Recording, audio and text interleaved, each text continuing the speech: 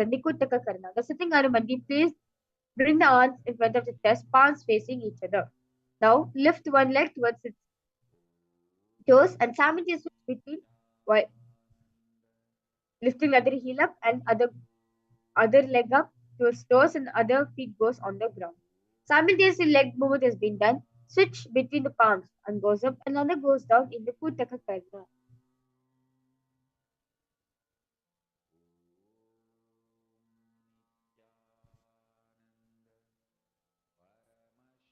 Next asana is Angushtasana. The lower tips of the toes place perineum on back of the heels. Keep the knees together, palms in front of your heart and Namaskar. We were repeating new japa with the Paramashivoham in the throat section. Angushtasana. Kabandha में क्या हो गोरक्षा से Next asana is Saurasana.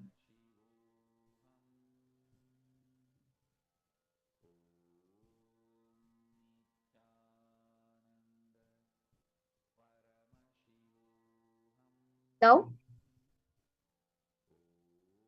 from tips to the toes, extend one leg straight out, heel down and toes up. Bring the fingers down on the ground by the sides, palms facing forward in Vara Mudra. Saurasana. Prasare ekam padatam samstapyatyeka padakam. Next asana Vijanasana. The respective hand, hold the big toes in the pranavada in the middle fingers and the other hand touching the back of the heel. Saurasana. Prasare ekam Vijanasana. Gulpisya paramekam prasare takadakam tamashe dukrena gulpamchari dharat kirena dhula pitam chapase shobhayatra.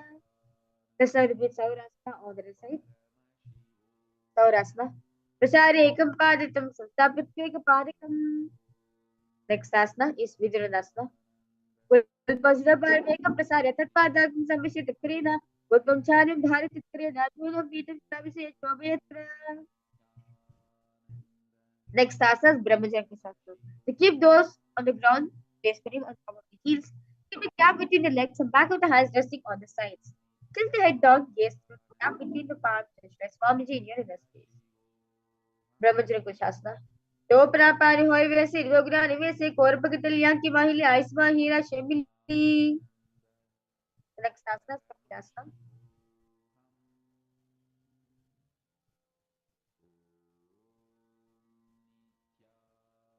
Now place the knees on the ground with toes tucked behind, sitting perineum down on the heels. Rest the hands on top of the thighs. Pull the stomach in up with your bandha, gaze the nose. Visualize yourself as say Kapila Mahamuni. Kapilasana. Ubhe pagde samat herave ko mahilikor vilave paraparik dhoi vese erika jori nivese. The next asana is Bhadragorakasana. Remain same persist the gaze at the third eye. Release the Uddiyana Bandha and engage the whole bandha by resetting the perineum. Bhadragorakasana. तो वो पगड़ी संध करे कोरवाली भुब्रदरे कोरवाली रखी ऐसे तापे मुरधर से. Next asana is Suryasana. Now sit with two step perineum gaze on top of the raised heel, knees off the ground. Bring the thumbs and little finger together, opening up the palms in Padma Mudra. Raise the arms straight up above the head. Gaze through the hole between the arms. Visualize yourself is Lord Surya. Suryasana. एरी दो गुदा दरिया ने परा भाई ने बेटी गुदा ने गोला जंग अदर कर रही आदिपाम शिवदा है. Next asana. Now sit with toes flat, perineum on the raise, perineum on the heels. Keep the hands on top of the knees in shower with the lift the tongue up against the roof of the mouth and Mudra. Catch nectar of immortality. Repeat from the side with soft tongue. As a visualize yourself as a cloud. Parad low pishte resha, gushte de sampashe jaan ekman prasthiti sari Badrikasana. Next asana is Uttar Badrikasana. Now remain the same position. Bring the hands to the back, holding the head with the hands and ankles. Uttar Badrikasana. Bandukasana Madhyasam Korpayagam Lukshaha. It's a Beko Duttana Megaduttana Mandukam. Next asana is Simhasana. The crossed ankles sit on the feet, keep the knees wide open. Fingers spread on top of the knees in Shabdamudra. Open the mouth, stick on the tongue and exhale forcefully. Gaze at the top of the nose, keep the seventh tongue as you visualize yourself as a line. Simhasana. Dakshinam Sami Kulpena, Dakshina Tetaram Hustojan Sanstapya Swami Prasaricha. and keep the knees wide open. Cross the hands behind the back and roll the big toes. Apply the Jandarabata. Cases no special Swamiji near in the space. Sadhasana. Gulpo, Churches, Chado, Yukrumina Samanitaha, Parang, Ustakara, Byansa, Twachiprisha. Next asana is Paramashivoham. The squat and keep feet flat on the ground, wide open. Bring arms in and around the back and intense fingers behind and gaze at the floor. As a exercise, yawning as a flow. Akubushan Yasana. प्रथम वैसे कुरुताने दो हाथ बिगामी चानी तिनको मोरिनलियम प्रियावे पिछे बचे का कसे करावे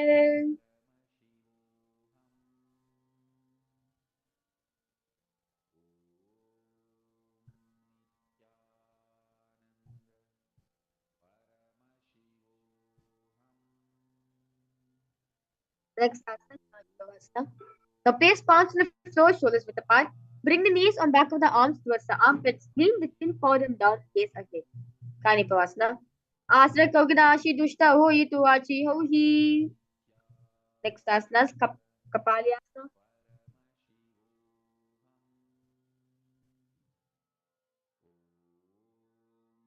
Bring the top of the head to the ground, forming a triangle between your hands and your legs.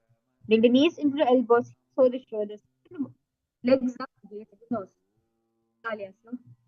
जैसे शीशा रखती थी कि बगल में तब करे relax yourself. Next asana is Paramashivoham. Squat and pose with the body, place both hands to one side. Align the elbows with the knees and hip. Lean onto the arms and balance. Extend legs to the side, gaze at the third eye. Visualize yourself as a Paramashivoham. Mayuram Dandavat Puryan Mayuram Dandavat Puryan Mayur Pashabhya Mayur Pashinamakan. Let's repeat Paramashivoham or the Paramashivoham. Mayuram Dandavat Puryan Mayuram Dandavat Puryan Mayur Pashabhya Mayur Pashinamakan. Next asana is Bharadasana. Now place both the hands on the ground and shoulders apart. Stretch the legs back straight into the correct asana. Now take one foot outside the respective shoulder. Bring the foot between the hands. Right, left. Kaal bero in your space. Bharadasana. Asana Kogra PT Jayi. Next asana is Bharadasana on the other side.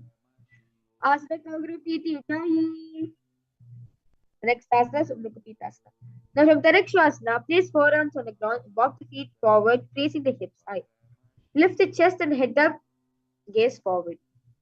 Uddakapitasana. Bhonda Sotarani Haspa Karaswara Mavakam Utta Pita Gurugulu Karaswara Dhuruka.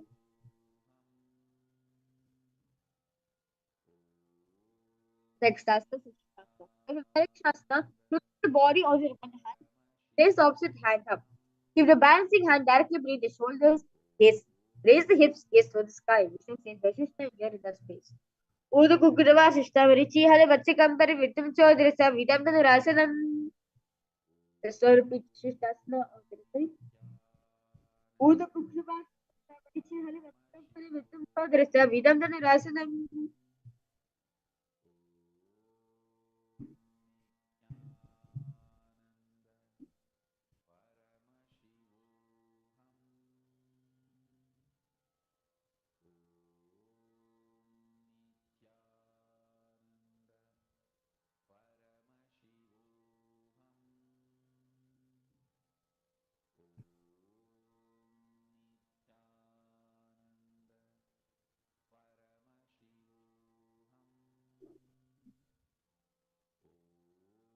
Next asana is Anjani Asana.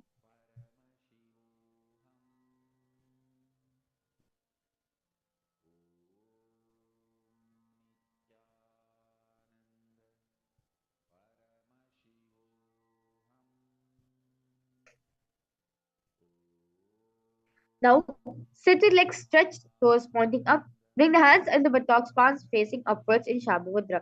Keep the spine straight, elbows in the body.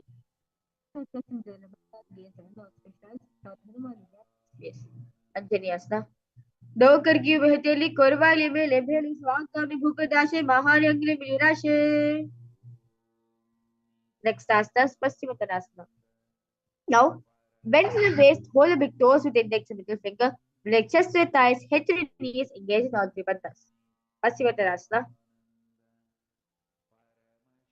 जानो परिला तंतु सुल्तान वचनेन केन प्रकारेण सुखमदारेण जायते.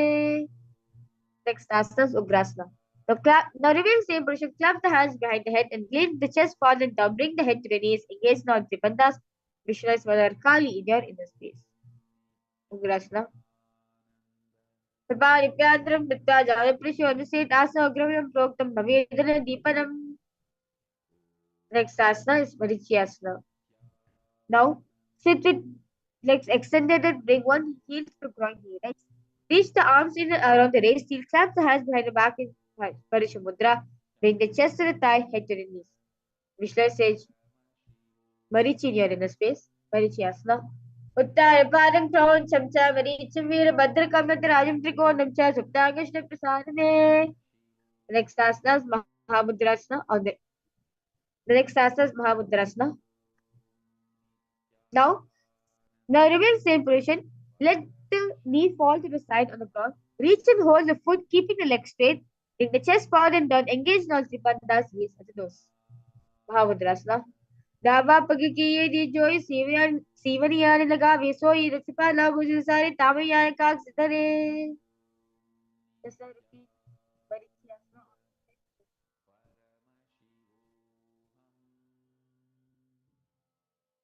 Parang Kron Chamcha Maricham Veer Bhadra Kamitra Ajam Trikonam Cha Suptangashna Prasarine.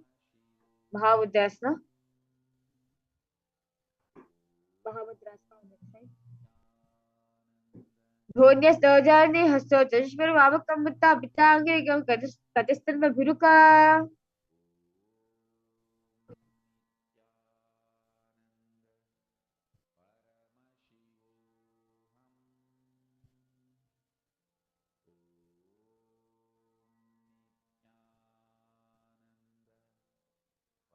Next asana Bhadrasana 2.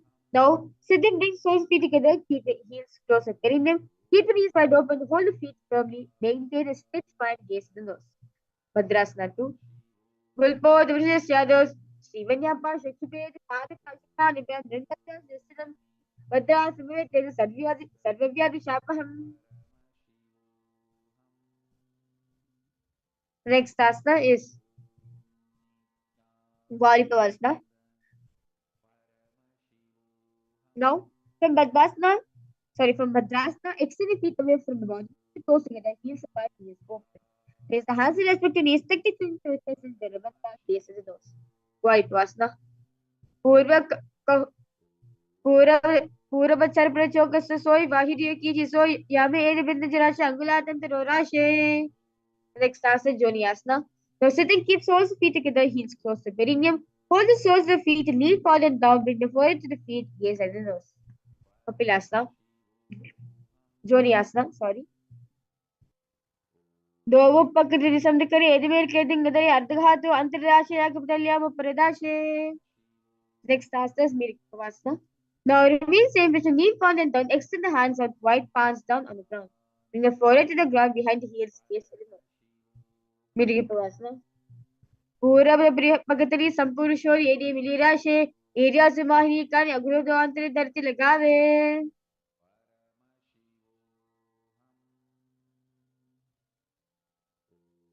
Next asana, Siddhasamadhyasana.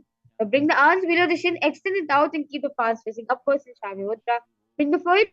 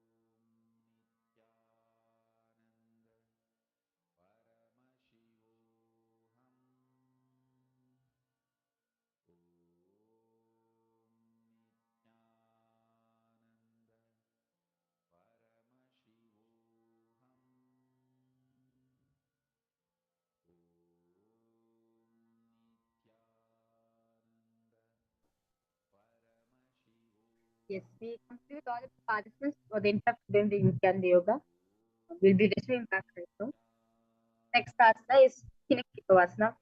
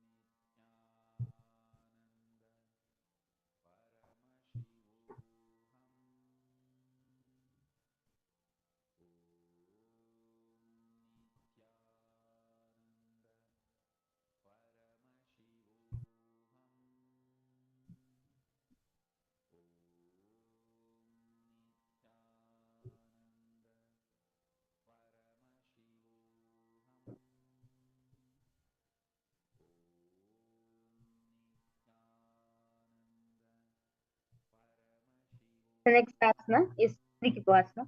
Now sitting feet heels together, toes apart.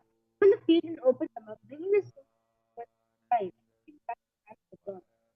Elbows onto the thighs, towards knees, gaze at the nose, visualize vomiting in your inner space. Kinekitavasana.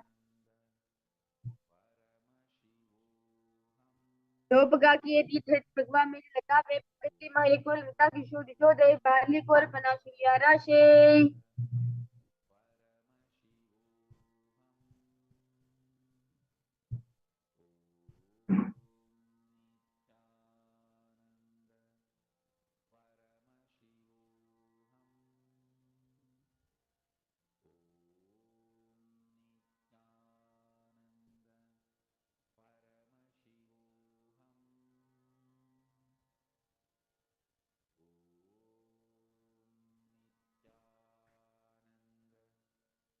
Next asana is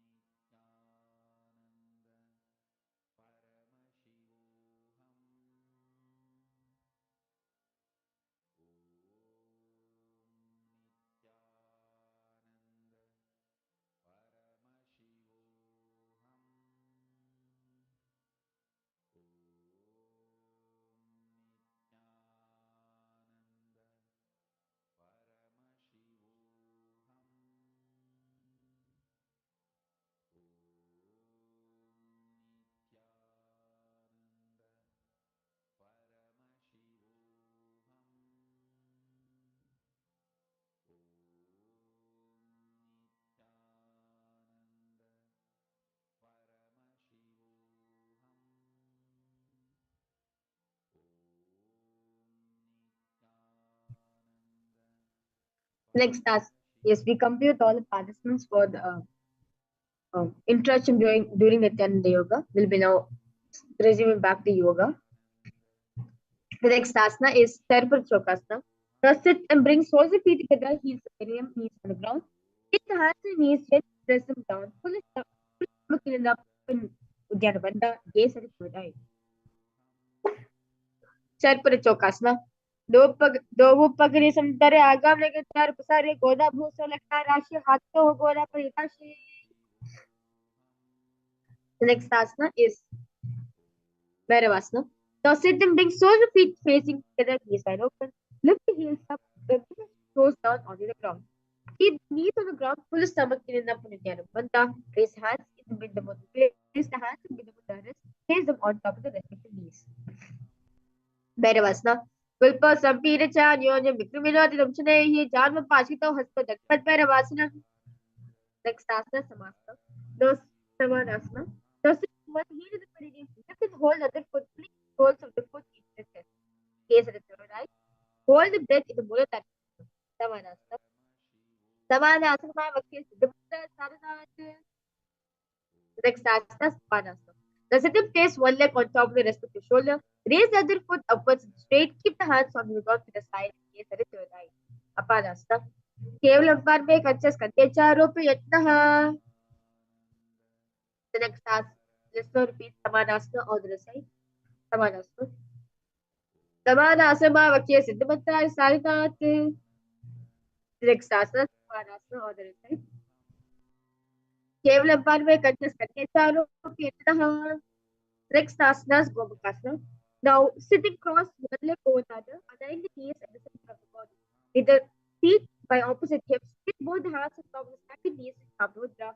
Gaze at the nose, visualize the face of a cow in the space. Gomakasana. Savya Dakshina Kul Pentu Vishwashi Yojenik Simrita Savya Gomakam Yata. Anushasana. So from Gomakasana position, hold the big toes with next of the fingers, relax the shoulders, put the stomach in and up, gaze at the nose. दक्षिण गोदनी चौताने वाम तक उपराने गोला संतिला में भारी आधा पुटी दे सारी. Anushasana 2. From Gomakasana position, interlace the fingers behind the back, knee forward and down. Bring the chin over the knees, touch the nose to the ground, gaze at the nose. Divana Goda Kisati, Brahma Goda Kisati Vila Erashe.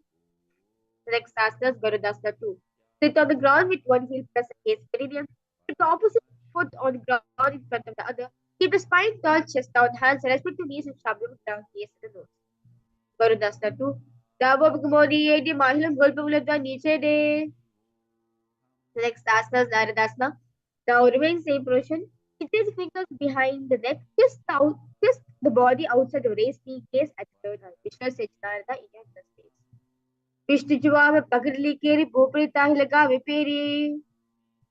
The next asana is Patsapirikasana. So place one foot on top of the respective thigh, while the respective arms around knee, holding onto the opposite cushion. Extend the opposite hand straight and hold onto the respective toe with the index of the fingers. Gaze at the nose. Patsapirikasana.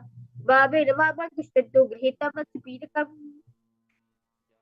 Let's now repeat Gomakasana on the side. Gomakasana. Savya Dakshikul Pento Vishwashi Yojayete. Next asana is Anushasana 1 on the other side. Dachina Godani Chotani Vafta Ke Uparani. Anushasana 2 on the other side. Devana Goda Kisanti Brahma Goda Kisanti Vila Irashe.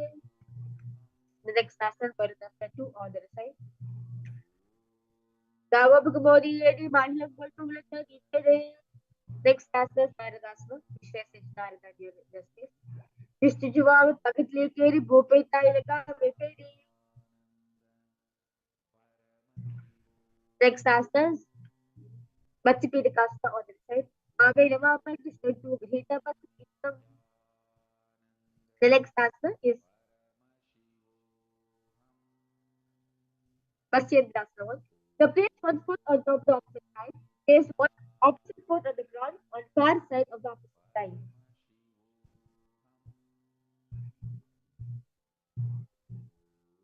Now twist the big elbow out to raise knee. Keep the arms raised by the neck Head back, gaze at third eye. Chitrasana. Udarabhasima Bhagavad Gita Tushti Yatana. The next asana is Kubasana. Now, extend hands on the foot. Take opposite hand and rest to your head back, gaze at third eye. Kubasana. Asana Kavrujwa Lota. Next asana is Chitrasana. Even opposite hand on the ground, turn the head back, gaze at third eye. Shows the great. Kendra side. Repeat. Press repeat. Pasyantana one on the side. Udarabhasima Bhagavad Gita Tushti Yatana. Kubasana on the side. Asana Kavrujwa Lota. Chitrasana 2. Repeat.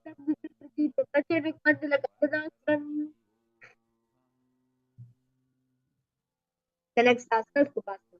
Consider place feet on the opposite top of the opposite sides. Place arms and extend the knees in Shavasana. Engage in all these place.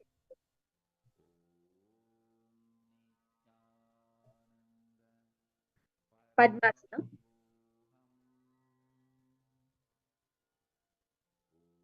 Now, the next asana is Padmasana. Consider place feet on top of the opposite sides. Place arms and extend the knees. Engage in all three Padmasana. Asana Amritam Program Padmasana. The next asana is Padmasana 2. The remain same position. Arms hold onto your toes with two fingers near to the nose. Katana, Chana Krita, Susam Kyatha. Next asana is Kukutasana. Sitting 6 feet on top of the opposite thighs. Place a palm on the ground between the two thighs. Lift the body. Face yourself.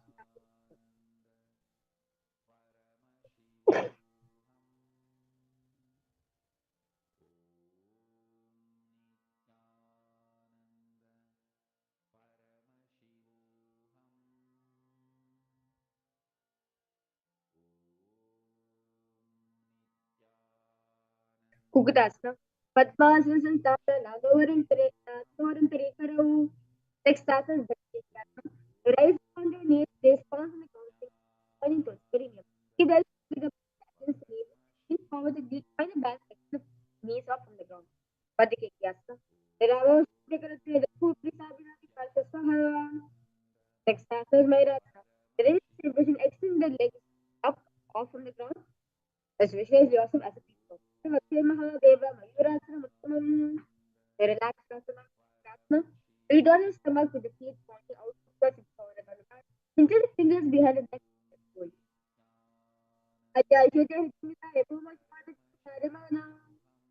Next, asana Shalabhasana.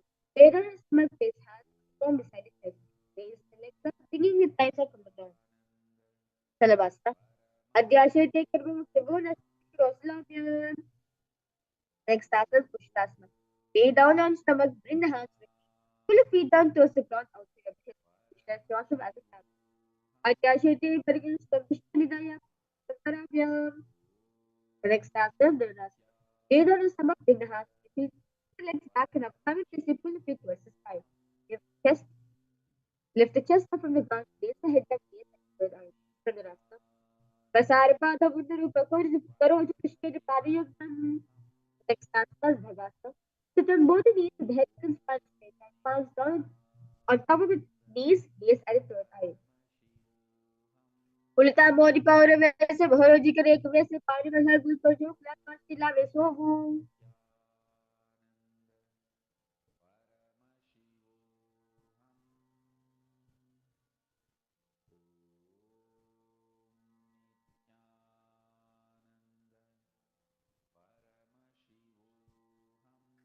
Next asana is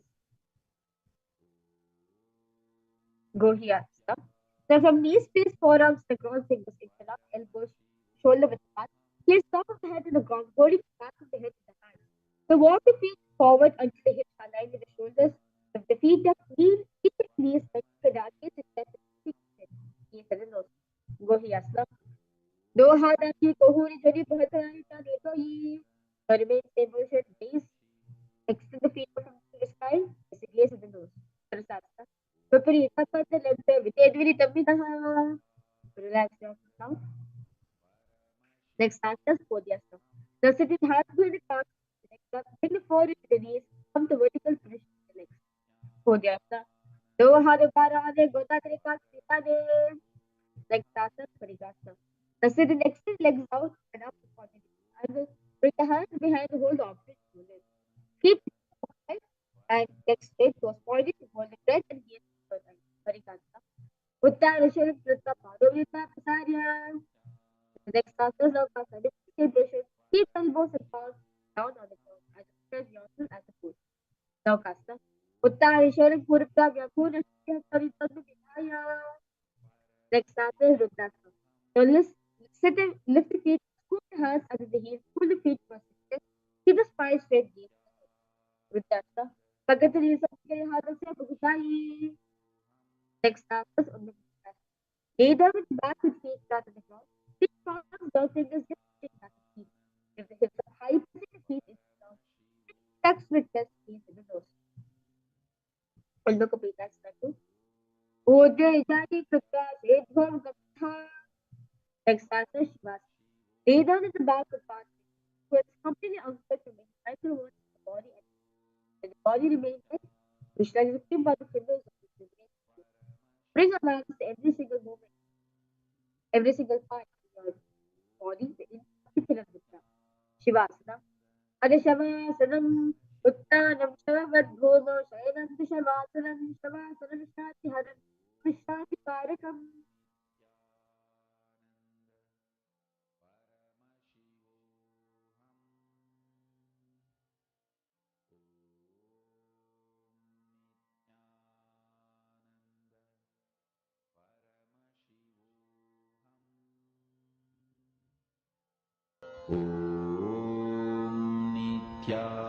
Nithyananda Paramashivoham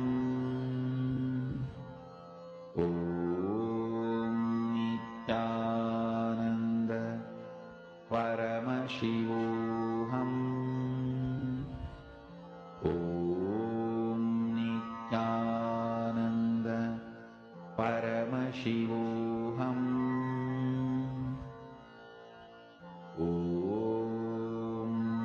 Nithyananda Paramashivoham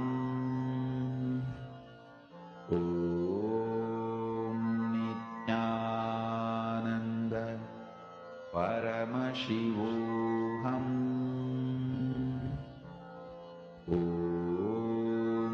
Nithyananda Paramashivoham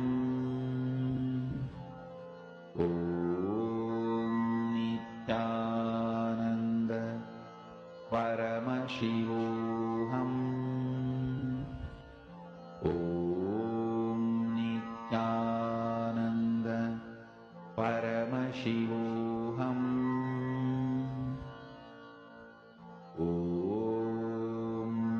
Nithyananda Paramashivoham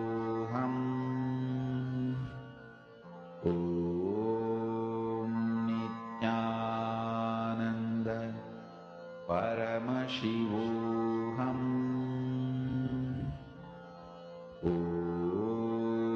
Nithyananda Paramashivoham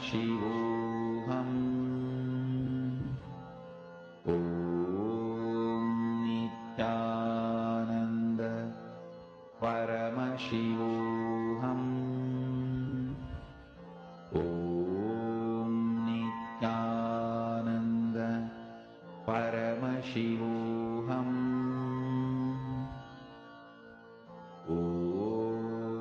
Nithyananda Paramashivoham Nithyananda Paramashivoham Nithyananda Paramashivoham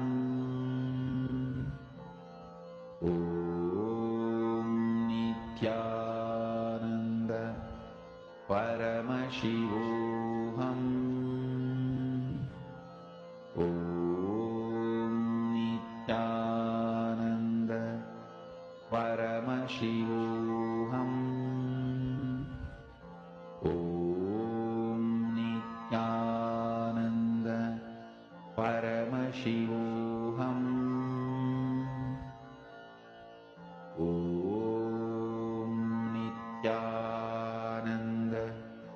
Paramashivoham Om Nithyananda Paramashivoham Om Nithyananda Paramashivoham Now, Om start Nithyananda and if you need, and the Paramashivoham for relaxation for all the planets, temperature, people. We will be doing a break for all the participants. You can now think about yourself. Did you relax?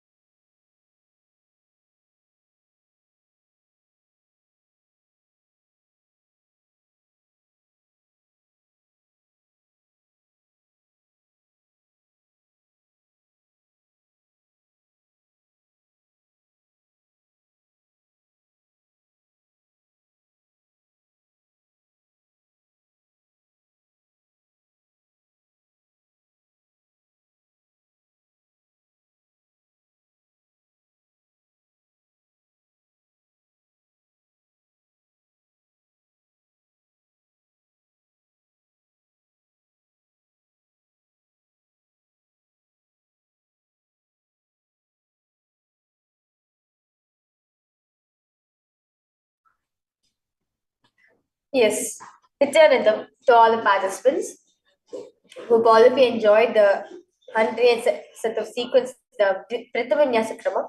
So now let us mainly understand one of the main important components, which is the Abharana. As all of us understood that Abharana is one of the 12 components that Swami has beautifully revealed that a person who's doing yoga should wear the Kanta Rudraksha, meaning the Kanta Mala, should be the jewelry be worn when they are performing the Nityananda Yoga. Now, why did Swamiji choose Rudraksha? Can it be some of the bead like all of us have like the healing stones, the special stones such as the crystals? or like we have like this auspicious gemstones like the diamond or the sapphire or the pearl. But instead of all this, why Rudraksha? Understand very beautifully that, see, in the Agamas, Parameshwar says very beautifully.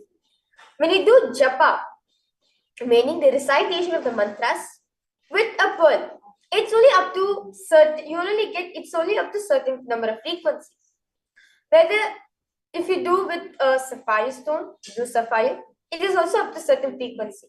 Or if you do with pearl or a coral, it is up to a certain frequency. But if you do the japa, the recitation with Rudraksha, it gives you the highest frequency, raise you to a higher level of frequency, give you the full benefits. Why? Rudraksha is nothing but the seed, the bead from Paramashiva. If you want to translate the word Rudraksha, Rudra means Paramashiva. Aksha is the tears of Paramashiva. So, from the third eye, the tear drop which came from Paramashiva's third eye became as Rudraksha. So, this Rudraksha nothing but symbolizes Paramashiva himself. So, this Rudraksha, when it's being blessed by Avatar, it is always raise itself to higher frequency. Like, for example, we have batteries to store energy.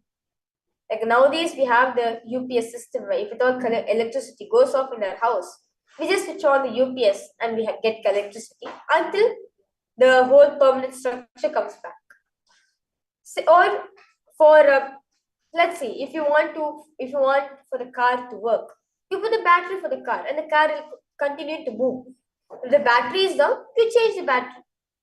Same way, this Rudraksha, once is being blessed by Swamiji, once it is being blessed by Avatar, it raises its you to a higher level of frequency and it stores energy. For example, Swamiji says very beautifully, during the darshan, when you wear the Rudraksha, or during meditation, if you wear the Rudraksha will store the positive energy in you. So, whether you're feeling low or not, just wear the Rudraksha. That itself will raise you up to higher frequency. As all of us understood yesterday, that the frequency in which we live matters a lot. Because most of the time, we're only living the frequency of our mind, not the frequency which can give possibility for us. So to know, one of the ways to raise yourself to higher frequency and keep yourself in that space continuously, keep yourself in that frequency continuously, is by wearing the Rudraksha. So understand, during the yoga, doing the Rudraksha, it's one of the greatest thing, best thing you can do to yourself. Rudraksha nothing but carries the energy of Paramashiva. It is being blessed by Swamiji directly. Continuously, that energy will be there in the Rudraksha. So when you're doing the Nithyananda yoga, understand the Rudraksha also empowers you to experience the fullest state of enlightenment. As Swamiji shares very beautifully, yoga is not just for you to stretch your body or strengthen your muscles or become flexible. No. Yoga is for you to experience your state, space, powers, being, super consciousness of Paramashiva. So when you wear the Rudraksha itself actually is a powerhouse. Just by wearing the Rudraksha during the Nithyananda yoga, understand you're completely aligning yourself to cosmic geometry. You'll see, right after Nithyananda yoga, your day will just start with consciousness. Because morning, you have started your day with yoga, with all these mantras, visualization, wearing the Rudraksha, all these highly vibe. You are infusing yourself into this super conscious energy science within yourself. So by wearing the Rudraksha, by listening to the mantras, by doing the Japani repetition within your throat center, all this will raise you to the states of consciousness, makes you experience the Turya Tita state. And you see, throughout the whole day, if any situation happens in your life, in any situation you come across, you will just know how to be solution oriented for a situation, because you're already in high states of consciousness You just know how to handle it simply. So I request all participants to, if you're not wearing the kantamala, I request you to wear it continuously, and Swamiji shares very beautifully. Paramesh also reveals the Vedas and Agamas. The once you've been initiated into the science of Shivadiksha, you should be continuously wearing the Rudraksha Mala, the Kattu Rudraksha. So, because all participants to always keep the Rudraksha Mala on, this is almost like a protection Mala. Like, for example, when, like how all of us have known the Lakshman Rekha, like how Lakshmana put the line for to protect Devi Sita. Same way, this is like a Raksha Mala, where when you hold the Kantamala, immediately when you chant Swamiji, when you chant the Mahavakya, immediately Swamiji comes down.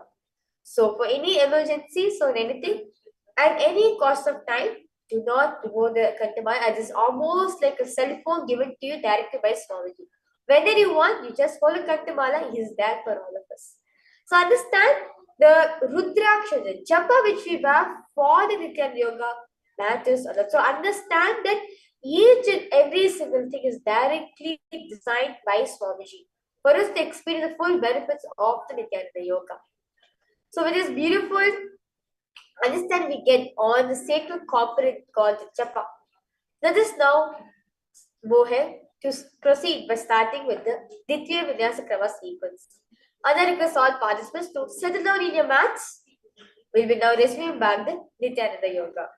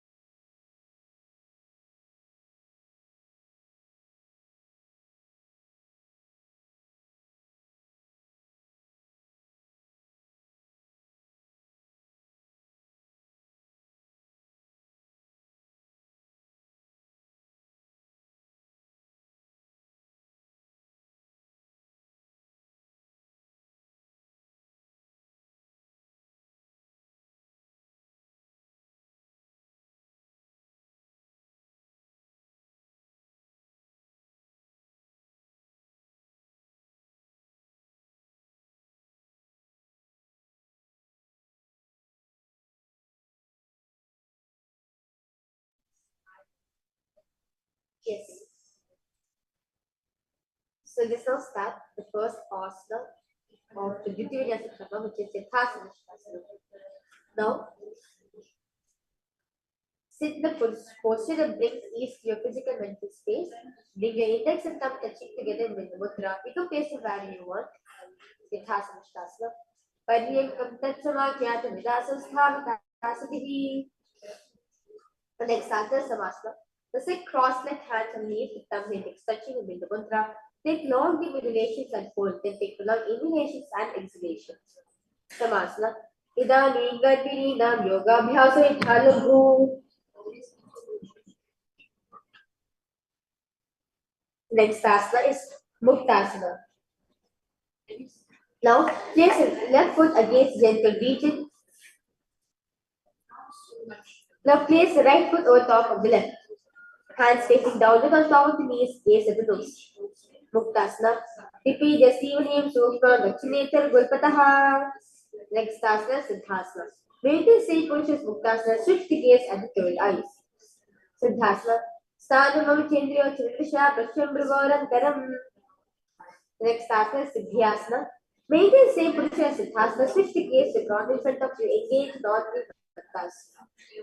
Siddhyasana. Vapar ki ye kijam Sivan Vitas Gothano. Next asana is Rudraksha 2. Now keep legs in the same position as Siddhyasana. Rotate the hands on top of knees with the mudra, switch the gaze at the third eye. Rudraksha. Vamacharana Parivacharana ke Ekajikitiyasam Vidhake. Next asana is Santadanasta. So maintain same position as Rudraksha 2, switch the gaze at the nose. Asana Kaukala Maniki Chanchalita Mitha. The next asana is Siddhasana 2. Maintain one heel on top of the other. With your hands will name cupping one palm over the other, resembling a lotus flower at some Kusha Mudra. Siddhasana 2. Jujika Isma Sinaha Siddhasana Mudhiratam. The next asana is Bhandayoniasana. Maintain one heel on top of the other. Little fingers beneath the bottom lip. Ring fingers above the upper lip. Middle fingers towards the nostrils. Index over the eyes and thumbs towards the ears in Shanmukhi Mudra. Bhandayoniasana. Yatra Vatte Mahadeva Bhandayoniasaneshano. The next asana is Virasana. So place one foot on the thigh, another foot on the opposite thigh. Thumbs and index touching each other with the mudra. Place them on top of the respective knees. Virasana. Ekam padamit ekasme vidyasoni samsitaha. The next asana is Valikasana. Left heel on the right side, letting organ, toes under the thighs. Right foot on left leg, toes by the knees. Hands on the knees. Thumb the index touching each other, gaze nose. Vishnu the Great says Valmiki here in the space. Dava Pagati Pagatari Puni Hari Joya. The next asana is Yoni Mudrasana. Now keep leg in the same position, press gaze at the nose. Vishnu has Yoni Mandala is here in the space. Yoni Mudrasana. Bhavapadiki Pagati Jahima Hili Kori. The next asana is Yoni Asana. Keep the feet and the hands in the same position, switch the gaze at the third eye. Yogyasana Parvatena Yogam Yoga Paredina. The next asana is Bhadrasana 3. Sit and bring soles feet together, holding with both the hands. Bring the knees down towards the ground, gaze the nose. Willpower Jixas Yadaha Sivanyapa Shochipayat. Next asana is Aghorasana. So bring the soles of feet together in the perineum. Press your tongue against the roof of the nose and gaze at the third eye. With the right hand, cover the mouth. Close the left nostril with the index finger. Inhale through the right nostril. Close both nostrils. Hold the breath. Then exhale through the left nostril. Repeat this on the other side. Aghorasana. Purva kaho bishika johi bahi yoki sohi. Next asana is Kaneri Pavasana. Now bring the feet together in front. Toes together, heels apart. Place elbows on the heels. Rest the chin on the palms. Gaze the nose. Engage in the Uddiyana Baddha. Kaneri Pavasana. Gavari Pavasana kasyo hai jaise yamu mein jaane vidite se. The next asana is Parasana. Now sit with knees raised. Arms between the thighs and the calves. Bring the feet off the mat. Parasana. Yogapati ka dohu karki angul joy vadishan aan lagave sohu. The next asana is Gopichandasana. So incline the fingers around the feet to soles together. Toes are grouped in short, heels touching the chest, chin on the hands, gaze at the nose. Gopichandasana. Purava Vidipar Pagaka Butata Puruparashe, Hedi Hidanagave, Kalmasi Aitya Pari Akirashe. Next asana is Udarasana. Now sit with toes and the feet together, inside the hands underneath the legs. Hold the feet with interlocked fingers. Bring the feet up to the chest. Bring the head down to touch the chin to the soles. Gaze at the nose. Udarasana. Dobu Pagati Samtari, Ube Hasiki with the Hitane. Next asana is Vishishtasana. Now sit with feet together, arms under the legs, raise up the feet to the face. Fingers interlock palms over the forehead. Vishishtasana. दो पगड़ी जोड़ी शब्द करें हाथ दो पगड़ी के आने ताले. The next asana, Bhujasana. Now from seated position, lift both legs over top of the respective shoulders. Bring the arms underneath the legs and up, extend the fingers around the back of the neck. Bhujasana. Sarasana Dhute Kakshasana Taparam.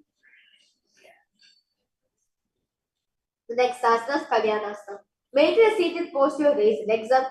Bring the elbows under the knees and wrap the arms around the back, palms clasped to the base of the nose. Kalyanasana.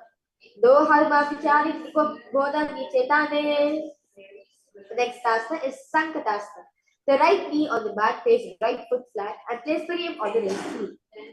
Raise the left leg over top of the right and bring the left knee to the right hip. Place the hands on opposite knees. Sankatasana. Vav Padam Chite Bolam Nithyananda Nikale. Next asana, Devakasana.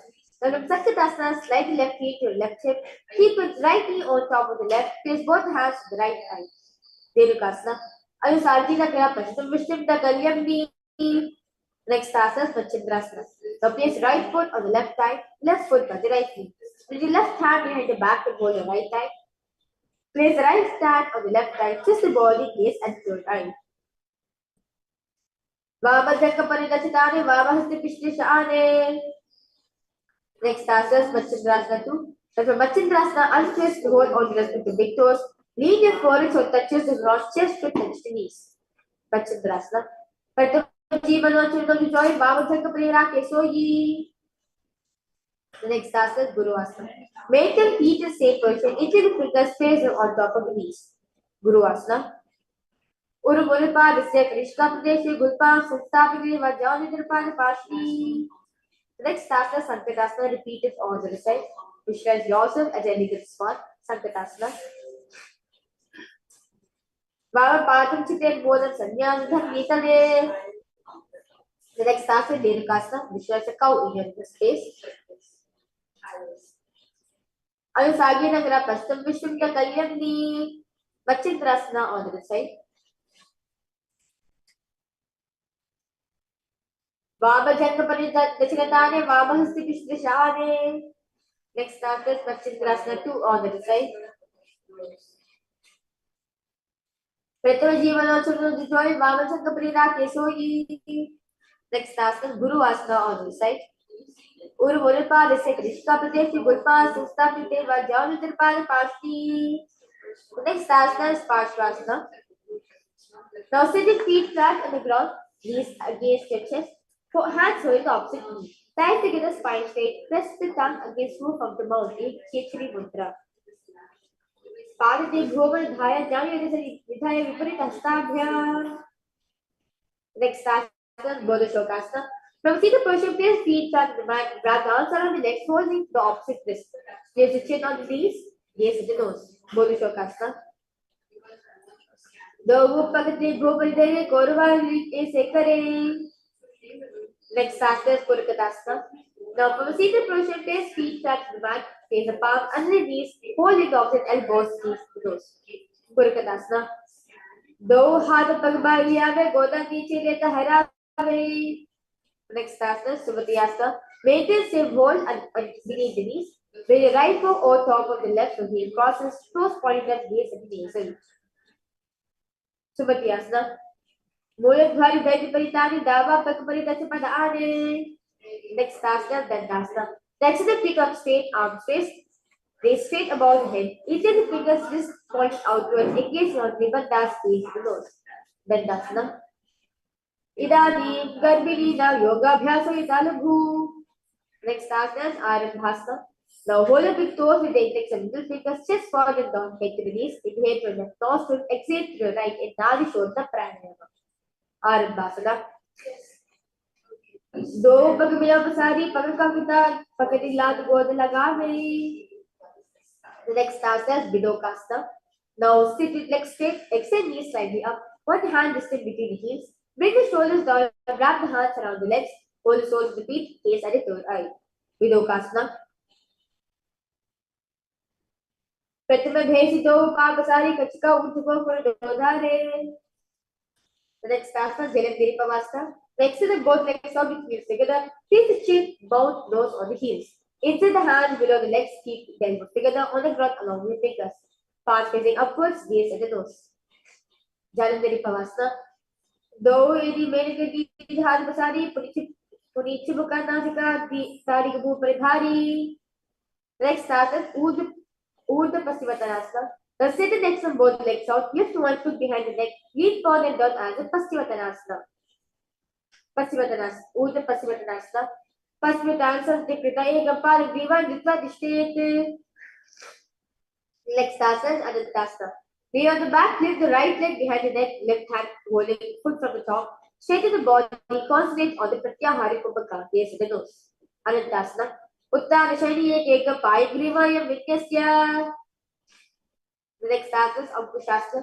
So from Anantasana, rest on the elbows of the hand holding the foot. Concentrate on the prana moving from the Mooladhara Chakra to the Sahasrara Chakra and Pratyahari Kumbhaka, gaze at the nose. Uttanashani Ekam Payagriva Kurvand. The next asana is Drishasana. Lay down on the back, bring the knees to the chest, encircle the thighs and cross the arms, roll to your left and your right. Drishasana. Uttanashana Jani Hridayavastama Changa Saituri. Let's now repeat Urdhva Paschimottanasana on this side. Paschimottanasana Vikrita Ekapal Griva Nitva Dishtete. The next asana Anantasana.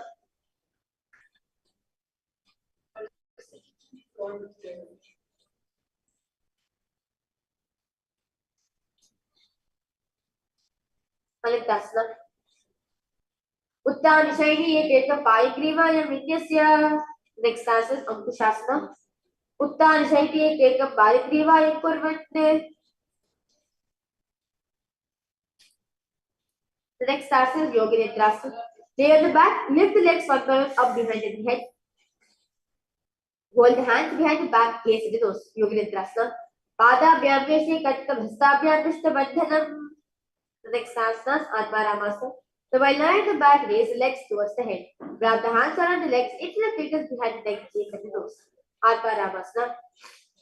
प्रथम सूद सोवे पगोचरे आगे में आदि दो पग बीच आए हाथ की कहोनी की वही सतुमे पदथवा. The next asana is Kochikasana. Lay on the back, knees to the chest, toes facing up. Extend the arms sideways, gaze at the third eye. Kochikasana. दो हाथ चिरसा करें, तीनों सोबे से पार करें.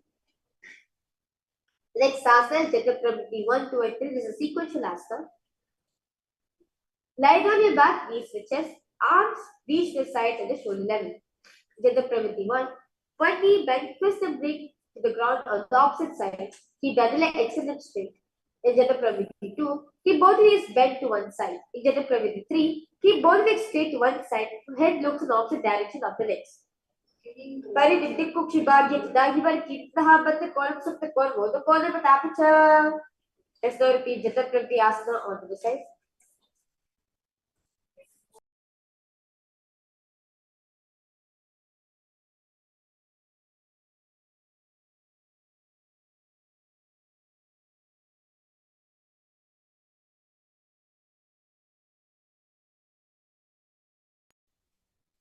Jataprabhuti asana.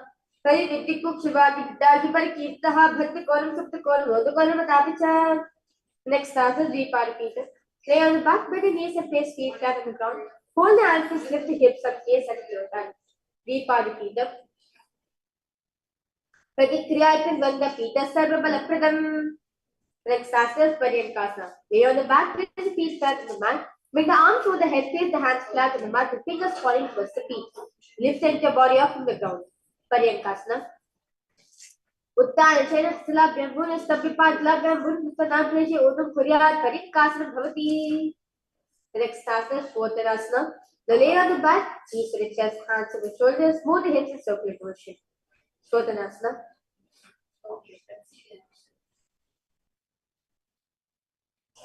Sarvasena Saskaka Jani Sameda Bandi Prastavan Gadramata Bhavaye Swatana Bhavati. The next asana, Viparita Karani.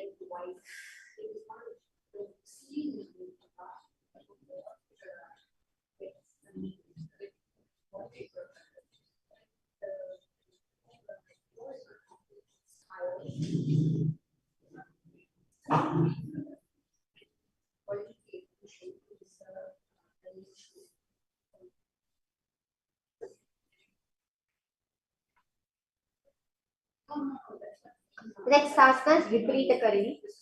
Now, lie supine, raise hips and legs up, elbows and hands extending on the mat below, helping the body raise the legs up straight. Balance on your leg, move your legs around and around. Viparita Karani. Bhutale Yashashiro Tatpat Yena Yechara Tatpayam. Next asana, Viparita Karani 2. Now remain same position, stop the movements of the legs. Karani Viparita ke Sarvadivyadi Nashini. Next asana is Kailasa. Now lay on the back, lift the hips, take the feet over the head, toes on the floor, hands stretched on the ground, palms clasped to touch mudra, rest neck and the shoulders. Kailasa. Darakasana, Sthana Pradesh, Bhuvan Padat Prishte. Next asana, Shalita Pasvatanasana. Lay on the back, legs over the head, toes falling on the ground, thighs to the chest, hold the toes, arms and legs are straightened. Down side pull Vita, Sita Pasvatanaka. The next starts with the Kailasa. The remaining same position, spread the toes out wide, hold the big toes in Prana Mudra. Supta Kailasa. Parivitti Kushibhagya Vidahi Parikitadaha. The next asana is Chakrasana. Now, bring the legs over the top of the head, toes on the ground, hold the ankles, keep the knees straight. Shavasana Siddha Pada Puryamat Kamparau. The next asana, Supta Prasrita Panapushtasana. Lay on the back, keep the legs vertical, hold the big toes in Prana Mudra, open the legs wide. Uttai Palam Ground, Chamcha, Enriching, Bhadrakam. The next asana, Supta Panapushtasana. Lay on the back with legs extended straight up, hold the big toes in Prana Mudra. Uttai Palam Ground, Chamcha, Enriching, Bhadrakam. The next asana is Madhyasana. Now from Padmasana, from Supta Panapushtasana, move the legs to Padmasana, lay on the back, hold the opposite elbows with the head and raise the toes. Visualize the fish or the Mahavishnu in your inner space. Madhyasana. Mukta Padmasana Kritva Uttanasana Charet. Next asana is Parasharamasana. Now lay on the back of Padmasana, place back of the right hand on top of the left palm, gaze at the nose. Pratamakkare Padmasana Ache, Sudo Sove Bhuparipache. Next asana, Sarvankasta. Now while lying on the back, legs in Padmasana, lift the hips and legs up, hands supporting the hips, elbows on the floor, tuck the chin to the chest and Janarbandha, gaze to the nose. Adha Vakshita Samkshepa, Sarvankasa Uttamam. Next asana is Vrishtikasana. Lay on the back, place foot on opposite thigh, lift the other knee towards the head, extend the both arms straight, hook the fingers forward, gaze at third eye. Pratama side is Sudha Siki, Sakti Sudake. Let's now repeat Vrishtikasana on the other side. Pratama side is Sudha Siki, Sakti Sudake.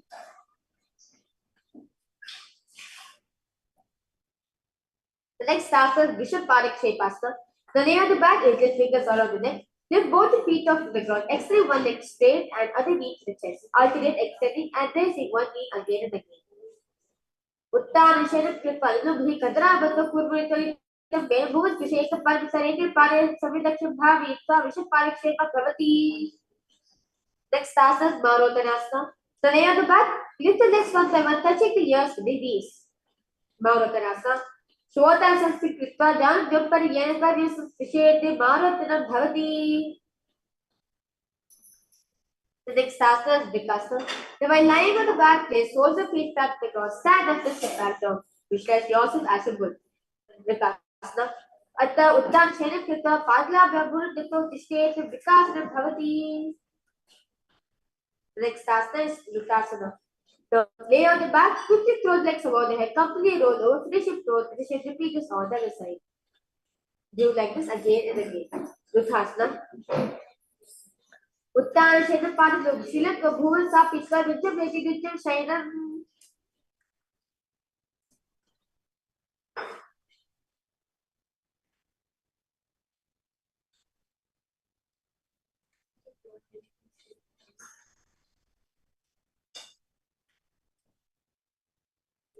Next asana is Saratasana. Lie on the belly with toes extended, hands on the ground with out by the shoulders. Contour the lips, make a sound like a flute, visualize while inhaling. Saratasana.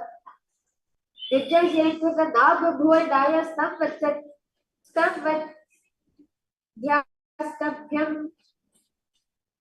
The next asana, Deha Yulamkanasana. Now place palms on the mat with flat position. Jump the legs forward and back to feed the arm. Deha Yulamkanasana.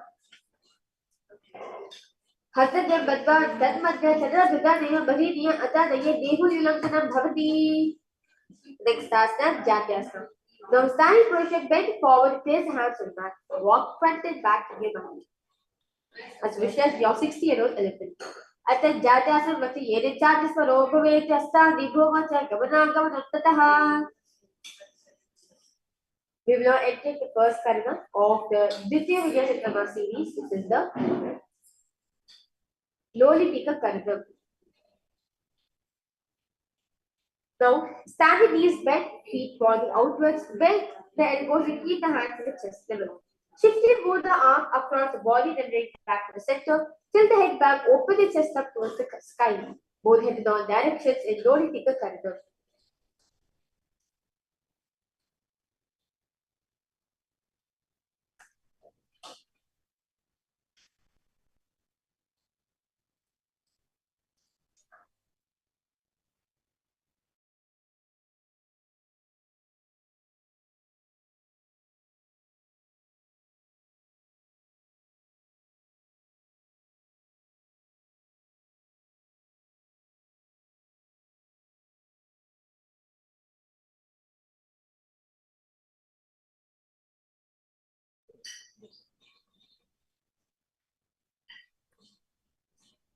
The next asana is Sarpasana.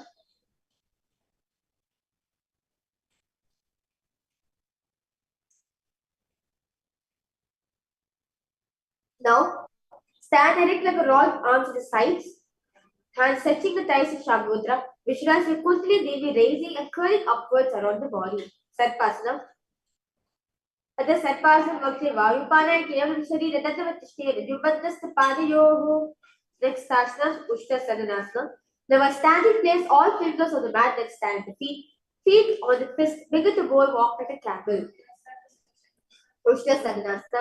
Ushti Kanishka Pradesh Bhuva Dhaya Prapani Sustha Ushtrasadhanam Bhavati. The next asana is Ashwasana. Now remain same position, begin to go and walk like a horse, as visualize yourself as a horse. मुष्टि कनिष्ठा प्रदेशे भूवरदाय प्रपाद्य सुस्थाप्य शरीरं चलनीयम् अश्वासनं भवति. Next asana is Kapotnikatасana. Stand straight with the feet together, insert the fingers behind the back and pull them down towards the calves. Open your chest. Open up your chest. Visualize yourself as a soaring bird. Kapotnikatасana. पादते भूवरदाय पृष्ठभागे वस्तु जगपर्यन्तं वित्वा कपोतनिकटं भवति. Next, we will take the next karana, which is the Tal Pushpatuk karana. Stand tall with the palms against Namaskar mudra. Gently bend the knees, keep your toes pointing outwards. Simultaneously open the palms, raise one heel off of the ground, slightly lowering the waist, shoulders at the respective feet. Visualize holding a offering a bouquet of flowers to Paramashiva in Tal Pushpatuk karana.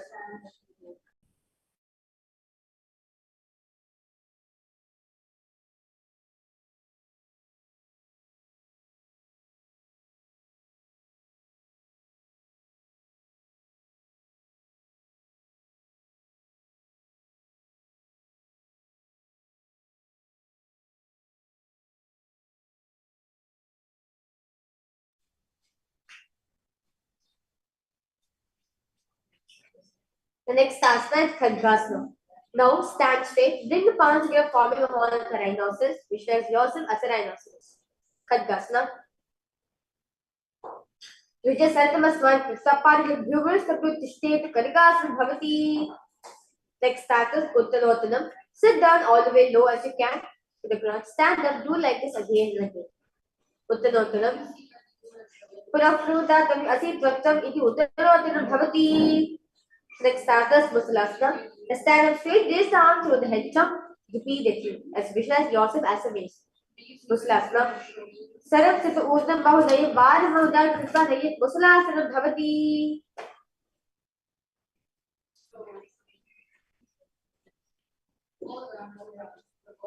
Next starters is Chirshaka. The standing position, pull the sole of one foot towards your belly. Then sit down and stand up. Alternate in both the sides. Uchirshaka. Hasta Jandritva Tishnetu Uchirshakam Bhavati. We will now enter into the first karana, which is the partial jala karana. Now stand and keep one leg slightly bent with toes pointing to the side. Bend and lift opposite knee towards the chest, pointing toes downward. Keep the arm holding the knee with the hand pointing outward, close into a fist. With the opposite hand down, tip of the thighs, wrist twisted, fingers pointing towards the center of the body, partial jala karana.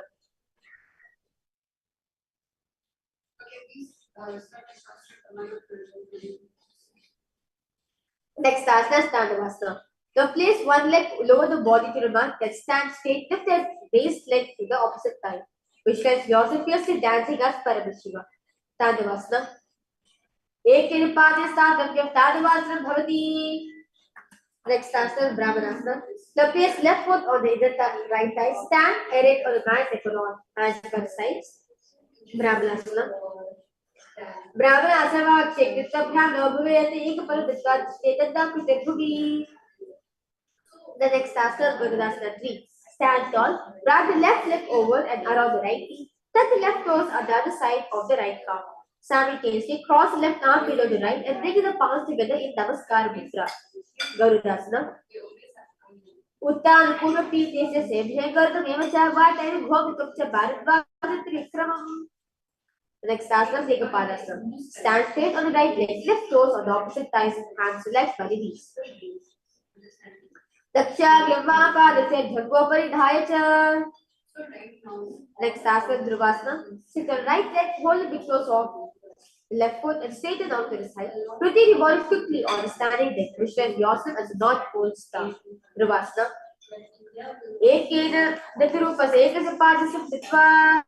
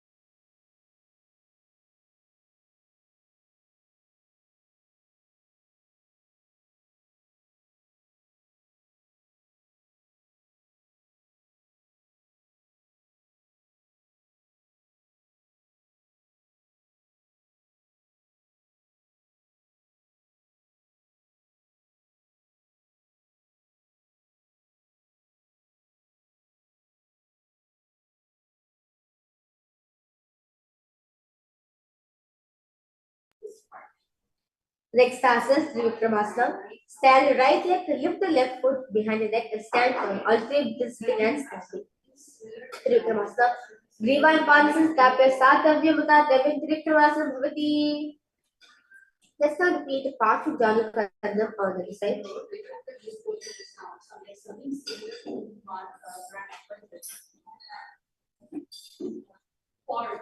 The next asana is Tandavasana. Repeat it on the side, which says yourself fiercely dancing as Paramashivoham.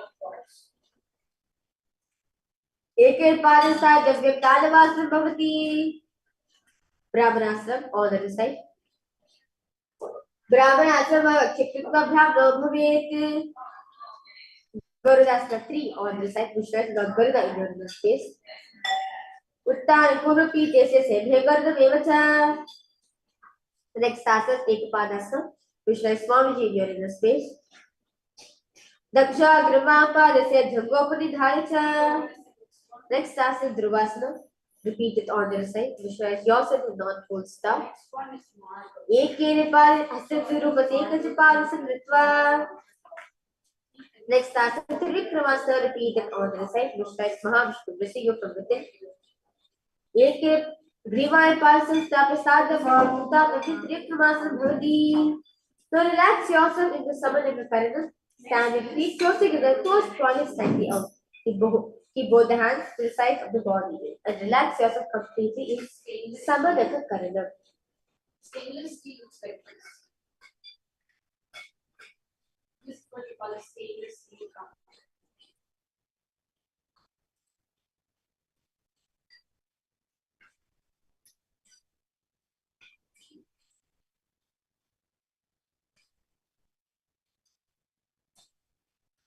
Then you have a stone tumbler. The stone tumbler. This black one.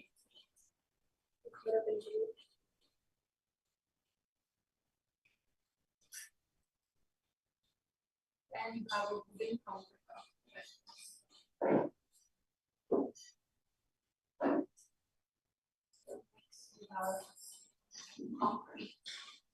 The next asana is Gorak Anjali asana.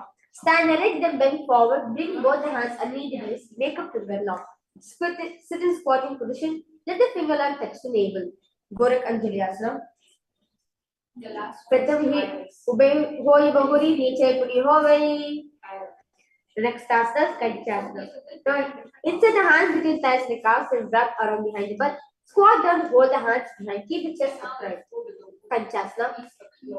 Urvati hasani vesha vitamam vitva padilabhyam stabhi dishtete. Next asana is Bhairavasana. Bring the feet together, sit in squatted posture. Hold the hands at the back, sit upright, gaze in the navel. Bhairavasana. Then sometimes it's just silence. Sometimes it's दो प्रकार की ताली की माही कोरिला में परापानी उपद मानवे से. Next asana is Varahasana. Squat all the way down to the ground. Keep your feet together, toes apart. Bring elbows up close to the head. Palms joined over the back, facing down in the Anjali Mudra. Gaze at the toes. Varahasana. Pagatali ki mahi koriला में परापानी दोगे से. Next asana is Vikritasana. Heels touching, bring your hips to the same level as your knees. Let the hand hang down, fingertips touching the mat in front of you. Vikritasana. Atha Uttasana, the Pasnika Sambhiyastika, the Jala Pradesh. Next asana is Bakasana. Raise hands to the mat, take a spine. Place your knees on back of the arms, eyes forward and down. Bakasana. Hastabhyam Istabhya Jnana Vednabha Sabhi Jaka Runi Sista Pradesh. Next asana is Sushtaka Kapalayasana. Knee down, head on the ground. Hands spread to support. Raise the legs up. Raise the body on your head. Legs into Padmasana. Sushtaka Kapalayasana. Asana Kavagare Kapalayache Hoyi. Next asana is Guptasana. Keep the toes flat, touching opposite feet. Sit down between the heels. Sit down between the feet. So let the heel come across.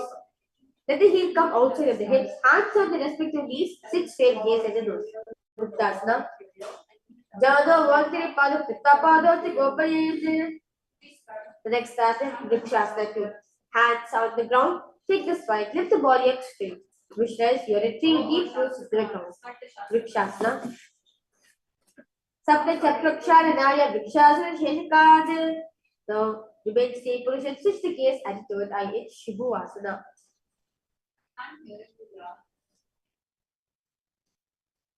Doho Paga Jodit Mahibulpa Mahubehoya. Next asana, Matsyasana 2. Now from Bakasana, jump the legs back into the hands and the feet, palms by the chest, body pressed off to the mat, and push the body up and down again and again. Matsyasana 2. Vijay Sharan Putra Pashabhaga Utam Krityasana. Next asana, Sarpasana 2. Now lie fluently, hands to the hips, extend your legs, jointly point the toes, lift the chest to the neck and lift your chest to your right and your left like a snake. Sarpasana. Vijay Sharan Kripta Hastonitam Hansan Stapel Padi Kritya. Next asana, Niralambanasana.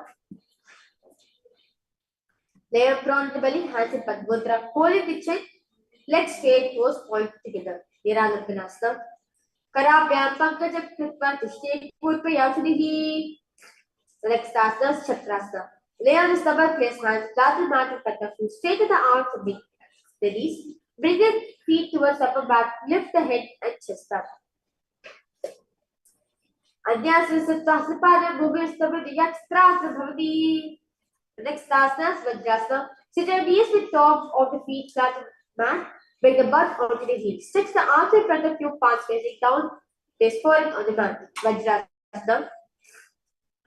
Idani Garbirina Yogavyasa Talugushika Prishala Bhaya Sosike Praknepati.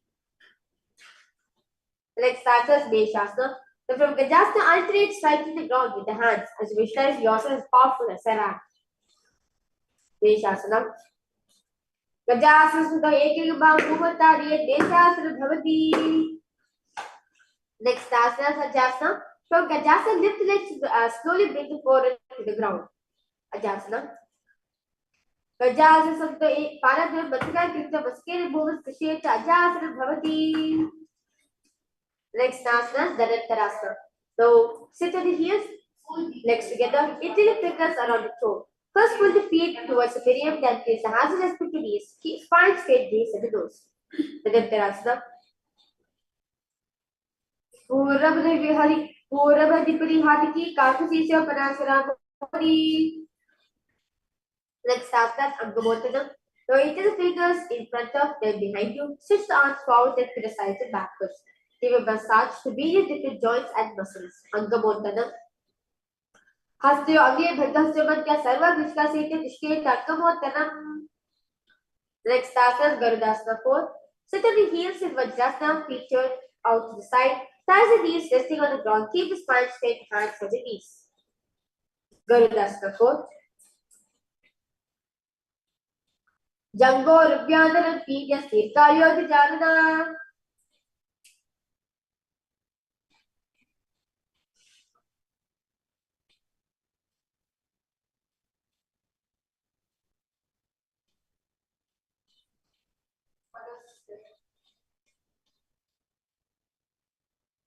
The next asana is Ananda Mandirasana. Now sit the legs folded back, knees wide open, front of the buttocks to the ground, gaze at the same time. Ananda Mandirasana. Adavakshe Viranatha Ananda Mandirasanam. The next asana is Madhukasana 2. Knees wide, sit on the ankles, hands under the knees, gaze at the nose. Madhukasana 2. Krishnam Sapina Gul Khabya Janvakya Yakudihi. The next asana is Narasimhasana. Now keep your toes on the mat, knees up, and together place perineum on the heels. Place the palms on the ground, spread the fingers wide, thumbs touching, base of the hand touching the toes, gaze in the nose, stick out the tongue, and exhale. Do Panapani Hoi Vese, Ekidana Gola Nivese. The next asana is Vishnakasana. Sit on toes and place perineum on the heels, separate the knees sideways and place it on the ground. Make a hole of the palm, face on the mouth.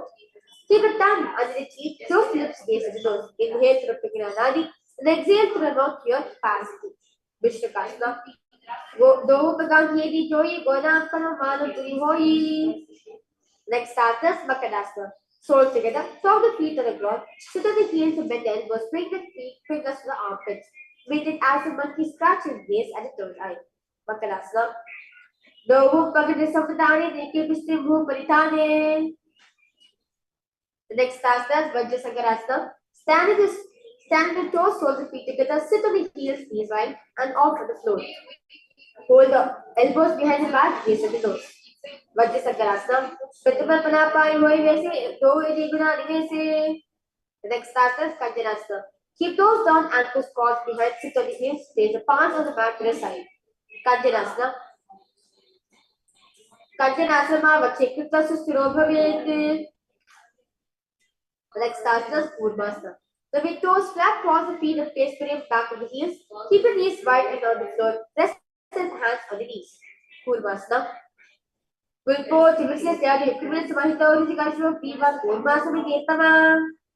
Next asana is Lokasana. With toes flat, cross the feet, face frame on back of the heels, face the nose. Udam Niyamya Gulphabhya, equivalent Samahita, Yoga, Yoga, Vidovidu. The next asana is Vijogasana. Stand on your knees, cross the ankles behind, feet near the opposite knees.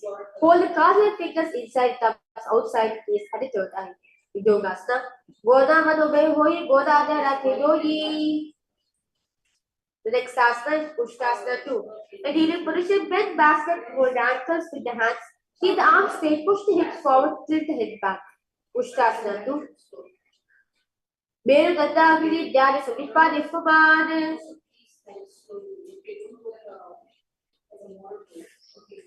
The next asana is Jatyasana 2. With heels together, hands and soles of the feet slowly lean back. Bring the elbows down to the mat, face back of the head and the hand, gaze at the knees. Jatyasana.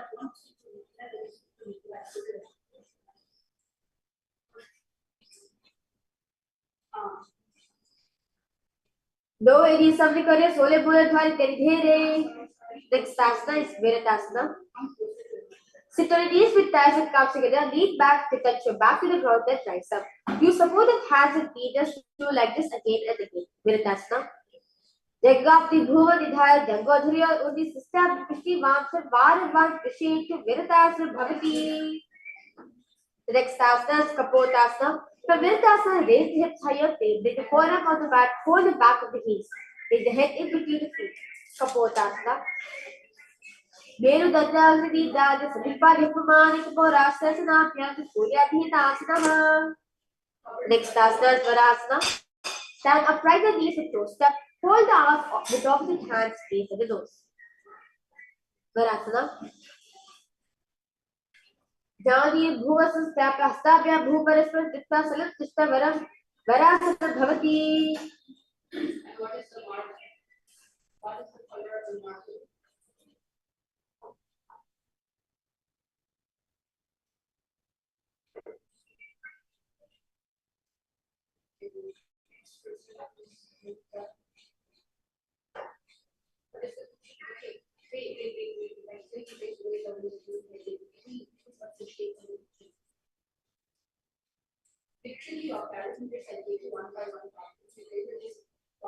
The next asana is Varahasana. So keep the knees together, toe step. Lean forward, bring the elbows to the mat, hands holding the head. Raise the head and the hands and heels on the butt. Varahasana. Surya Chakrabhya Nagani Asnani Katyante. The next asana is Buddhasana. Kneel down, place crown of the head on the mat, between his just fingers, elbows on the mat, shoulders width apart. Lift the knees up and hips up high. Raise the body upside down. Mundasana. Adho Mundasana Vakshe Sarvesham Prayanam Sukham. The next asana is Andasana.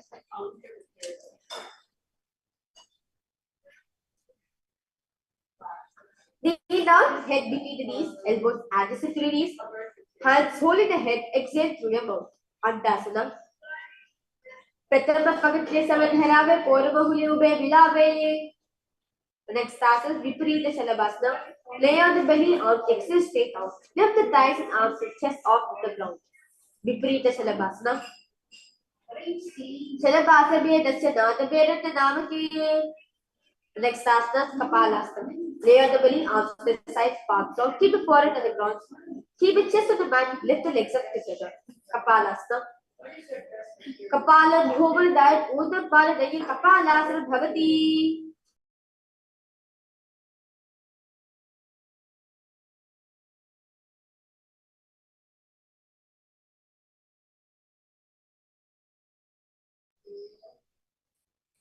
The next asana is Akashika Botasana. Lay on the stomach, hands by the sides. Lift the legs up over the head. Slowly place the feet on the mat in front of the head. Keep the palms flat on the mat behind you. Akashika Botasana. Ushtaje Sitra Chando, Vibur Tapya, Vasiko Pridita, Krishna Pal, Govan, Stapi, Akashika Botam Bhavati. Now relax yourself in Chatakasana. Sit on the knees, bring the chest down so navel touches the knees. Keep the hands flat on the mat, forearms on the ground, knees slowly. Visualize yourself as a sparrow. Chatakasana.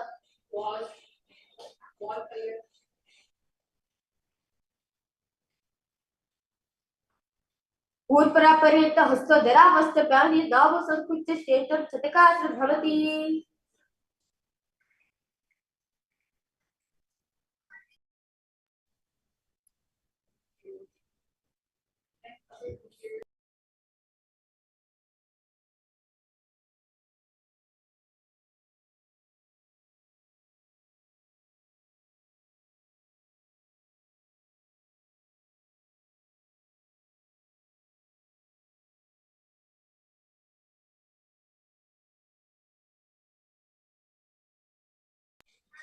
The next asana is Vrishtikasana 2. Kneel down, hands and elbows on the mat. Raise the legs, bend the back to touch the feet and the head. Chin, lift the chin and hold. Visualize yourself as a scorpion. Vrishtikasana. Vrishtiva Pucha Parimang Pashi Ripa Shishire Chidukam Vidayakau. Next asana is Vrishasana. Face perineum down on the right knee. Keep the left foot flat outside the hip, ankle to the side. Raise hands to the mat, resembling a bull. Visualize your bull in your inner space. Vrishasana.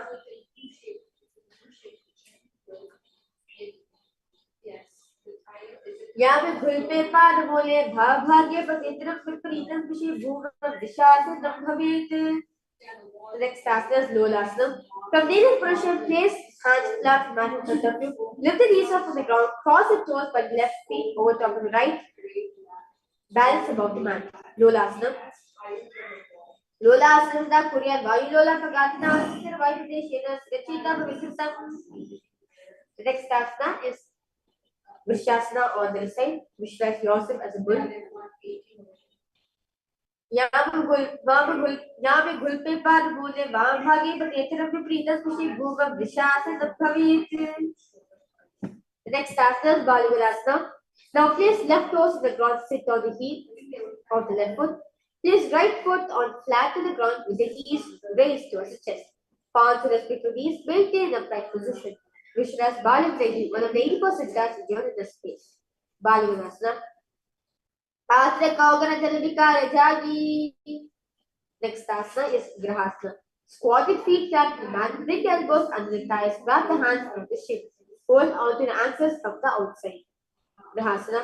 Pada Bhuvan Stapa Jani Madhya Smurpa Stapa Hastava Smurpa Punichita Disneyati Grahasana Bhavati.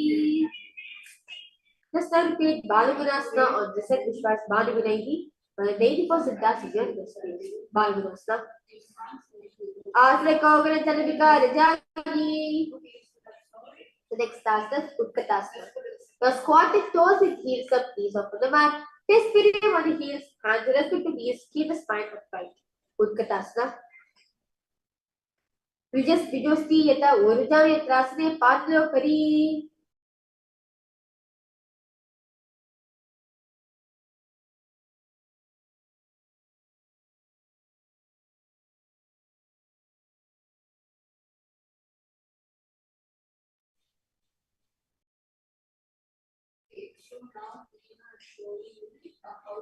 The next asana is Vajra Sangarasana.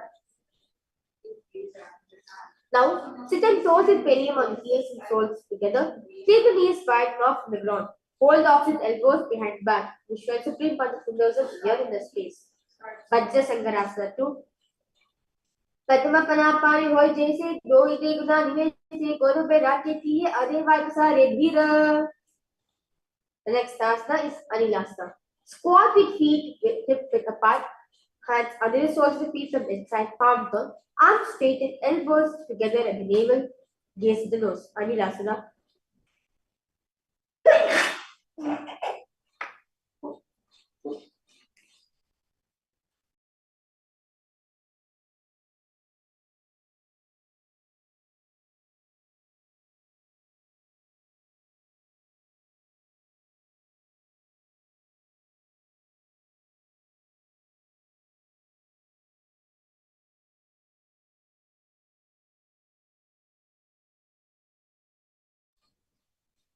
Anilasana.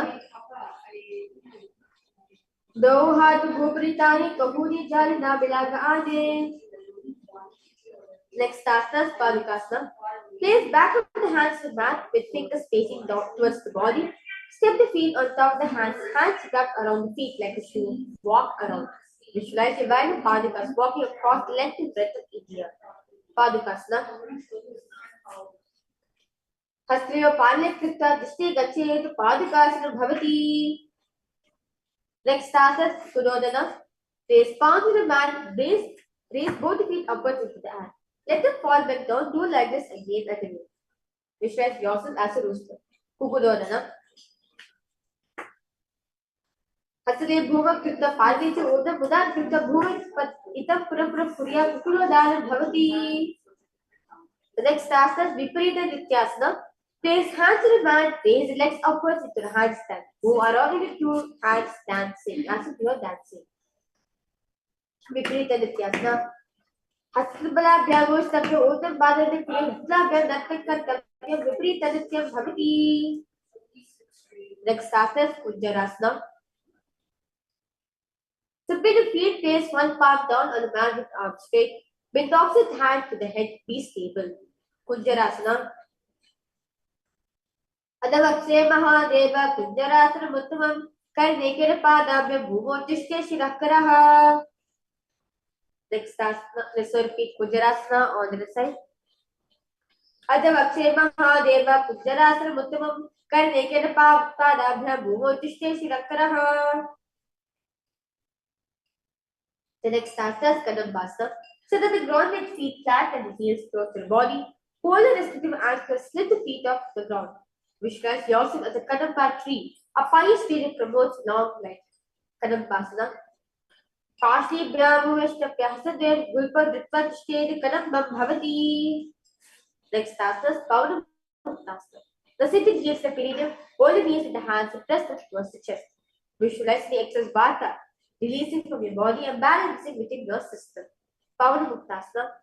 Gayo Supadayo Pani Natva Sastri Tambake Jalni Vaksisi Saga Babradikara Battanaihi.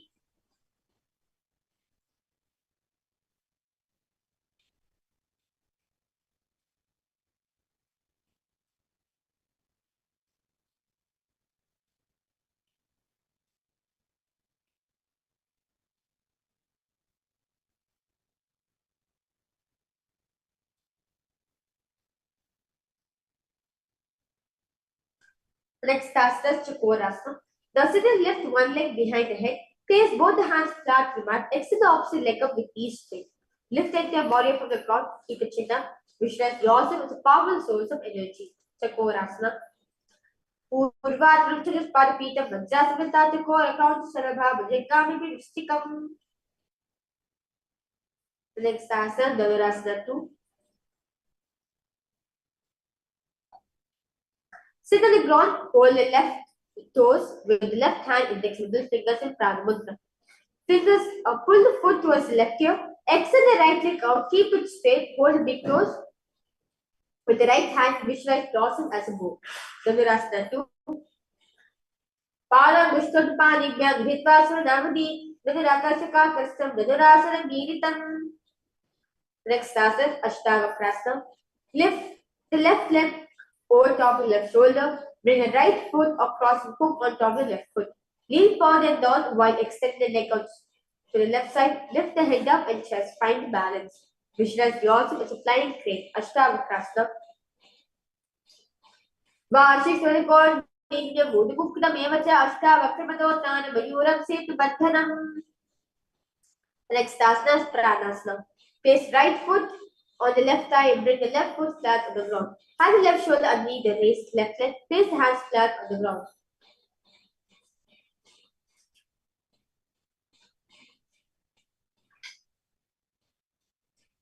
Pranasana. Ekam prabedam akshami karoti sa chavanha eka paraditva satyajan padarakshanam. Next asana is Paramashivoham. Place right foot at the root of the left thigh and the left leg by the side of the right knee. Hold the left leg by the right hand. Twist the body lineage slowly. Visualize the Nithyananda, great sage Nithyananda is there in the space. Vapormular Kritakshibha Dojano Adhirveshri Dakshidoshina. Listen, repeat Chakorasana on the side. Visualize yourself as a powerful source of energy. Gaze at the third eye. Chakorasana. Purvadram Chirishparipitam Vajratanitato Chakorakam Shalabha Bhujangami Mystikam. Rudraksha 2 on the side. Visualize yourself as a bow. Pana Vishnupan Igran Ghiritvasu Navati Rudraksha Kristam Vedarasana Veeritam. The next asana is Ashtavakrasana on the side. Visualize yourself as a flying crane. Ashtavakrasana. Vashishwarikon Nitya Bodhukukta Mevacha Ashtavakramadavatana Mayuram Setubantanam. Pranasana, repeat it on the side. As you gaze at the third eye, visualize Swamiji here in the space. Pranasana. Ekam prabedam akshami karoti sa chavanaha eka paraditva skatyajan padarakshanam. Next asana is Paramashivoham. Visualize the great sage Nithyananda here in the space. Vapormular Kritakshida Vapormular Kritakshibha Dojano Adhirveshri Dakshidoshina. The next asana is Ardha Paschimottanasana. Now keep one leg straight and press the period with the heel, chest forward and down, hold your big toes today and bring the head towards the knee. Visualize Swamiji here in the space. Ardha Paschimottanasana. Ekam Pada Visar Ekam Pada Pashina Sivani Sambhidya Astate Prasarita Paramashivoham Level-3 Janupri Masakam Narse Ardha Paschimottanam Bhavati. Next asana is Rudraksha. Place the left ankle outside the hip. Hold the sole of the right foot and lift the leg upward towards the forehead. Keep the knee straight, knees at the nose. Visualize yourself as a crane. Rudraksha. Uttana Pana Crown Chamcha Virijam Veer Bhadrakam Natarajan Tripodacha Suptangashta Prasarine. Let's now repeat Ardha Paschimottanasana on the side. Ekam Pada Visar Ekam Pada Pashina Sivani Sambhidya Astate Prasarita Paramashivoham Level-3 Janupri Masakam Narse Ardha Paschimottanam Bhavati. The next asana is Rudraksha. Visualize yourself as a crane in your inner space. Rudraksha. Uttara Pana Crown Chamcha Virijam Veer Bhadrakam Natarajan Tripodacha Suptangashta Prasarine. The next asana is Swastikasana. Now sit with soles between thighs and the calves. Keep the spine straight. Palms are stick on the knees. In Shambhu Mudra. Visualize the swastika, which embodies peace, well-being, good fortunes, and prosperity for yourself and for the whole world. As you gaze in the nose, continue to repeat the Mahavakya in your throat center. Swastikasana. Jana Volatri Samyak Krita Padri Ubheri Kaisavasina has Swastikam Tapta Chakshate. Next asana is Rudraksha. Keep the feet in same position. Cover the head with respective hands. Tucking the chin to the chest in Jandarabandha. Raise the nose. Visual the great sage Goraknatha in your inner space. Jana Volatri Pada Krita Pada Uttana Vyakti Samsita Obultu Chachadya Hastapya Puttanapya Priyatanaha. Next asana is Bhagasana 2. Sit left heel to the perineum, right foot on the left thigh. Close your eyes with the index fingers, nose with the middle fingers, middle finger, ears with the thumb. Gaze at the third eye, meditate on the Harihata. Bhagasana 2. Vav Pashvagula Samstapya Dakshagrava Jagane Madhya Tamar Jaga Tushte Nasa Dishti Shtikka Kramaihi. Next task is Yogasana 2. Place feet on top of the opposite knees. Place hands on the ground, palms facing up. Keep the spine straight, gaze at the nose. Yogasana 2.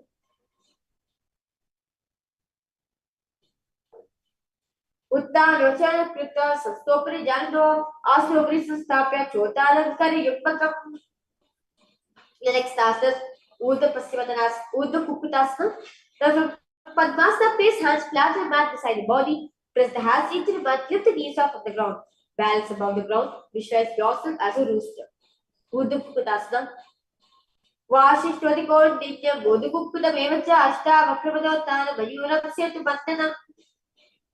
The next task is Siddha Hriddhiyasana. From Padmasana, insert both the hands to the knees and place them on the mat. Or lifting the body and stay seated on the mat, gaze at the nose. Siddha Hriddhiyasana. प्रथम पद्मा से को करे हत्तो गोल सिद्धि धेरे बेहतिली भूधरी राखे बहुत गोल सिद्धि में धाके. Next task is Hamsasana. From Padmasana, place hands on the mat through the gap with calves and thighs. Lift the thighs up through the shoulder, legs off on the mat, stay above the mat, gaze and nose. Visualize yourself as an elegant swan. Ukaras Tikta Skanda Paryaturista Dishti Kamsasana Bhavati. Next task is Padmakasana. From Padmasana, place hands between the thighs and the calves. While sitting, reach hands behind the body. Place the fingers in Paschimottanasana. Bring the forehead to the floor. Gaze at the nose. Visualize yourself as a bull. Karmikasana.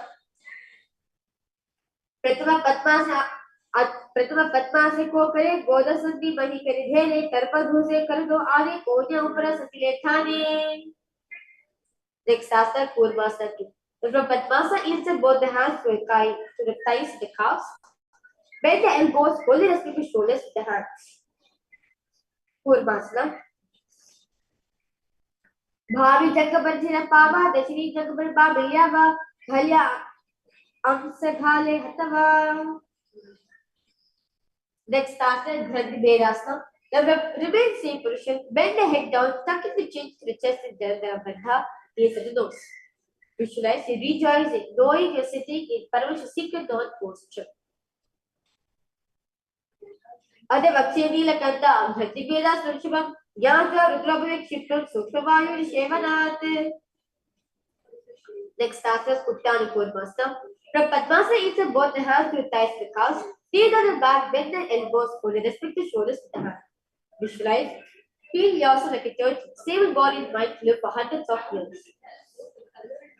Ukrasana Bhandasana Karabhyana Katana Peter Purvavadata Uttana Purvakam.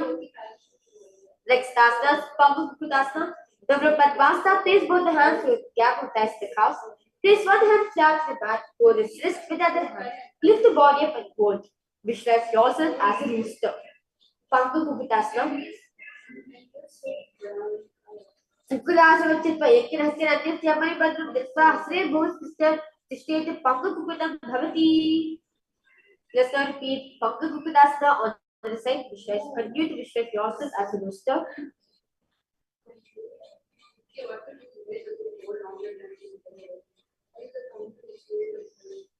Pangukutasana.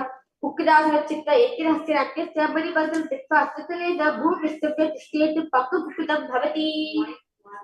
Next task is Rudraksha. From Padmasana, place elbows to the toes and chest fingers. Rest the chin on the knuckles in Paschimottanasana. Press the tongue on the throat. Visualize Swamiji, you're in the space. Continue to repeat the japa Om Nithyananda Paramashivoham Level-3 center. Rudraksha. Jana Volunteer Pad Uttana Vyakti Samhita Gulpi Chachati Hastabhyam Uttanabhyam Priyatitaha.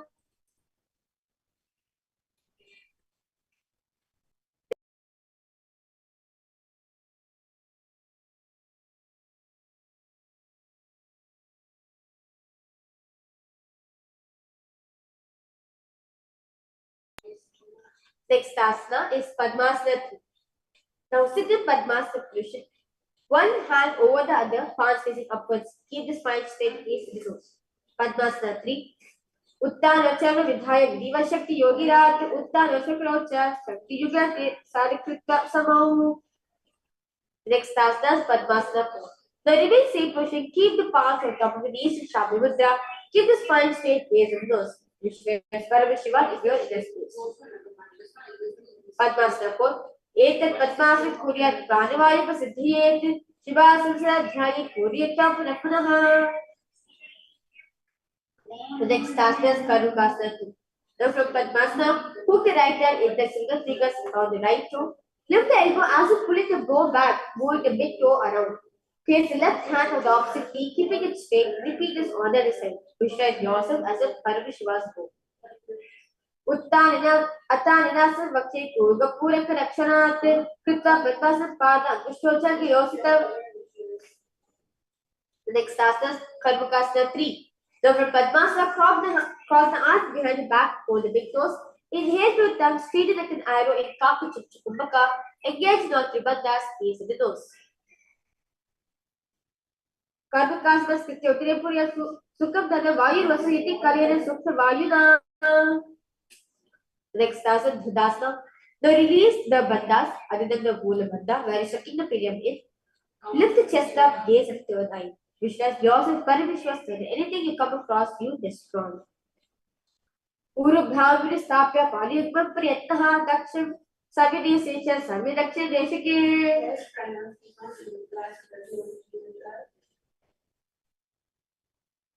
Next asana is Nithyananda. From Padmasana, arms behind back, hold the opposite big toes in Pranamudra. Lay down on the elbows, thighs and back, gaze in the nose. Visualize yourself as a snake.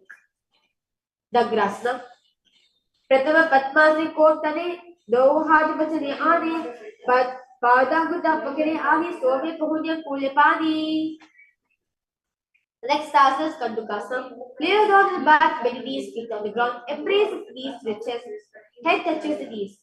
Roll up your whole body and visualize yourself as a ball. Kandukasana. Vetrasi Stitha Sapada Dishkimanya Dayet Kisivans Guru Buddhi Kandukasana Bhavati. The next asana is Urdhva Pavanasana. Lay on the back, keep the knees raised together. Big toes really placed together, hands interlocked under the head, gaze at the throat, gaze at the nose. Urdhva Pavanasana. Pratama Surya Sainakara, Godoge Rasvilave, Vilba Mahila Kushidoi, Kareka Mera Soyi.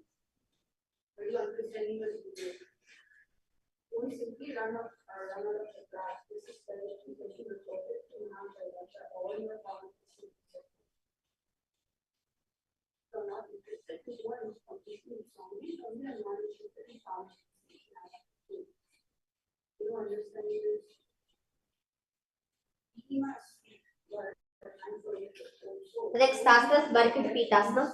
Lay on the back, bend the knees and keep the feet flat to the mat. Keep up the palms under the heels in Shabda Mudra. Lift the hips up. Visualize yours as a powerful Alpha 8. Marikita. Uttana China Pate, Uttana Stapiyate, Krishnabha Mutra Vayet, Marikita Bhavati. Next task is Uttana Shrikitakasana. Now lie supine, face the hips. Support the hips with the hands placed at the waist. Elbows back the weight of the body. Chin presses and the throat gaze at close. Uttana Shrikitakasana. Jangor Bhayni Dasachet Uttana Shrikitakam. Apravatabukur Vita Bhukti Praviti Tendriyaha. Next task is Narkasana. Lie supine, raise the hips and legs up. Elbows and hands extend on the mat below, helping to balance the body as legs straighten, raise up straight. Narkasana. Griva Kandi Bhuva Stabya Paradim Notan Dayet Narkasana Bhavati. Next asana is Kriya Naukasana. Now bring the hands to low back, keeping the elbows on the mat. Raise the legs vertically, then slowly lowering, angling them, keeping the core engaged. Visualize your board crossing the ocean of samsara. Kriya Naukasana. Now go stick to Uddha Pada Dayet Kriya Naukasana Bhavati. Next starter, Dvajasana. So remain same position, extend the hands and the fingers down in the mat. Balance yourself above. Visualize yourself as a Kailasa flag, resting across all nations across the whole world. Kriya Naga Griva Pristipur Pehuma Stabha Kalakshari Paradan and Uddha Dayet Dvajasana Bhavati. Now relax yourself. Lie supine, completely relax, avoid any movement. In Vrithasana. Which like the Supreme Ponttiff of Hinduism is liberating you as your body is liberated. Continue to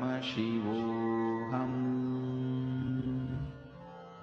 Om Nithyananda Paramashivoham Om Nithyananda Paramashivoham Om Nithyananda Paramashivoham Om Nithyananda Paramashivoham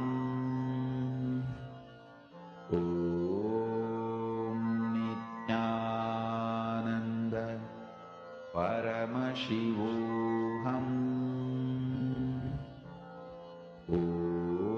Om Nithyananda Paramashivoham Om Nithyananda Paramashivoham Om Nithyananda Paramashivoham Om Nithyananda Paramashivoham Om Nithyananda Paramashivoham Om Nithyananda Paramashivoham Om Nithyananda Paramashivoham Om Nithyananda Paramashivoham Om Nithyananda Paramashivoham Om Nithyananda Paramashivoham Now, Om Nithyananda start to wiggle your toes and your fingers and raise yourself up to a comfortable seated position. Congratulations for all the participants. You finished the These asanas, the Vinyasa Pravas asanas. So, with this, right after this beautiful Nityan yoga, all of us did, and it was all participants to stay back for doing the power manifestation. As now we are completely filled up with Paramashiva's energy. The best way to retain this energy within ourselves is by doing the power manifestation. So I request all participants now to stay back. We'll be doing the power manifestation right after Nityananda yoga. So now we'll be closing this session with the Purna mantra. Request all of you to sit in cross-legged position with your head, neck, and spine straight line. Close your eyes. In the palms of your heart, Namaskar Mudra. We will now chant in the Purna mantra. Om Purnamadah Purnamidam Purnat Purnamudachyate Purnasya Purnamadaya Purnamevavashishyate Om Shanti Shanti Shantihi Hari Om Tat Sat Sarvam Bhagavat Shri Nithyananda Paramashiva Padukarpanamastu Om Nithyanandam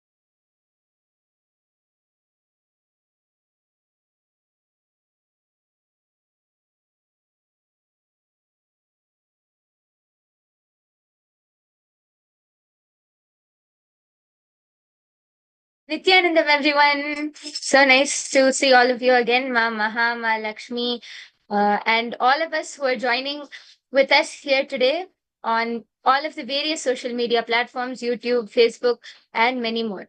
So I welcome all of you to yet another day of this exciting 21 days Paramashivoham program. So after that intense and powerful yoga, let's go ahead and enter into our day. And the first in our day, we are going to be manifesting the power of third eye first. And we are going to be identifying various images, colors, which I'm going to be projecting in front of you. So if you all are ready, let's go ahead and get started. Please ensure that you're comfortably seated, you change your clothes, you drink some water, ensure you're hydrated, and then you come and settle down so that we can get started with our day.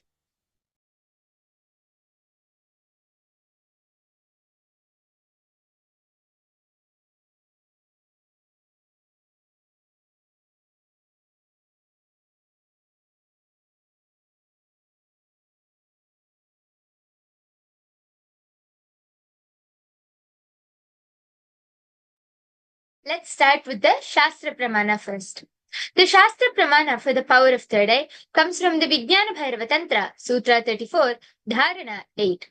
The Pramana goes, Kapalantarmanonyasa Tishtanmilitalochanaha Kramena Manasodardhyat Lakshaye Lakshyamuttamam. The translation goes, by fixing the mind on the inner space within the crown center and sitting stably without any movement, having the eyes closed in succession, by that stability of the mind and inner space, through the power of third eye, one directly sees the ultimate goal Lakshyam by having the vision beyond the sight that reveals any object or place, attaining the space of oneness with the source Paramashiva. The next is the Apta Pramana. The Apta Pramana is the direct, time-tested, foolproof experiences, the testimonials of all of our ancestors, the rishis, siddhas, munis, all of those great beings who not only manifested these powers, it was a part of their day-to-day lifestyle. So this Apta Pramana goes back to the great Purana of the Mahabharata. The Mahabharata is one of the greatest Hindu Puranas standing alongside the Ramayana, and it takes place during the 8th incarnation of Bhagwan Mahavishnu, that is Bhagwan Sri Krishna. So just before the 18 days of the war started, Arjuna fell into a dilemma and turned towards Bhagwan Sri Krishna for help. Bhagwan Krishna, the ever compassionate, then revealed the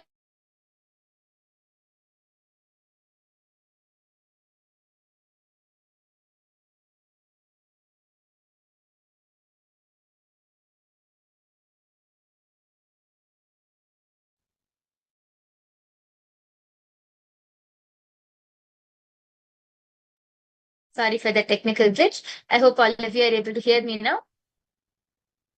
During the revelation of the Srimad Bhagavad Gita, Bhagwan Sri Krishna initiated Arjuna into the power of third eye to behold his Vishwarupa Darshan, the vision of his cosmic form. So in the 11th chapter, the 8th verse, Bhagwan Sri Krishna tells Arjuna, Natumam shakyase drashtum anenaiva svachakshushā divyam dadami te chakshuhu pashyame yogamaishwaram. He says, you cannot see my cosmic form with these physical eyes of yours. Therefore, I grant you the divine third eye vision. Behold my cosmic opulence. Out of his extreme compassion, Bhagwan Sri Krishna initiated Arjuna into the power of third eye, after which he was not only able to have the darshan, the vision of Bhagwan Sri Krishna's cosmic form, he was even able to describe every single detail of the Vishwarupa of Bhagwan Sri Krishna. The next is the Atma Pramana. The Atma Pramana is the direct experience of Swamiji himself, of how Swamiji was able to experience and manifest these powers. So this Atma Pramana for the power of third eye goes back to the time when Swamiji was just a young 12-year-old boy. Swamiji was sitting on the sacred hill rock Pavarakundra in Tiruvannamalai when Swamiji suddenly had this powerful experience. Swamiji says that he was able to see everything around him, above him, below him, the whole 360-degree vision with his eyes closed as he was meditating. And this powerful experience doesn't just end here. Swamiji goes on to describe that he was not only able to see everything around him, he was able to feel and experience everything around him as a part of him. He says in his own words, I felt that the skin of the stone on which I was sitting and the skin of this body both carry me equally. In both I exist equally. Such a powerful experience for just a 12-year-old boy. But Swamiji was no ordinary boy. As we all know, he's the incarnation of Paramashiva himself, who is here to revive this very science of power manifestation and has gifted it to the humanity. And the last is the Sakshi Pramana. Each and every one of you standing here with us today, each and every one of you sitting here and participating in this program right here and right now are the Sakshi Pramanas, because all of you are not only going to experience, you are going to be manifesting this power yourself. You're not only going to be glimpsing, you're going to be manifesting this extraordinary Shakti for yourself right here and right now. So if you all are ready, we can go ahead and get started.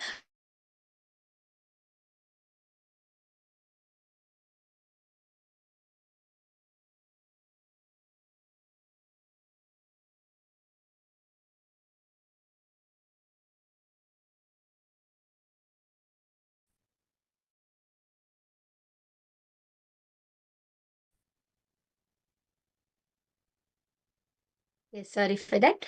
If you do not have any mindfold eye band, it's completely fine. Please go ahead and get any opaque shawl with which you can tie your eyes. So I request all of you to quickly grab this and come, then we can go ahead and get started.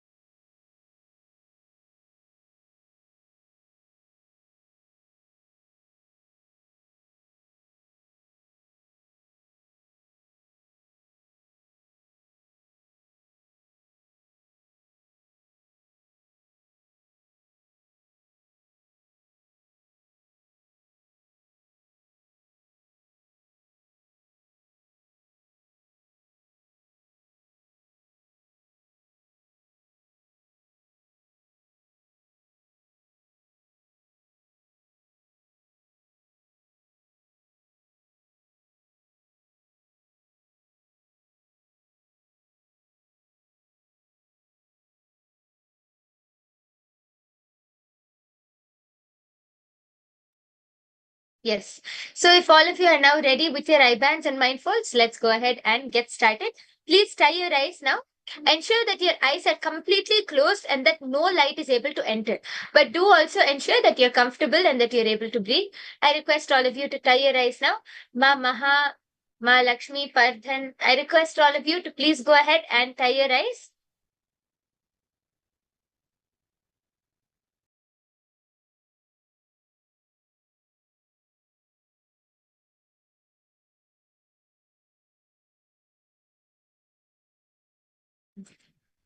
If you have finished tying your eyes, I request all of you to sit with your head, neck, and spine in a straight line. Connect to Swamiji intensely. Remember, all of these powers which we are manifesting manifest only from the space of oneness. The more and more you connect to Swamiji, the more and more you chant the Mahavakya flow through you, simply these powers will just flow through you and manifest. So the most important thing right now is the space of oneness. So I request all of you to sit with your head, neck, and spine in a straight line. Start chanting the Mahavakya intensely. Now I'm going to be projecting a random image in front of you, and all of you should scan through your third eye and see what is that image which I am projecting in front of you. So if you all are ready, let's go ahead and get started. Continue to chant the Mahavakya. Om Nithyananda Paramashivoham. Om Nithyananda Paramashivoham. Om Nithyananda Paramashivoham. Continue to intensely chant the Mahavakya. Let the Mahavakya vibrate and reverberate through your whole being.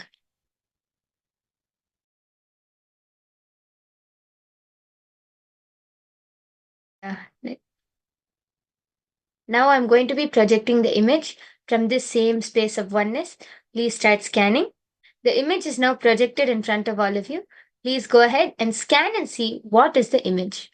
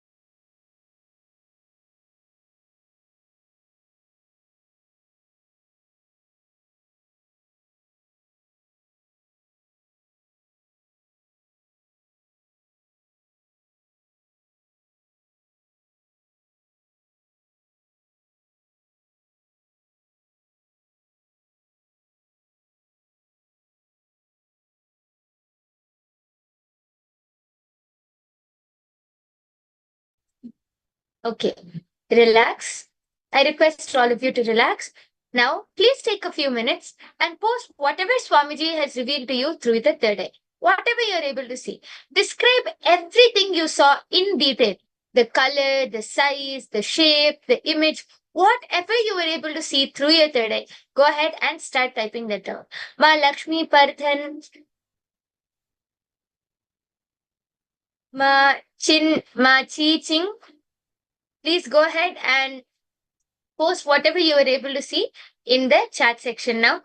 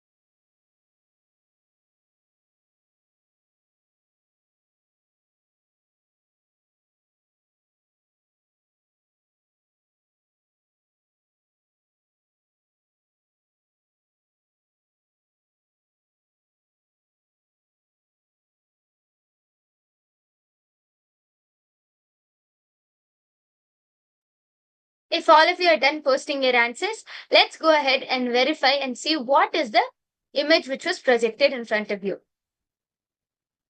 And yes, as you can see, the image is a smiley face emoji. You can see it's in yellow color. It has oval shaped eyes and of course a big white smiley face with teeth. So if any one of you were able to see yellow color, if you saw a ball shape, or if you saw a smiley face, if you saw the emoji, then you have manifested. So a big round of applause. for all of those who have manifested, please take a few moments and let us know in the chat section whether you were able to manifest or not. What was your experience while manifesting?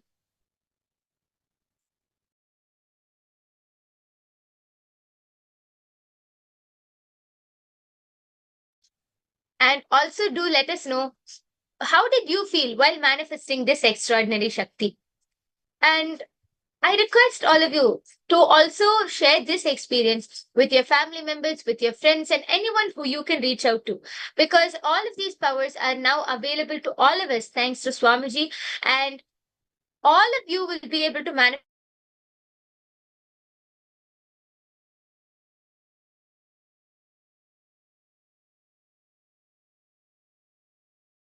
Please go ahead and reach out to whoever you can. Please take a few moments to do this.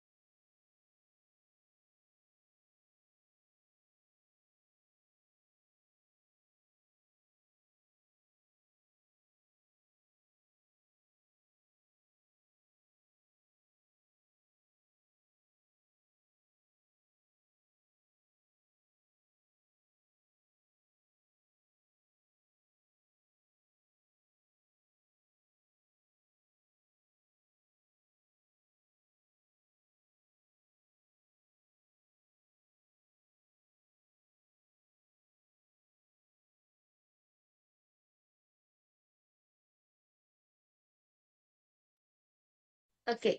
So as all of you continue to share your experience along with all of your family members, with your friends, we have something very exciting for all of you, as today we are going to be having the darshan of Bhikshadana Murti, and throughout the whole day you are going to be learning about how you can break free from your karmas. So like many people will have all of these worries and thoughts which are affecting you, which you continuously think about relating to your karma and so much more. Today, you are going to be learning how you can break free from your karmas, and that too directly from Swamiji himself. Throughout the day, you are going to be learning about these amazing truths. So, don't hesitate to call your family members, with your friends, and enrich whoever you can, as we are entering into the 12th day of Paramashivoham today. We are so far completed 11 days and are entering into the 12th day of Paramashivoham. I'm sure so far all of you have loved and had a blast during this amazing journey, and continue to stick with us, and remember to call more and more people to come and experience this for themselves, because in this program you're not only going to be manifesting these amazing shaktis, but we have these amazing darshans from Swamiji, amazing initiations from Swamiji, and we learn about all of the secrets, sacred secrets, and the truths behind how we can manifest health, wealth, relationships, and much, much more, which many of us will definitely be interested in. So this Paramashivoham is packed with so many gifts for all of us. So do not miss out. Do not let anyone also miss out on this amazing opportunity. Reach out to whoever you can and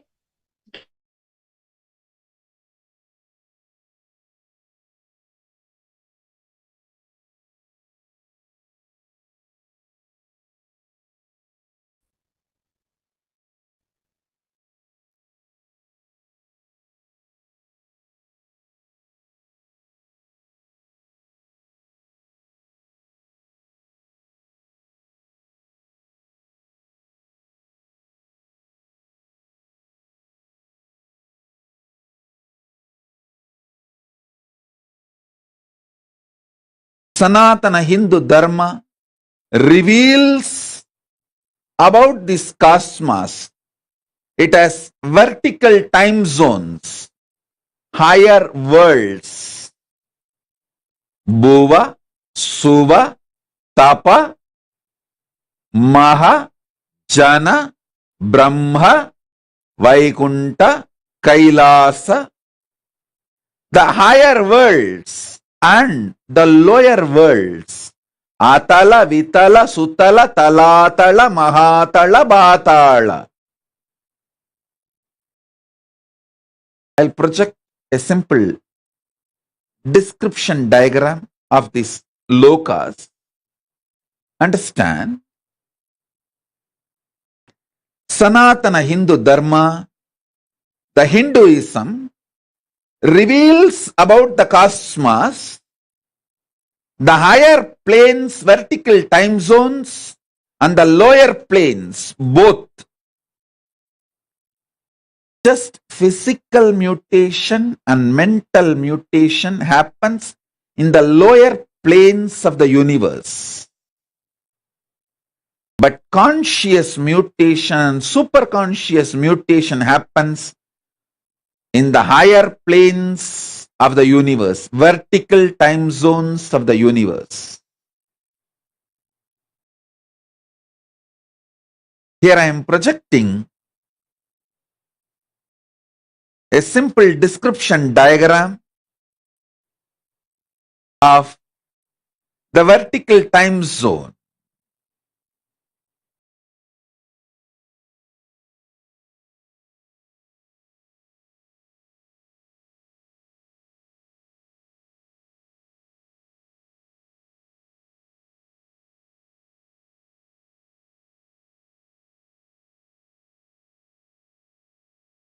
So understand,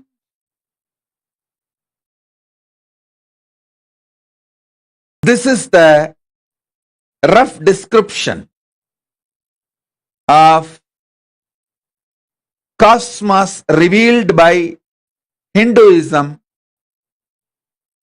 The vertical time zones, Suvarloka, Maharloka, Janaloka, Tapaloka, Brahmaloka, is where conscious and superconscious mutations happen. The lower worlds, Atala, Vitala, Sutala, Talatala, Mahatala, Batala, Rasatala, in these worlds, just physical and mental mutations happen. So understand, this Brahmanda, cosmos, is focused on giving superconscious mutation to all beings and ultimate oneness, Paramadvaita Anubhuti. Understand the principles of these four forces: gravitational force, Tapoloka, electromagnetic force of Tapoloka, strong nuclear force of Tapoloka, weak nuclear force of Tapoloka. I will actually make a clear theory and present it to you guys. Just like Newton's theory.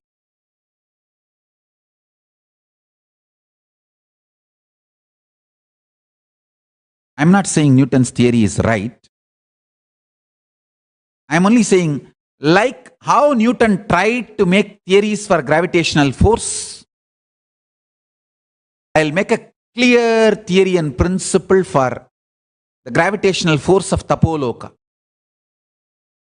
So for all these seven zones, Bhur, Bhuva, Suva, Tapa, Satya, for all these zones, I'll give the principles of all these four theories, that gravitational force principles, electromagnetic force principles, strong nuclear force principles, weak nuclear force principles. If you understand these four principles of different loka, Suvarloka, Tapoloka, Satyaloka, you yourself will align your lifestyle to those higher space zones. Because who wants to go to Naraka? Everyone wants the higher zones.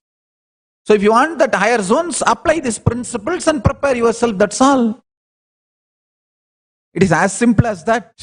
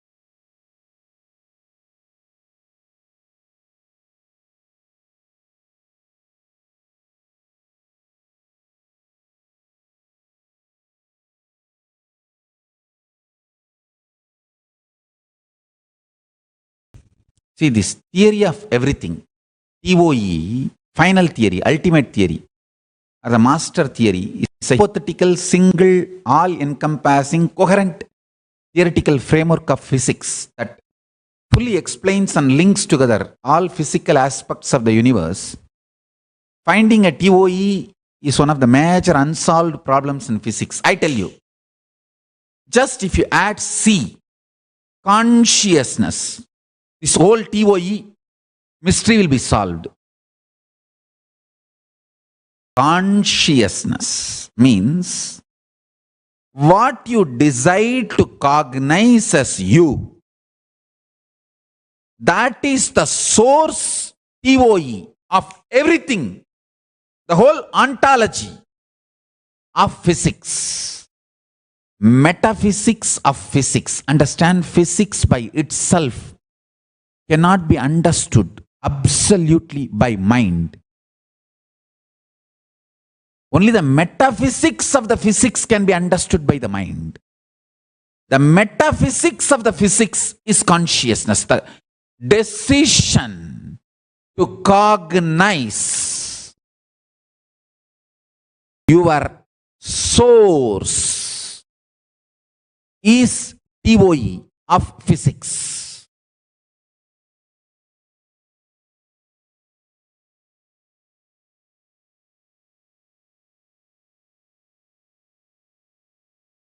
By understanding the gravitational force principle, electromagnetic force principle, weak nuclear force principle, strong nuclear force principles of Tapologa, you start manifesting that same principles and consciousness in your being. It becomes your realization, I tell you. Knowing the reality becomes realization. Brahmavit Brahmaiva Bhavati. Because in the higher space zones, there is no gap between the reality and realization. The whole principle itself, reality is realization. There is no delusion. The delusion component is missing in the higher planes. In Tapoloka, there is no delusion. So, if there is a God, everyone realizes that God. If there is Paramashiva, everyone realizes that Paramashiva. And that if doesn't have a meaning there. Then you understand these principles.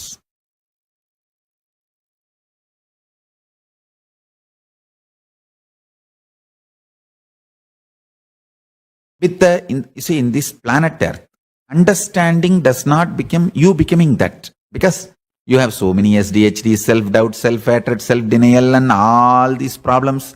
Even if 2-3 times Paramashiva proves he exists, you will say all the 2-3 times is coincidence.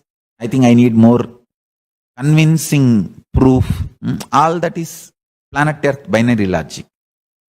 But in the higher space zones,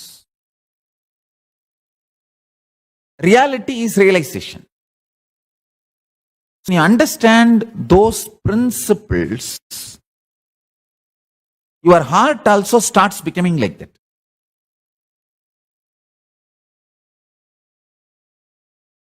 Multi-dimensional space zones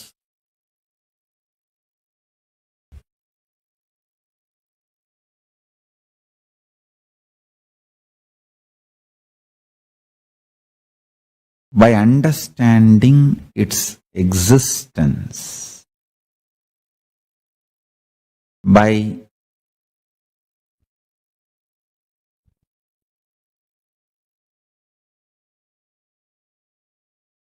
the ability to grasp, visualize, imagine, when you understand its existence, that existence just gets replicated, reproduced,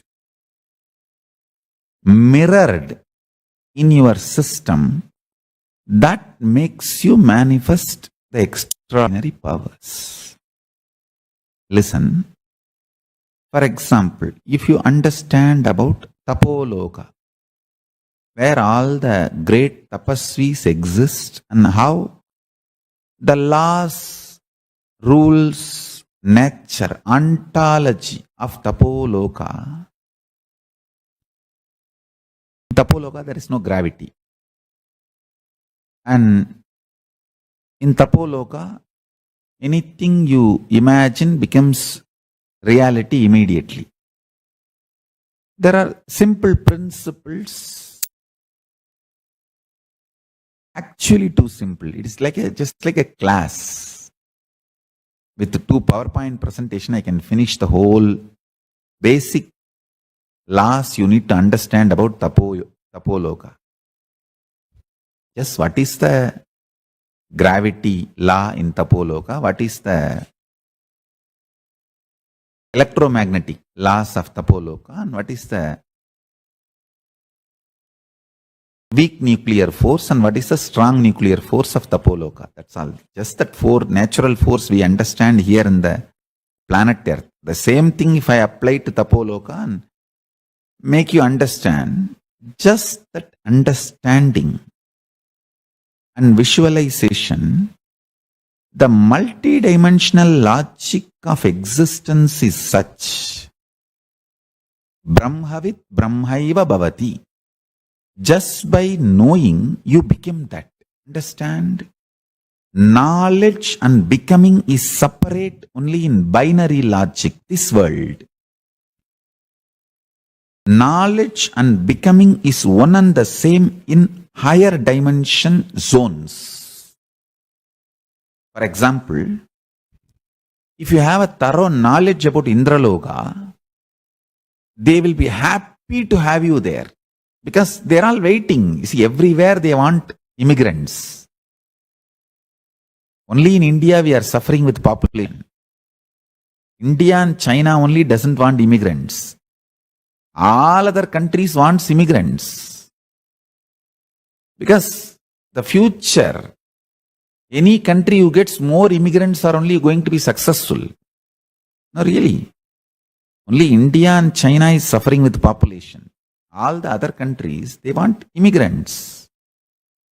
So, all the higher zones, they want as many number as possible immigrants. Otherwise, why do you think they will send their ambassador to planet Earth?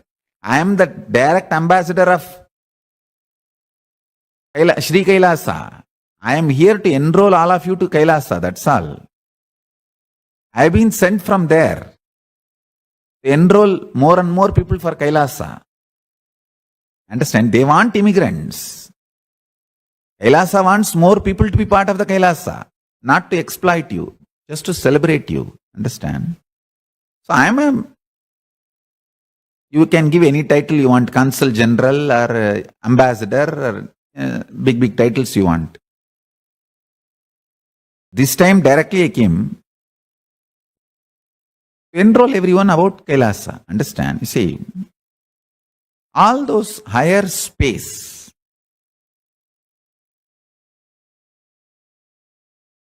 higher zones, if you understand the functionality of the higher zones, Tapoloka's law of gravity, why there is no gravity and how you can also be without influenced by gravity. What is the electromagnetic force of Tapoloka?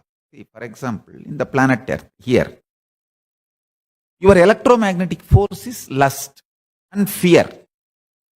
If you are terrorized, force goes to its peak.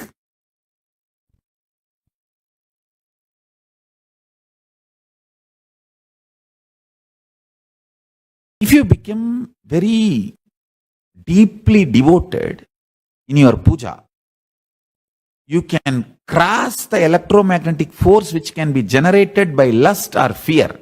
Then you become master of yourself. That is why I am saying, puja can liberate you and give you enlightenment too easily. That puja has the capacity that Atmalinga Puja has a capacity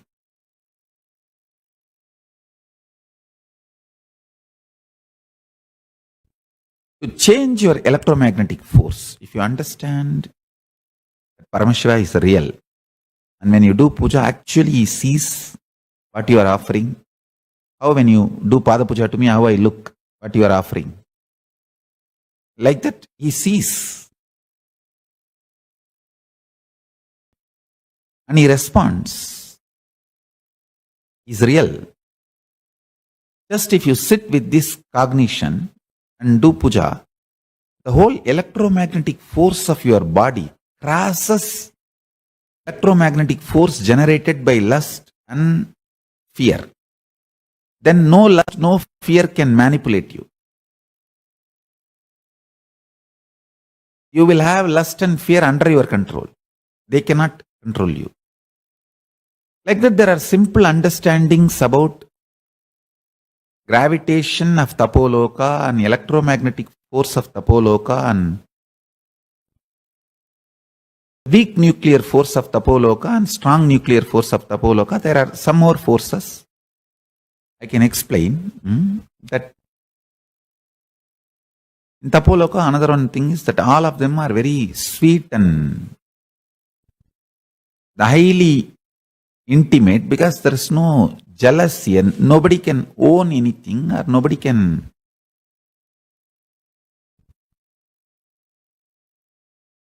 there is no individual understanding of ownership and possessiveness. Ishvara manifests in Jiva if the delusion about the Jagat is removed. Information can become enlightenment just if the delusion can be removed by any which way possible. When you have a deep feeling connection towards the Guru, the integrity to Guru makes you understand the truth is talking is the truth. It hits your heart.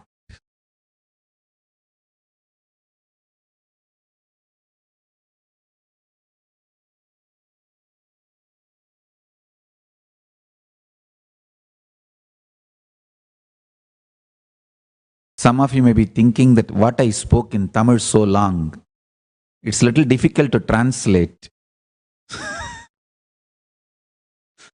But I'll give the essence of what I am supposed to teach you today in English itself. So you don't miss the initiation process. Understand this.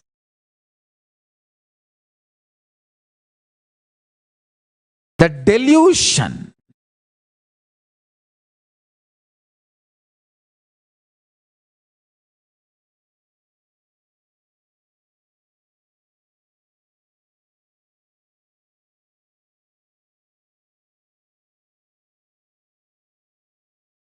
if it can be brought down,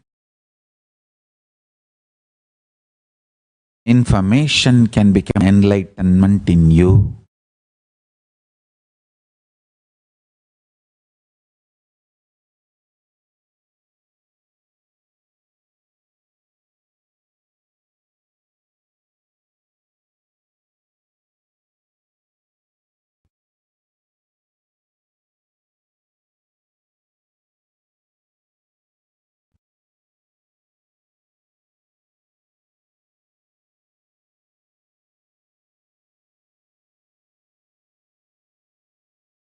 Listen carefully. This is one principle. Yesterday I was talking about this.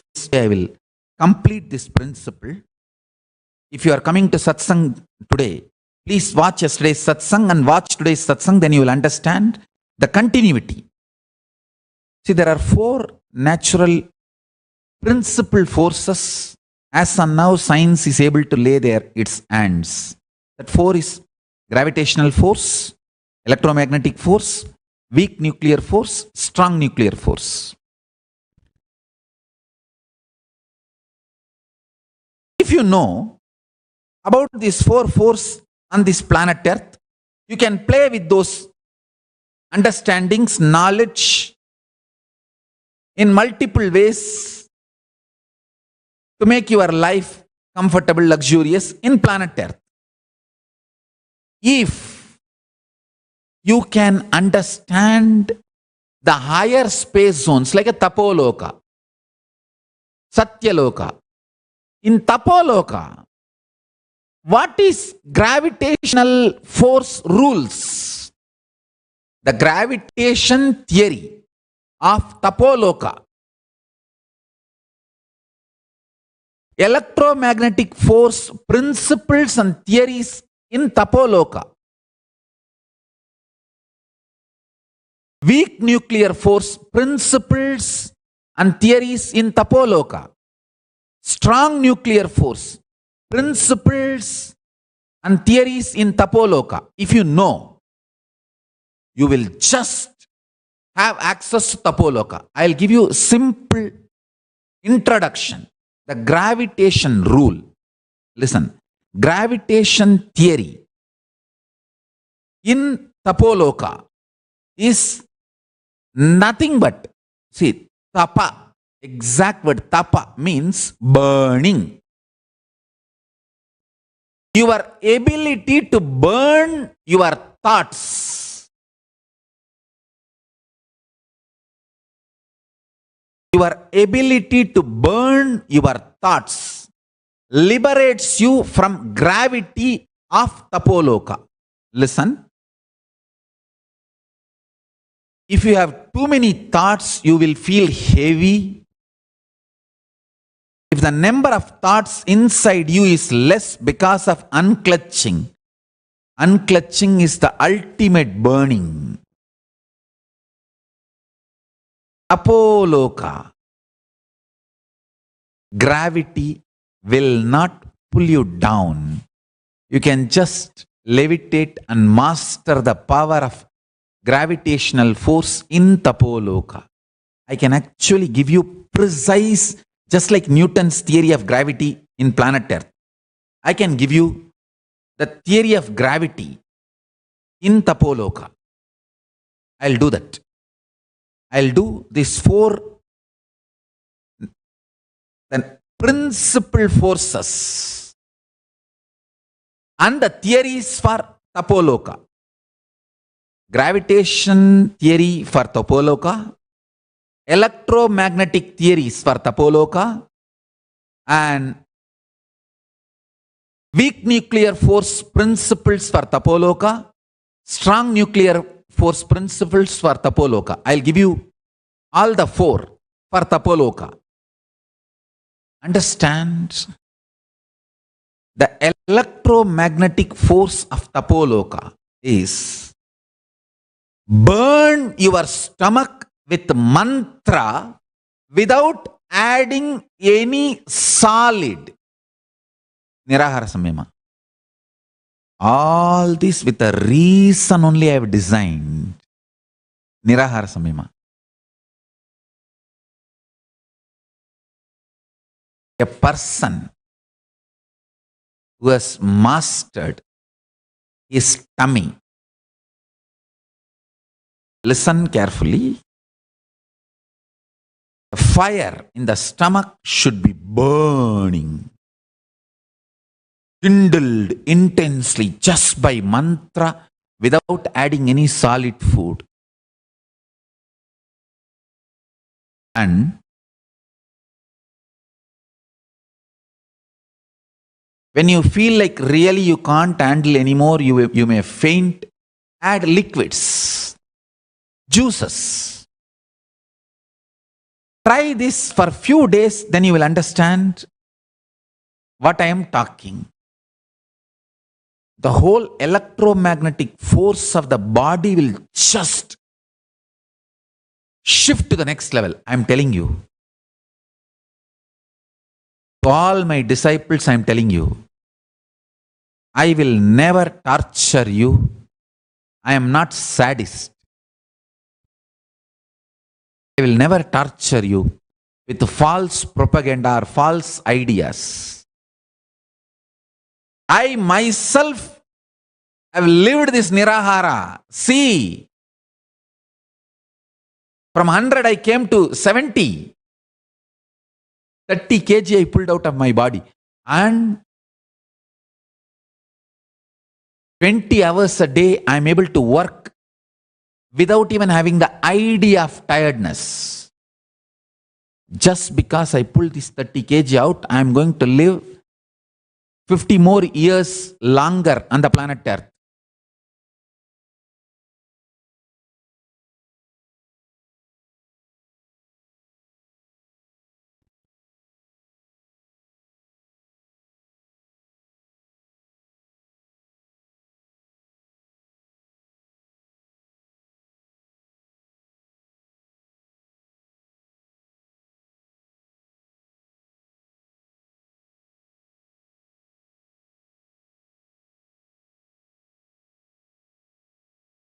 Already I have decided to live long, and now 50 more years extra. Good news for my disciples.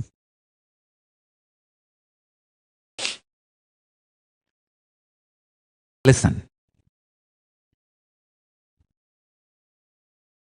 The electromagnetic force in Tapoloka is kindled in you by not having the habit of solid food eating. I tell you, whoever prepares their body, their system, without having solid food regularly as a lifestyle, they are ready, their body is qualified to be in Tapoloka.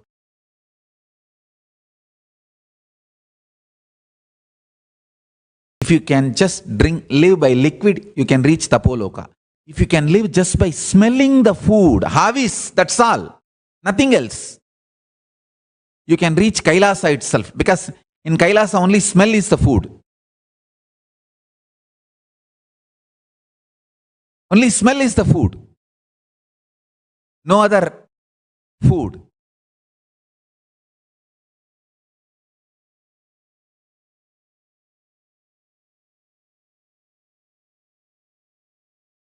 The third force, weak nuclear force. Listen. Listen to this very carefully. When you chant the Mahavagya, or when you unclutch, the intense conscious decision, will, persistence you manifest is the weak nuclear force of Tapoloka. Your will, persistence is the weak nuclear force of Tapoloka. And anyone who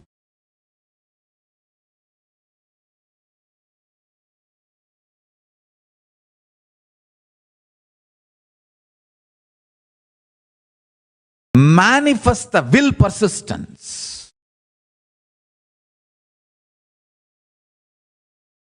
unclutches, or chants Mahavagya intensely and reaches oneness, you develop the weak nuclear force of Tapoloka, because that burning burns all the patterns. Your body, your system is now qualified. You are qualified to reach Tapoloka. The strong nuclear, weak nuclear force principles of Tapoloka is your will, persistence, and ability to unclutch. Adutha, the strong nuclear force in planet Earth. The strong nuclear force cannot be manifested. Whatever is manifesting, we can study, that's all.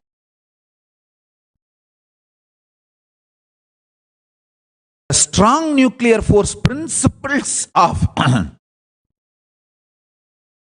Tapoloka. In Tapoloka, what is strong nuclear force and what is the principle? the absolute eternal bliss. Nithyananda. Your ability to generate Nithyananda in you is the principle of strong nuclear force in Tapoloka.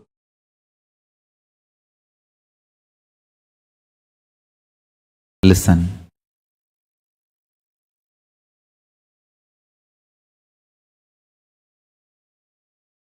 Tapoloka's principal forces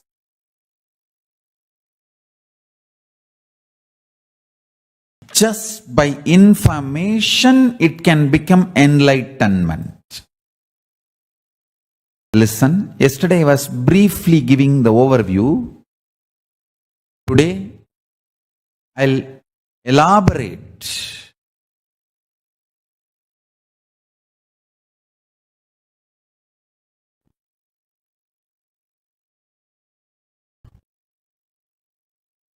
Listen.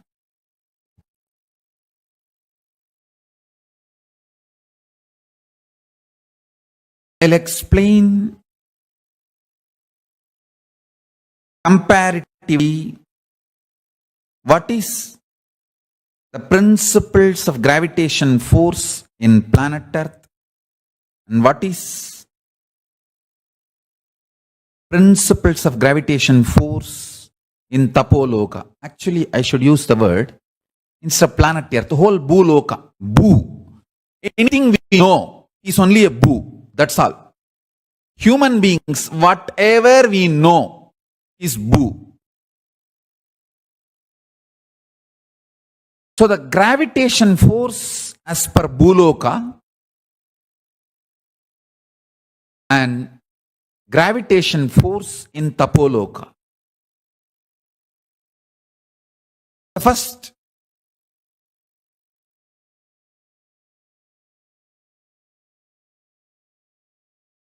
the equation of gravitation in Bhuloka, F equal to G into, I think I'll tell them to project it better so you can understand, because within the bracket G M1 M2 divided by R square. So F is the gravitational force of Bhuloka, G is the gravitational constant, M1 is mass of object 1 and M2 is mass of object 2. R is distance between the two bodies. Now I wanted to explain step by step. The constant in Bhuloka is Nithya in Tapoloka. There is a big difference between constant and Nithya. Listen. Nithya is centered on your consciousness. Constant is centered on matter. Listen to that. The constant of the gravitational law, the gravity law of Bhuloka, is centered on external, that doesn't change.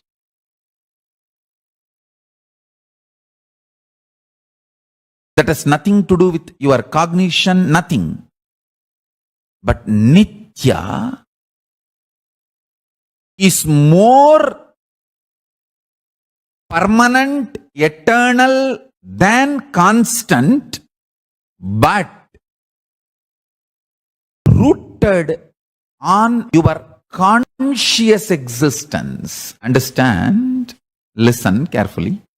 This whole constant of gravity theory can change in few billion years, because the whole Bhuloka will be wiped out and created newly. The life will start happening newly, all that. But the Nithya, which is centered on your consciousness, is million times more powerful than the constant, but not centered on matter. It is centered on you. I tell you, listen. Listen to this one example, then you will understand. Anything you decide as real inside consciousness, that becomes your Nitya. For example, you decide Paramashiva is real. I will align everything to that. Then Paramashiva is real becomes your Nitya. The life and death cycle also only takes you more and more towards the truth. Paramashiva is real.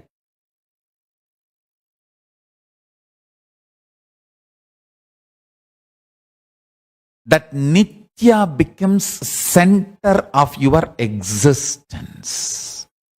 Understand? Here, the constant of Buloka, gravitational constant of Buloka, is dependent on the matter. But the Nitya, the gravitational constant of Tapoloka, Nitya, is dependent on what you decide as real. The good news is you have the conscious freedom to decide what you want as real. The moment you decide Paramashiva is real and I declare my integrity to that, to him, then he becomes Nitya in you. He realigns your life beautifully. Understand? What you decide as real becomes your gravitational constant in Tapoloka. I feel even in planet Earth, if you decide Paramashiva is real,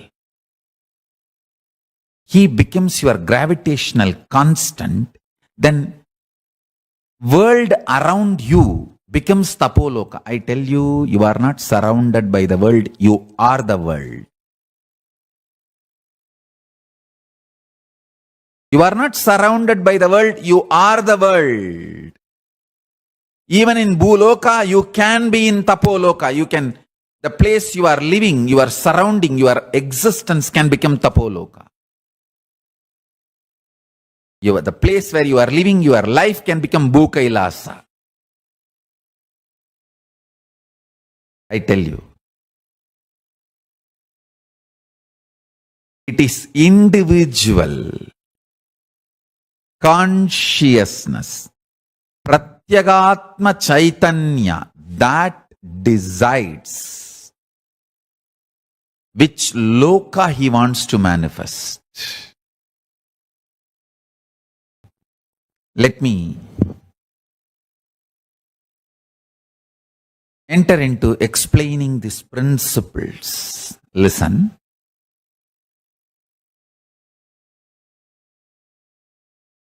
Constant is the principle based on matter. Nitya is the truth based on consciousness. If you decide Paramashiva is real, that becomes your Nitya.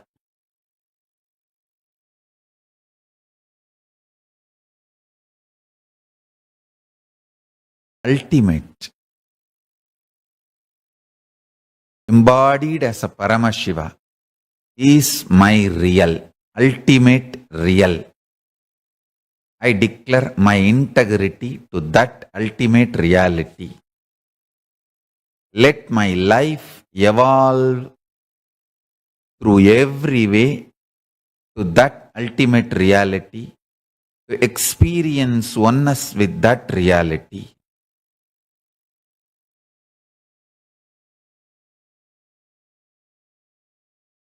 That's all. That's all is integrity to Paramashiva.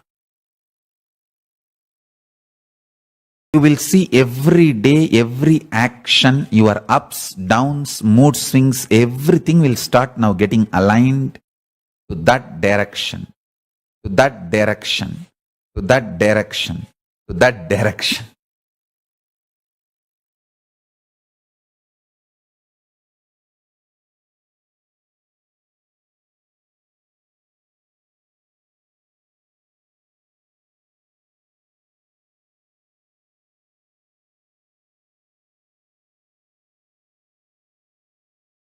Everything will start getting aligned to that. I'm telling you.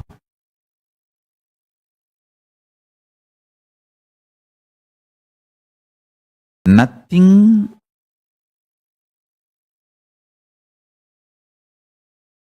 can take you away from what you decide as Nitya. Everything will only align you more and more towards what you decide as Nitya. I am very clear.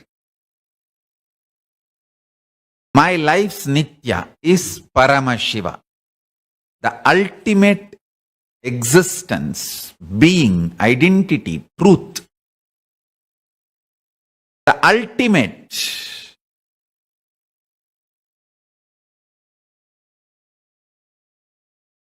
is real,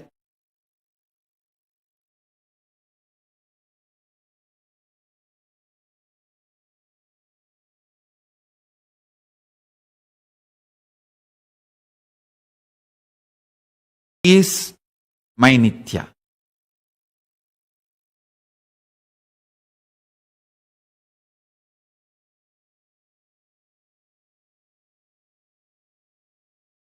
Is form, formless, beyond form and formlessness, and beyond the principle of form and formlessness, and all forms.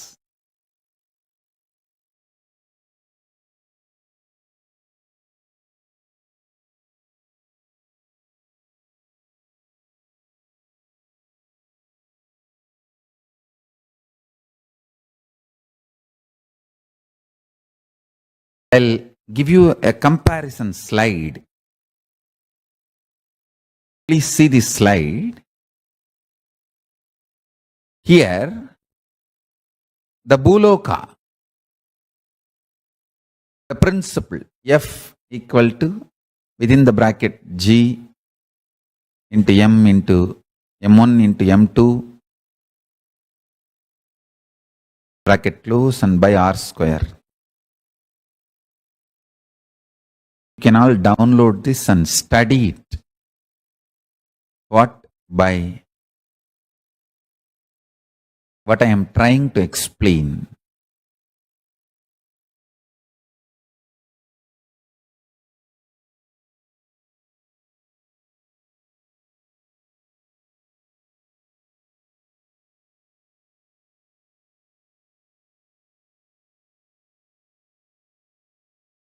Listen.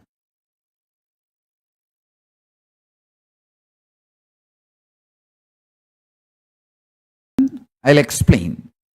G, constant in Tapoloka, is Nitya. Next, M1 is the pattern. The pattern means what we call root pattern. The pattern. Maybe we can call it as a root pattern, the root pattern, with which your identity starts functioning. And M2 is the number of times, or I should say the intensity with which the pattern is repeated consciously.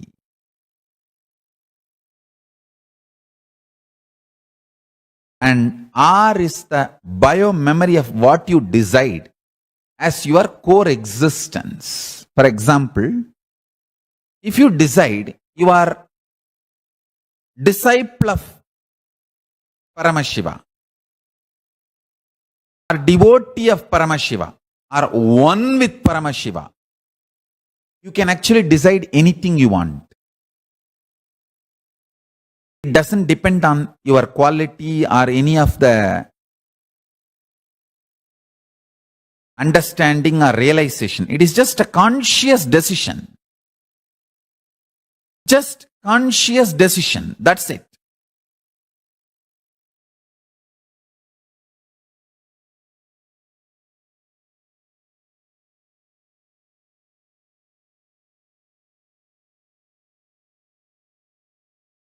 If you decide you are one with Paramashiva, that becomes your biomemory. If you decide you are a disciple, devotee, or a friend, anything you can decide. Your relationship to the Nithya, eternal. If you decide your core existence is just ordinary human, then you will be naturally in Bhuloka. If you decide a strong relationship, connection with Nithya, the Paramashiva, what you call as Nithya, then naturally you are levitated, pulled towards Tapoloka. Actually, this will be a wonderful exercise if you understand the gravitational force of Bhuloka and gravitational force of Tapoloka. Information itself will become enlightenment. Information becomes enlightenment.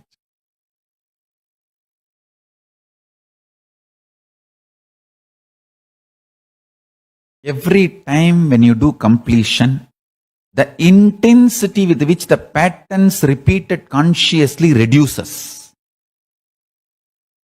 And the intensity with which the root pattern, with which your identity functions, reduces. So more completion, more levitation, mastering the gravitation of Tapoloka. More and more completion.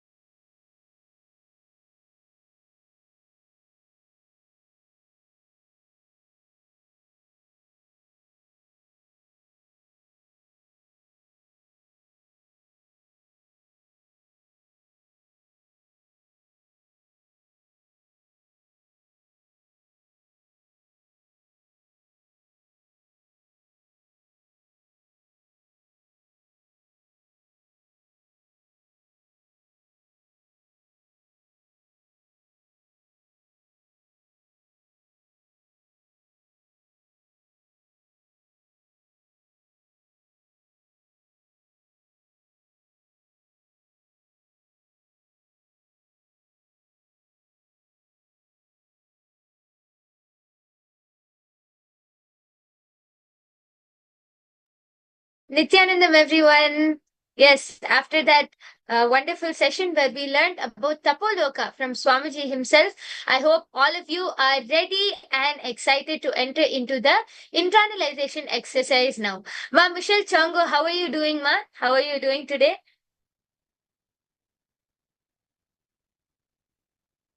Yes, Nithyanandam, ma.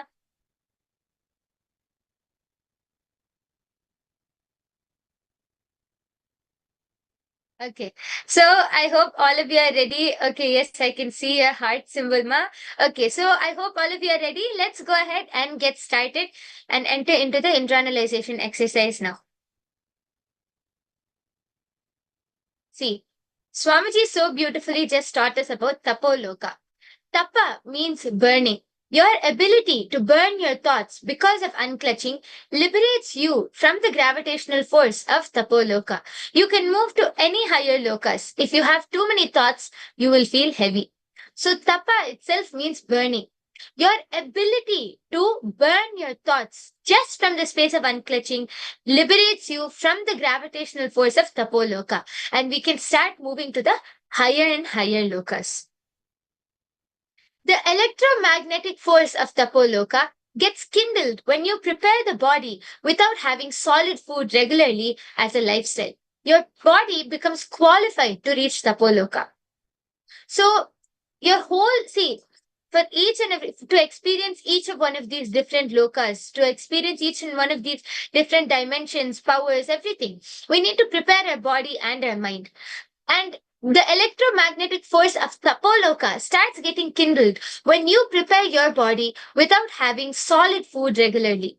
Your body becomes qualified to reach Tapoloka. Your will persistence and ability to unclutch is the principle of weak nuclear force in Tapoloka.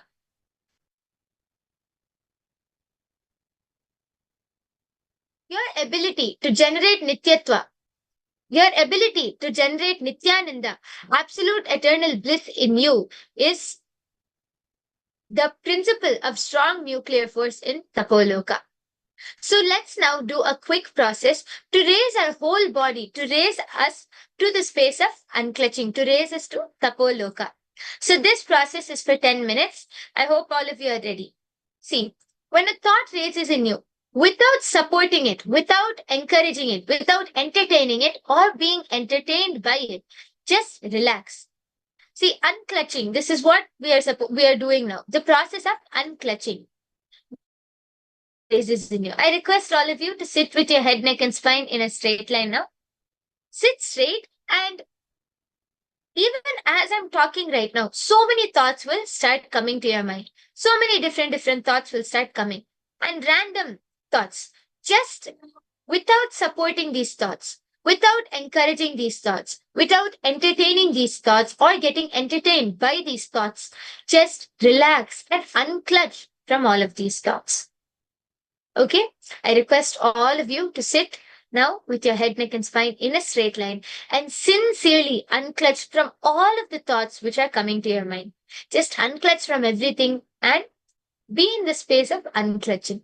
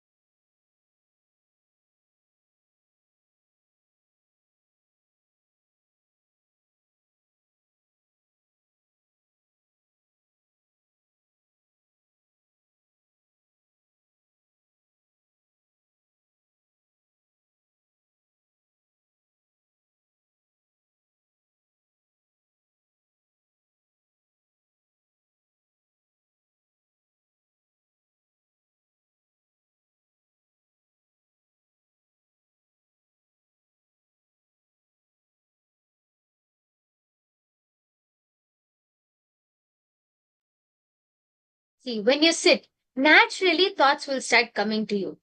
The moment you see a thought coming, do not give meaning to it.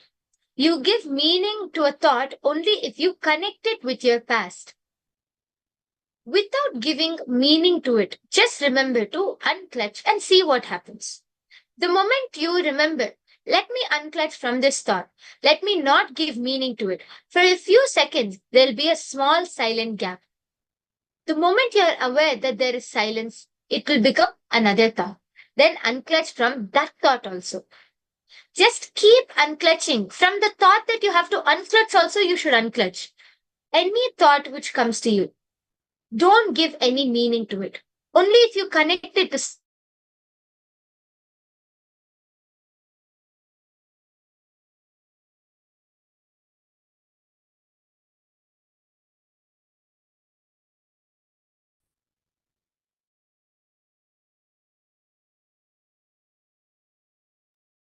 Just unclutch from that thought and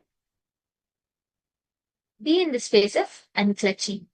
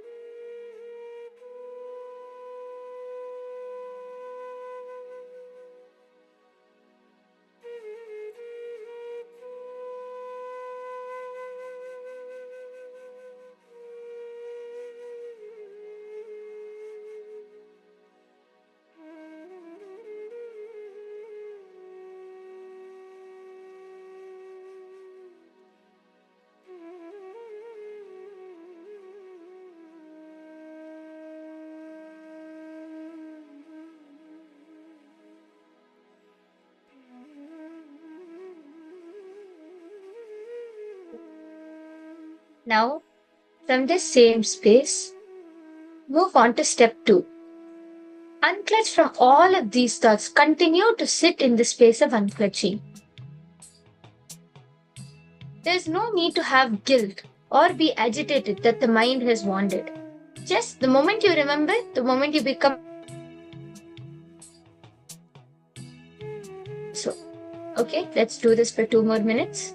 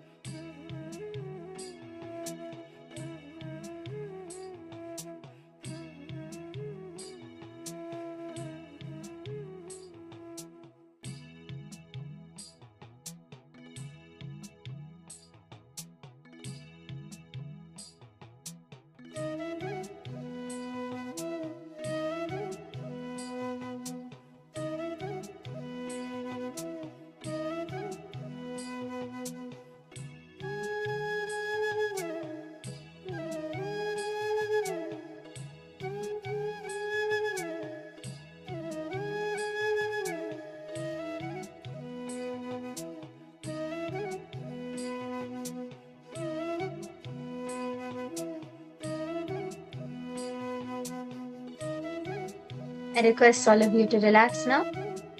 Now we are going to be entering into the power manifestation session. And for this power manifestation session, we are going to be manifesting the power of synesthesia, which is a very interesting and exciting power. So I hope all of you are ready for this Shakti, which we are going to be entering into now. So, Ma Michelle Chongo, Ma Irene, if all of you are ready, can I see a quick thumbs up? Ma Helena Mendes, if you all are ready, can I see a quick thumbs up?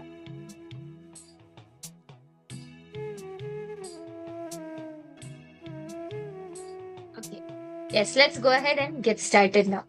So for this power, we are going to be, this power of synesthesia is a very interesting power where we are going to be able to scan and describe an object not just through our third eye. We are going to be able to describe through all our five senses. See, right now, what do we know? Right now, we are limited to the cognition that our five senses are limited to the five sense organs, correct? We feel we cannot see, like, our five senses are limited to our five sense organs. We can't see through our ears, we can't taste through our nose, can we?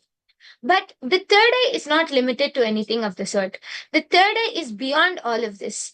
Just through third eye, you will be able to see, you'll be able to hear, you'll be able to smell, you'll be able to taste. You can manifest all of these. You can manifest and experience all your five senses just through the third eye. And that is what we are going to be experiencing now in this power. I'll be projecting an image of some random object or thing or anything. And all of you are going to be scanning through your third.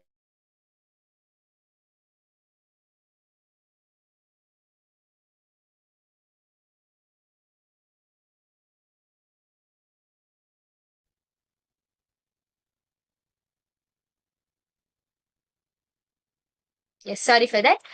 You are going to be describing what is the look, the size, the feel, everything about the object. So I hope all of you are ready. Let's go ahead and get started. First, we are going to listen to the Shastra Pramana for this power, which comes from the Vijnana Bhairava Tantra, Shiva Samhita 3.77 and 78, the Tritiya Patala. The Pramana goes, Sanmasa matramabhyasam yah karoti dine dine sarvapapa vinirmukto roganashayate hi saha संवत्सरकृताभ्यासद् भैरवो भवति ध्रुवम् अनिमादिगुणा लब्ध्वा जितभूतगणा स्वयम्. The translation goes, when the yogi continues to manifest the above powers of drinking nectar and manifesting power over body physiology, for 6 months he becomes Bhairava, the independent cosmic power of Sadashiva, who is the lord of completion, time, and space. He obtains and expresses the powers of Anima, etc., which are the 8 naturally superpowers in oneness with Bhairava, and by his own self conquers all the elements in the length, breadth, depth, and depth dimension, the Jita Bhutagana. So without further delay, let's go ahead and enter into the power. So as you can see this image right here in front of you, I request all of you to look at this image and through your third eye, scan and see what is this object? How does it smell? How does it taste? How does it look? How does it feel? Everything which you are able to describe about this object without using your logic. Scan only through your third eye and see. Okay, can we all go ahead and get started? Scan through your third eye and see what is this object. Don't use your logic. Immediately surrender to Swamiji and allow the third eye to access all the five senses and scan and see what this object is. All of you can immediately go ahead and start posting in the chat section. So do not hesitate, do not wait. You can immediately go ahead. As you see, you can start typing it down. So let's go ahead and start with round 1.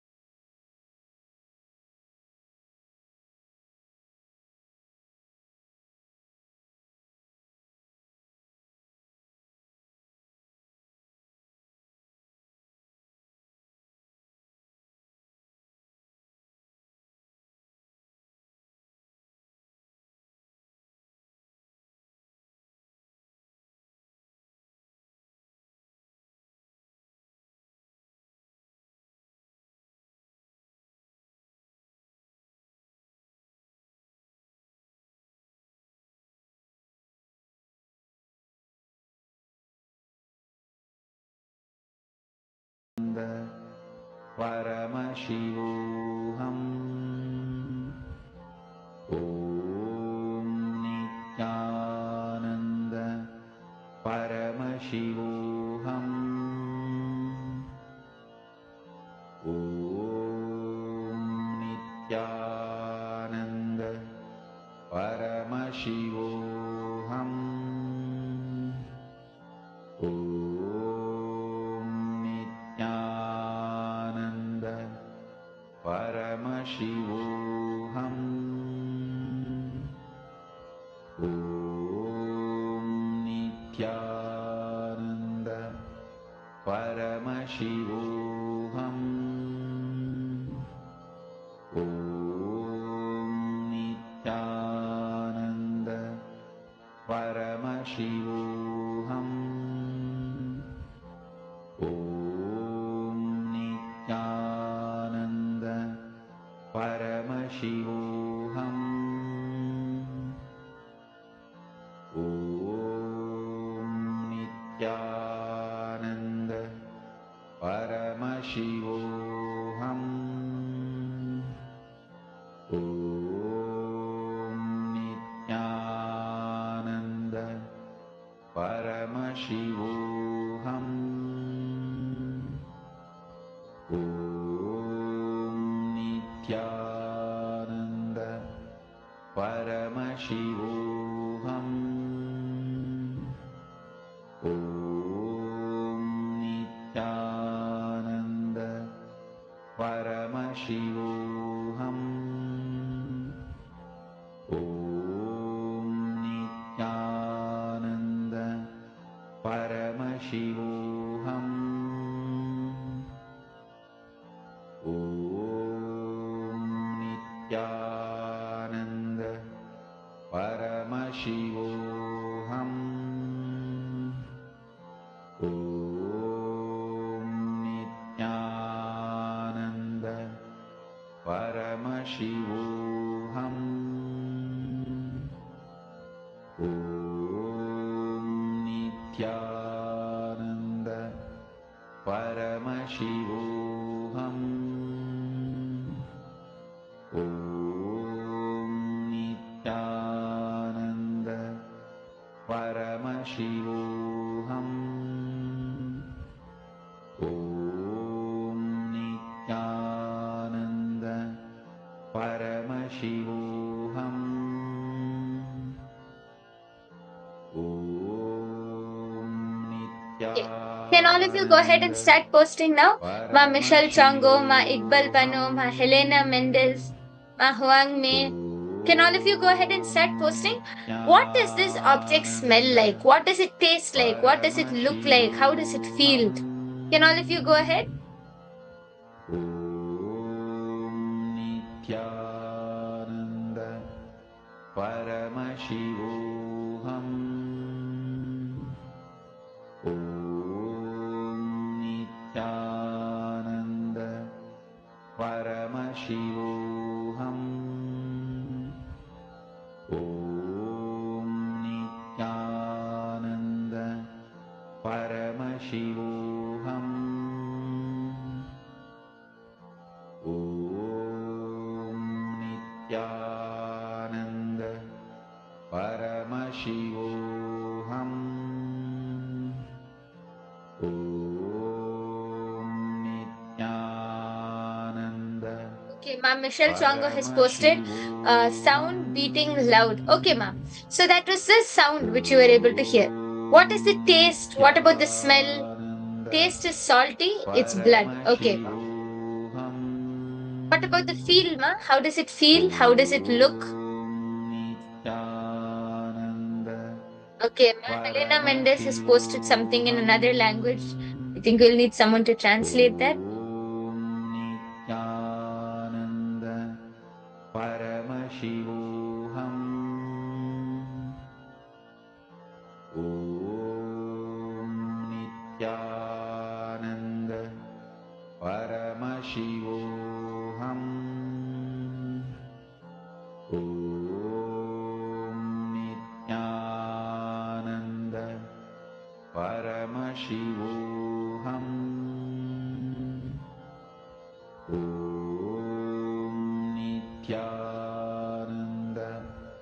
Paramashivoham Nithyananda Paramashivoham. Okay, so let's now go ahead and verify. So this object is actually a juice. As you can see, it's watermelon juice. It smells sweet. It tastes sweet, of course.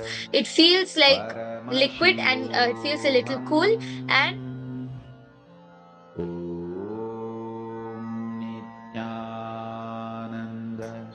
feel and touch of this object.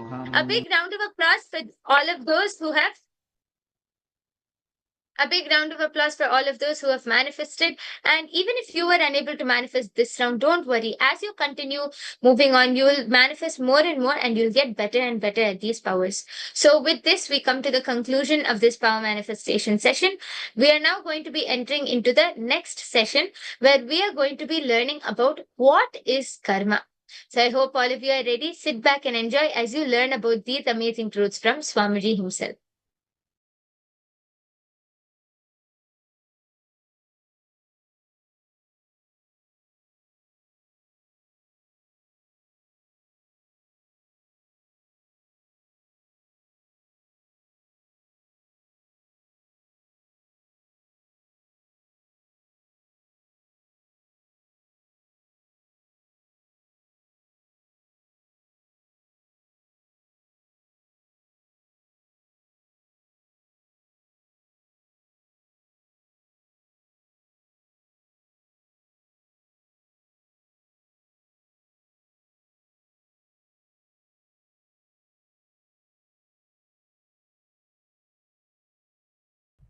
I wanted to clearly make you understand the 3 levels of karma. Karma, which happens around you while you fulfill the engrams you created. Please understand, karmas happen around you while you fulfill the engrams you created. Usually this karma leads to enlightenment, like a urtvarodas, above, going up. It's called nivritti. Second, the karma you create when you are stayed with yourself and with the society. I can call this karma only is called Indra karma, which makes you as a Indra, lot of wealth, lot of great relationships, lot of huge country,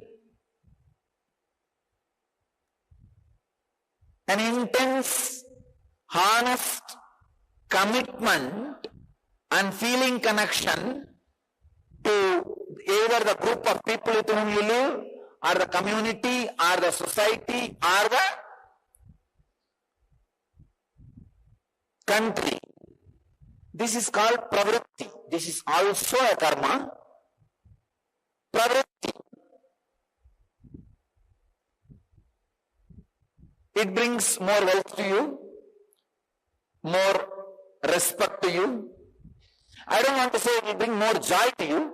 I can say that more infrastructure to you. This is second level of karma. The third karma is a karma you create by the conspiracy. Understand? Whether you know it or not, the reflection in you is the reflection in everybody. The sun is one.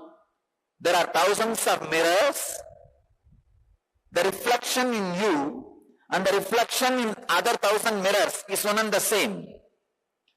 When you try to break the reflection in other mirrors, you are indirectly trying to hurt the very reflection which is in your mirror. While you try to break and disturb other reflections, you don't start with breaking of the reflection. You try to find the source and you feel that should be disturbed. That should be punished. You don't understand. You are such a fool. When you are trying to punish the source, you are punishing your own source.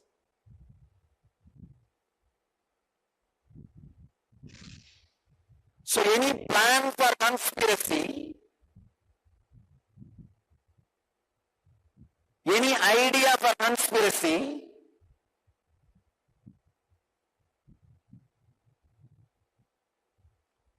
any conspiracy makes you straight schizophrenic destruction. The karma happens by the conspiracy on somebody is such, you stop living, go on just shivering, shivering, shivering. There is no creation. That is why I define wealth in two ways. One is Lakshmi's wealth and Kubera's wealth. In Lakshmi's wealth, you go on, create, celebrate. In Kubera's wealth, you go on, protect, because it is grab. Other Kuberas waiting to grab. In Lakshmi's, it is created. And you are intelligent enough to go on creating. Go on creating.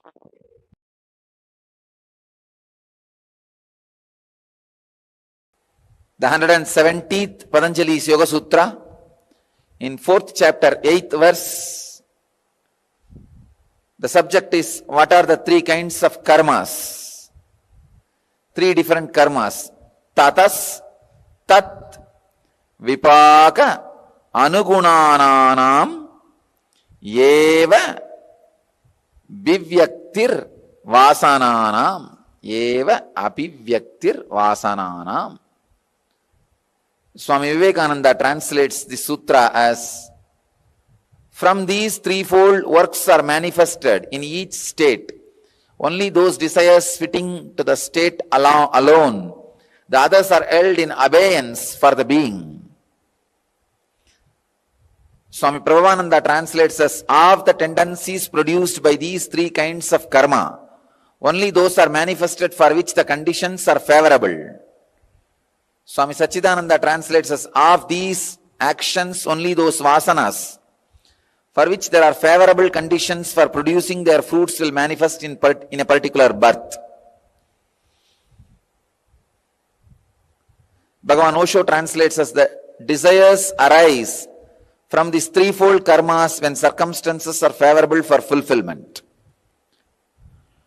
Now let me reveal some of the sacred secrets related from this sutra. It is very important, the body you create. Please understand, it is very important. The body you create plays a major role in the life structure you are going to have. That is why, again and again, our traditions insist.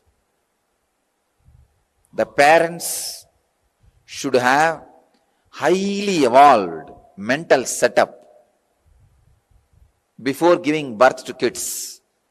Before getting pregnant, mother should prepare her mind. Because the body is going to play a major role. The biomemory is going to play a major role. A person with arthritis has to continuously suffer with hypocrisy till the person decides to re-alter the whole setup. Please understand. The person with wheezing trouble has to continuously experience suffocation till he decides to break and alter the body itself. The genetical disorders and diseases you receive from the parents does not come just as a physical disease. It brings the biomemories related to those diseases. If you inherited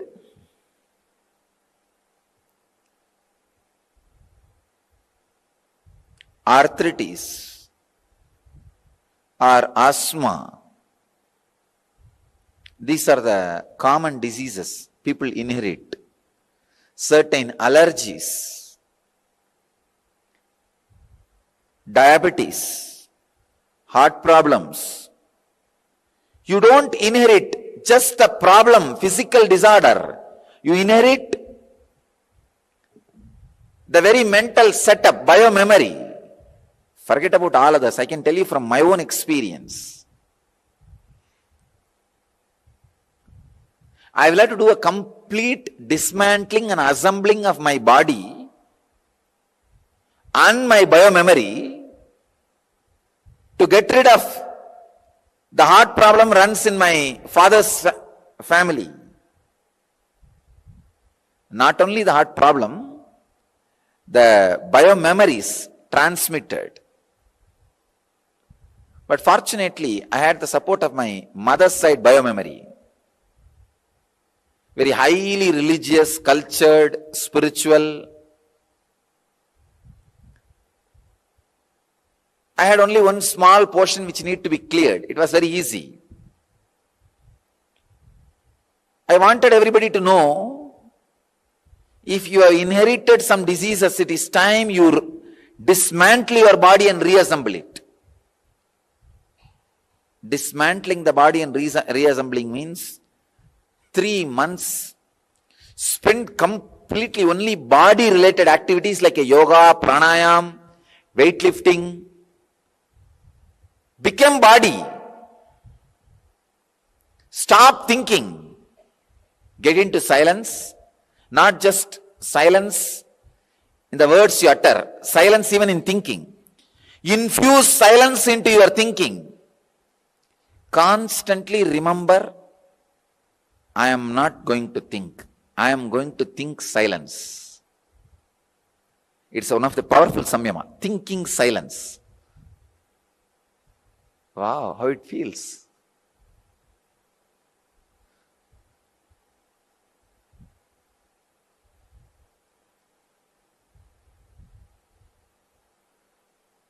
Thinking silence. Becoming body. Become body.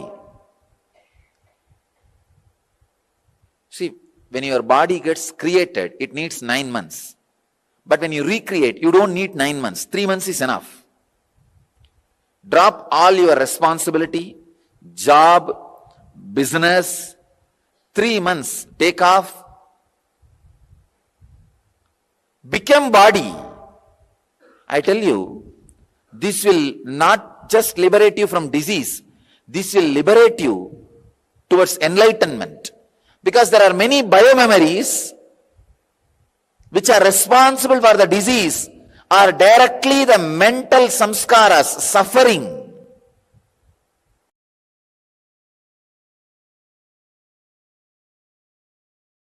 Any idea you have, thought current you have, thought pattern you have, which is not bringing health in you, is karma. Wealth, any thought current, any thought pattern you have, which is not bringing wealth, what you want to cause as your reality in your life is karma. Anything which is not letting you cause your reality, the stuck thought current which is not causing your reality is karma. Understand? It can be in the field of your relationships, in the field of your wants, in the field of your needs, in the field of your contentment, in the field of your completion, whatever may be the field, in any field, the thought current in which you are stuck, thought pattern in which you are stuck is karma. Listen. It may be a beautiful, profound, logically convincing theory which you read in a great spiritual book or heard from a great spiritual teacher, anything which is not liberating you, anything in which you are stuck, is karma. Please understand. You might have heard those theory, those belief, those truth from whoever it may be. You might have heard. You might have been thinking. You might have been analyzing. You might have read. You might have been internalizing. Any thought current which is not letting you cause your reality is karma.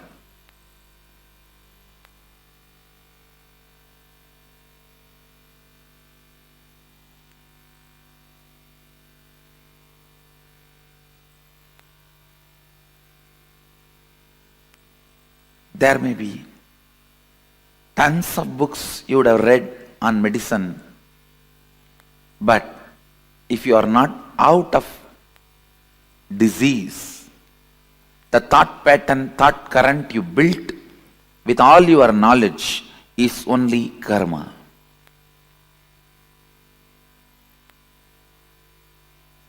There may be tons of life solutions for every situations you may know,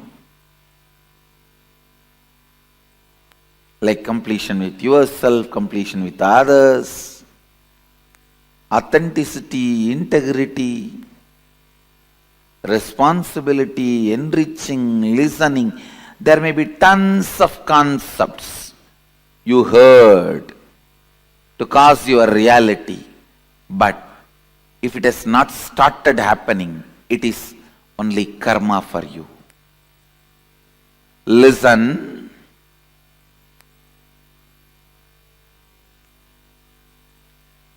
It means still somewhere your logic is not opened up.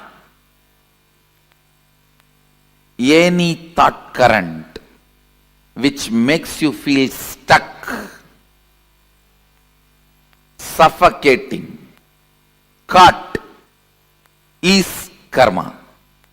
You may know about completion, incompletion, authenticity, integrity, responsibility, enriching, causing, living Advaita, everything. You might have heard all those concepts, enjoyed them logically, but if you are still stuck with some thought pattern which again and again brings you back to the same state, if you have not caused your reality, be very clear, all these thought trends and thought currents and definitions, everything is just karma for you.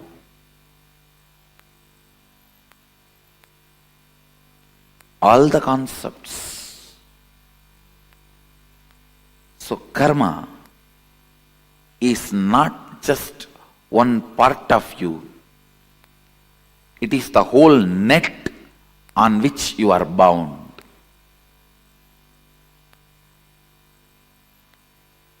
Anything which raises you to the next level, which gives you the push, breakthrough, is freedom, is completion. Understand? If you have come expecting definitions about karma, whether it is Pitru-dosha, Naga-dosha, Sarpa-dosha, Snake-dosha,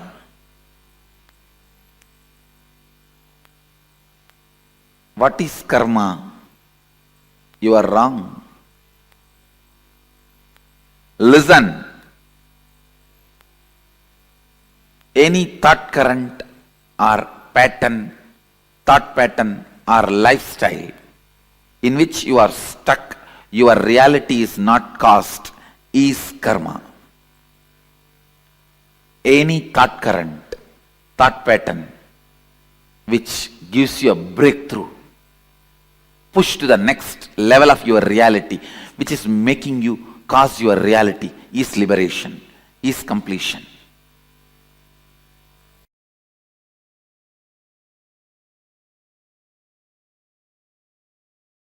Understanding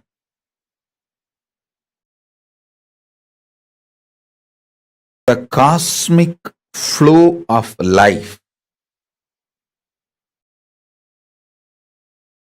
like karma,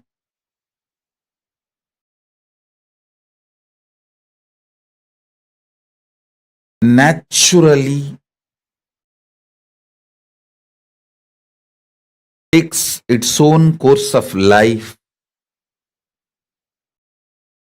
Listen to every truth I am revealing. Understanding the natural flow of life means knowing people who harm you will get their karma back.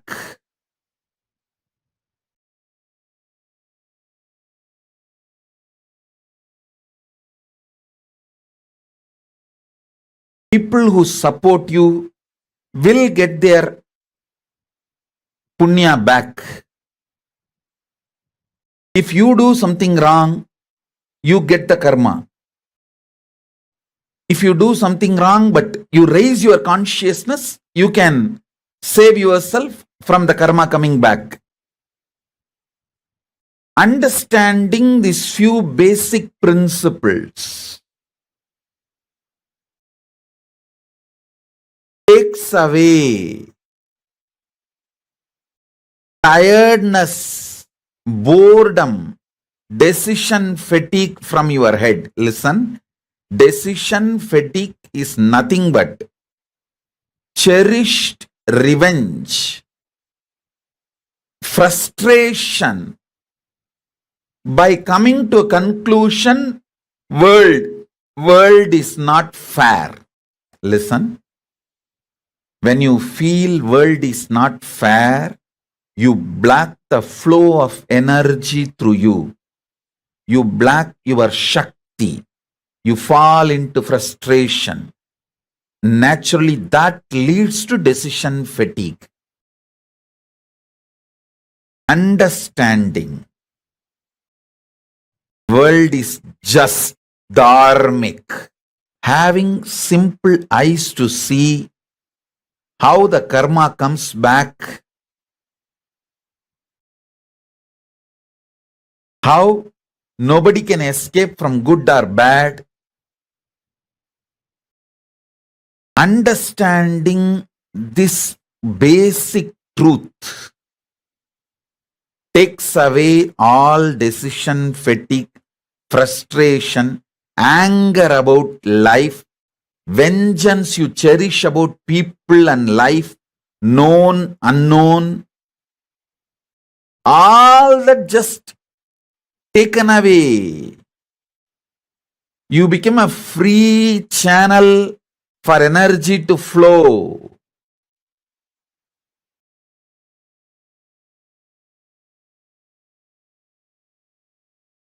Listen.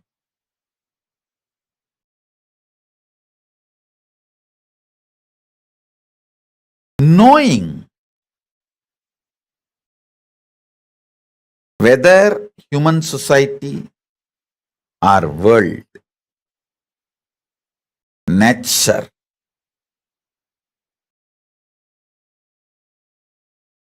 everything known and unknown flows as per dharma. I tell you guys, it is this clarity,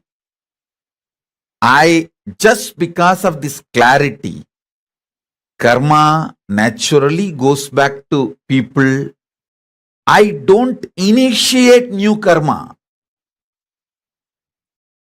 See, listen carefully.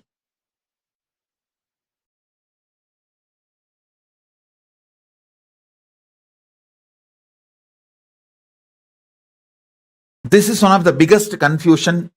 All those so-called logical brains.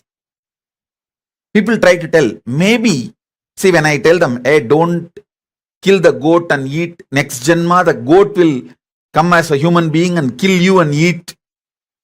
They say, maybe Swamiji, last janma, the goat killed me and ate. That is why now I am killing the goat and eating. Stop initiating new karma.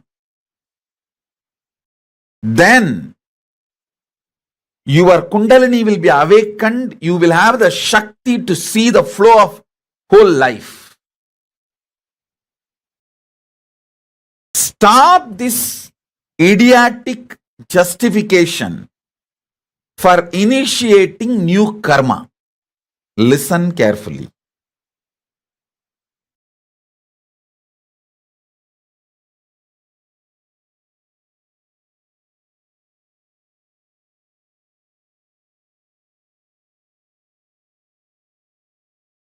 When I realized the flow of dharma and flow of karma, I stopped initiating new karma chakra or the karmic chains that has brought so much energy in me. So much energy, I tell you.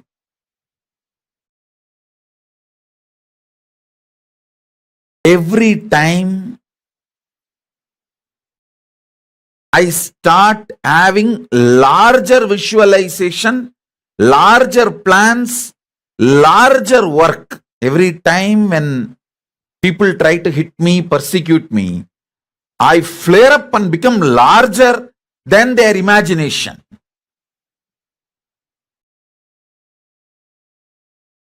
Secret of my energy is knowing the karma flow and dharma flow. I just know you don't need to initiate anything to take revenge on people. Initiate, focus everything to protect you and creatively contributing. That's all. You protect yourself. For that you can do everything. And go on contributing creatively.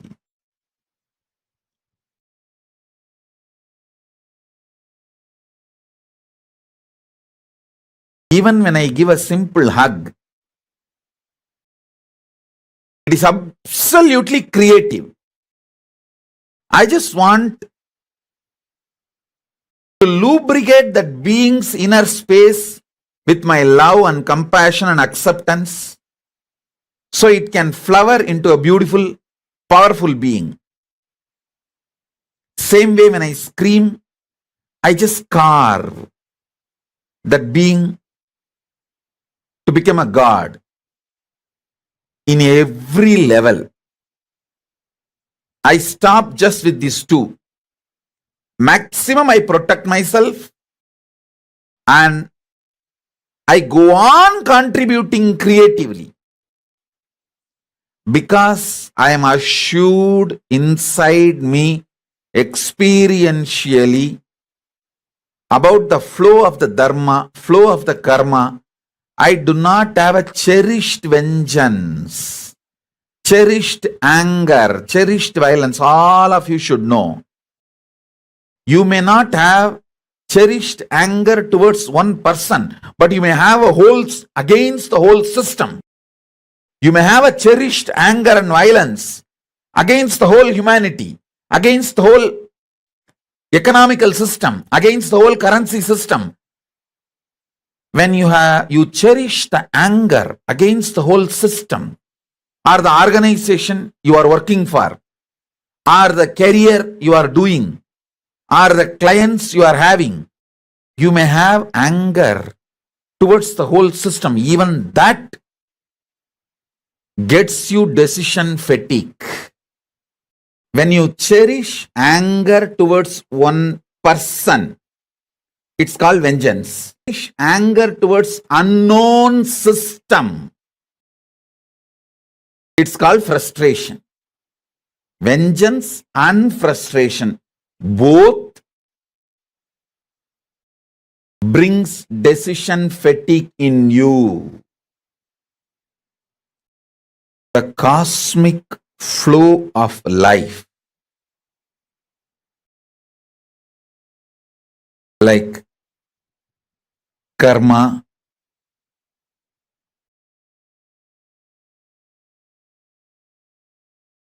naturally takes its own course of life. Listen to every truth I am revealing. Understanding the natural flow of life means knowing people who harm you will get their karma back.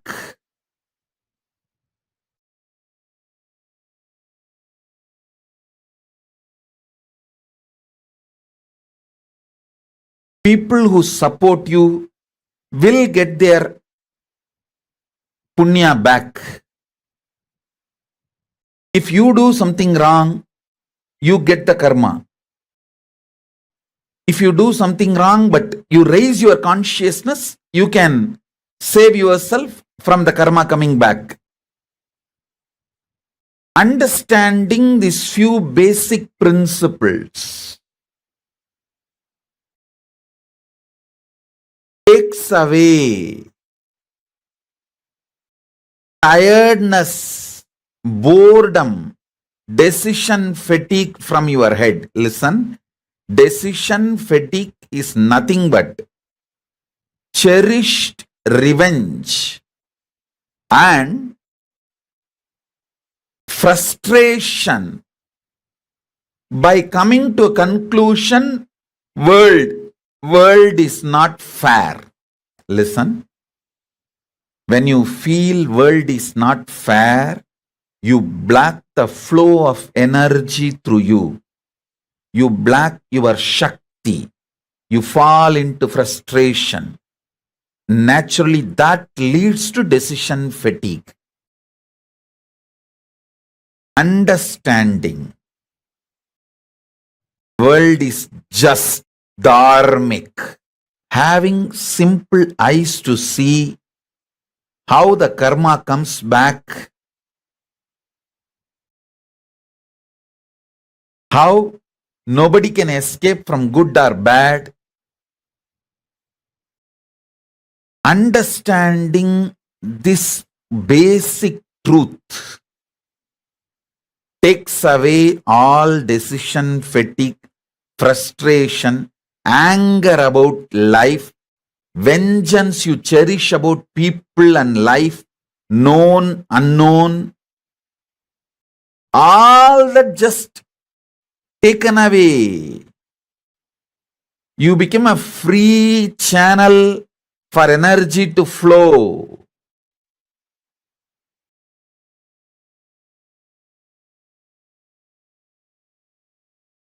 Listen.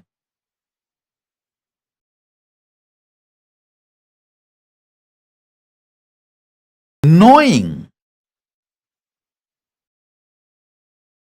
whether human society or world,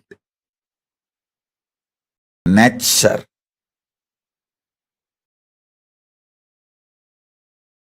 everything known and unknown flows as per dharma.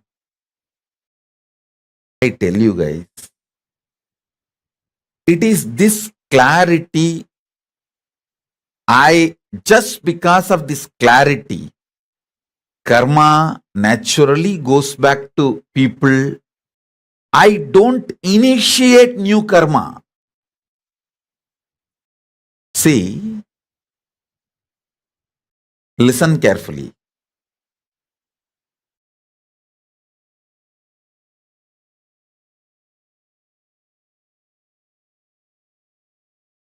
This is one of the biggest confusion. All those so-called logical brains. People try to tell, maybe, see, when I tell them, hey, don't kill the goat and eat, next Janma, the goat will come as a human being and kill you and eat. They say, maybe Swamiji, last Janma, the goat killed me and ate. That is why now I am killing the goat and eating.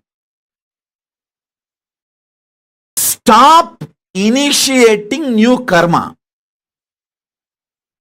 Then your Kundalini will be awakened. You will have the Shakti to see the flow of whole life.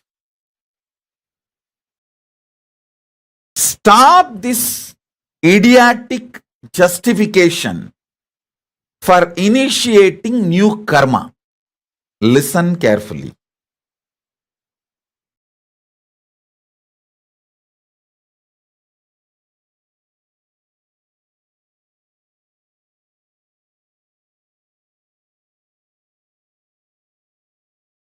When I realized the flow of dharma and flow of karma, I stopped initiating new karma chakra or the karmic chains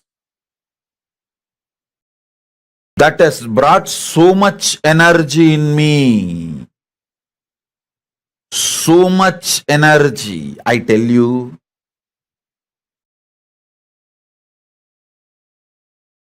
Every time I start having larger visualization, larger plans, larger work. Every time when people try to hit me, persecute me, I flare up and become larger than their imagination.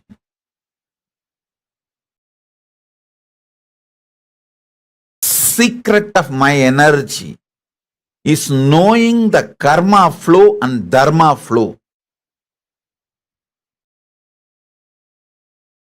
I just know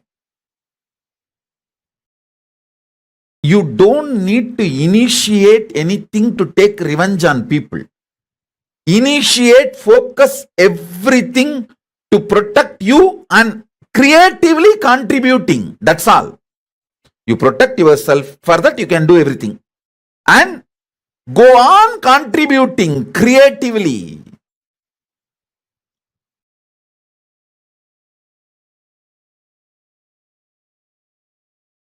Even when I give a simple hug,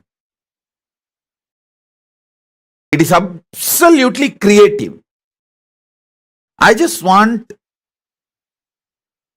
to lubricate that being's inner space with my love and compassion and acceptance, so it can flower into a beautiful, powerful being. Same way when I scream, I just carve that being to become a god in every level. I stop just with these two.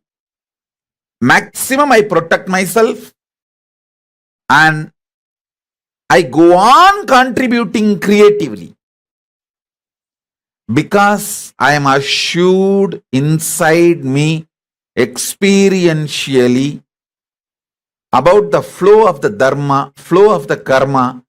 I do not have a cherished vengeance, cherished anger, cherished violence. All of you should know. You may not have cherished anger towards one person, but you may have a whole against the whole system.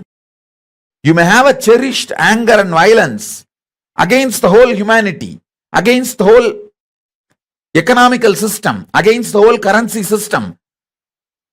When you cherish the anger against the whole system, or the organization you are working for, or the career you are doing, or the clients you are having, you may have anger towards the whole system. Even that gets you decision fatigue. When you cherish anger towards one person, it's called vengeance. When you cherish anger towards unknown system, It's called frustration.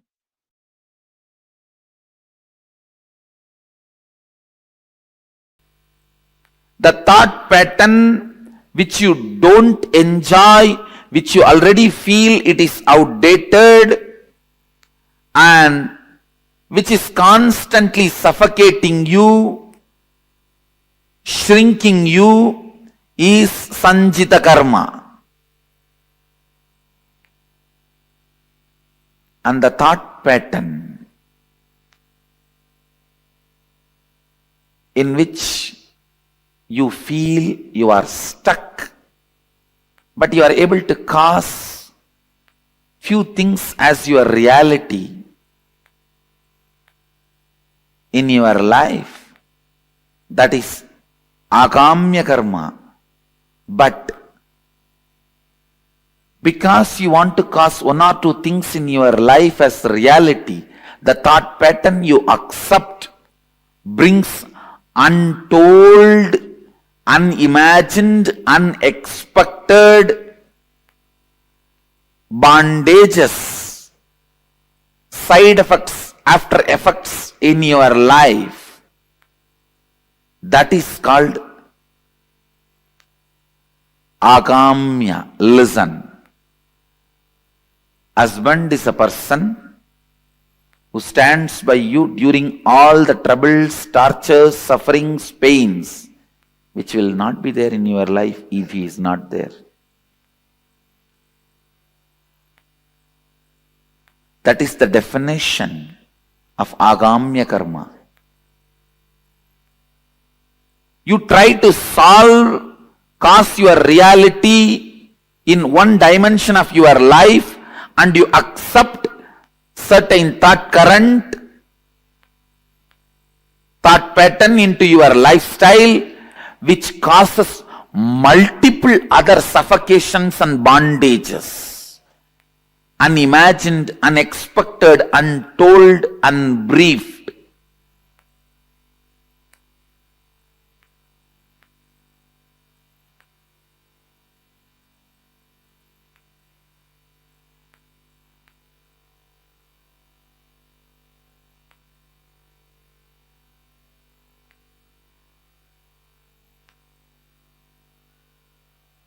Understand?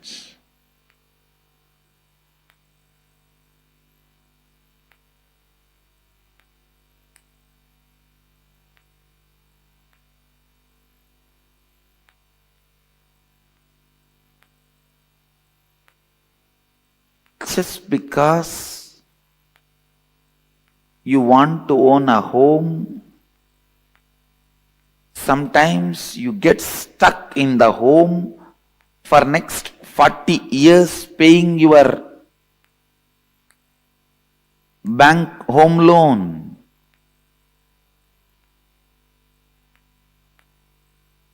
You want home. That's the reality you want to cause. But when you cause that reality, the thought current you accept and assume on you, the responsibility you bring upon you, can suffocate and bind you in unimagined, unexpected, untold, unseen multiple ways. This is the example for agamya. Prarabdha means not ready to allow either the outdated, suffocating thought pattern or the thought pattern which causes your reality partially. Deciding boldly to go on renouncing any thought current, thought pattern, even if you suspect them that they are not going to cause your reality completely. If you go on discarding, the discarding will become a lifestyle. That discarding thought pattern, thought trend, thought current is prarabdha.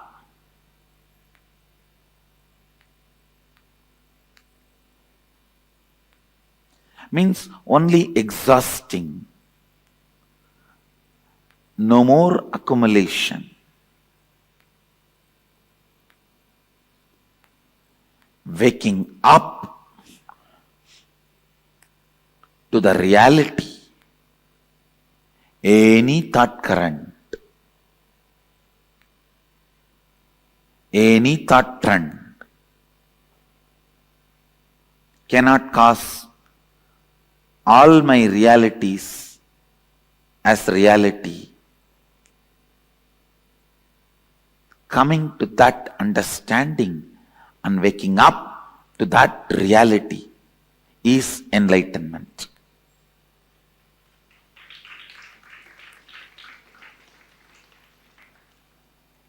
Not ready to be stuck in any thought current is the liberated thinking current.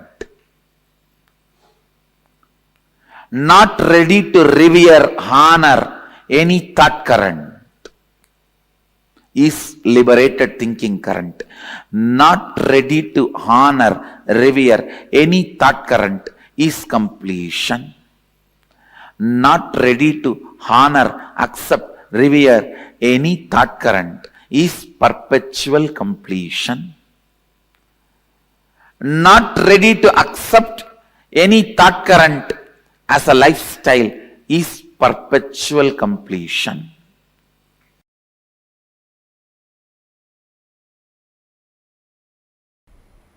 However, you understand, the cosmos does not record anything other than violence. Means only if you cause pain, karma gets recorded. Other than violence, nothing is recorded as karma. For example, somebody goes and steals $2 billion from a multi-billionaire, and that fellow is loaded with trillions of dollars. He doesn't care. No time to punish him. Come on, let's earn more. He goes out. He doesn't bother. You don't get karma. And you go to a homeless guy and steal few pennies. That fellow rolls on the ground and cries. You get karma. Karma is not the quantity or quality of the action you performed. It only the amount of interference or violence you caused. That's all. Listen. I'll go to the origin of the universe. Please understand. Now, I am giving you cosmic legal opinion. I commit with you, I will be completely integrated to the original truth. Because many of you make many decisions in your life based on my legal opinion. With that responsibility, I am talking to you. When this whole universe manifested, Mahadeva, Sadashiva, made only one sankalpa. Let me become many to celebrate me. Listen, it means the first principle is let us all coexist. That's all. The primary principle, let us all coexist. Other than the violence of breaking this, let us all coexist, nothing is considered as karma.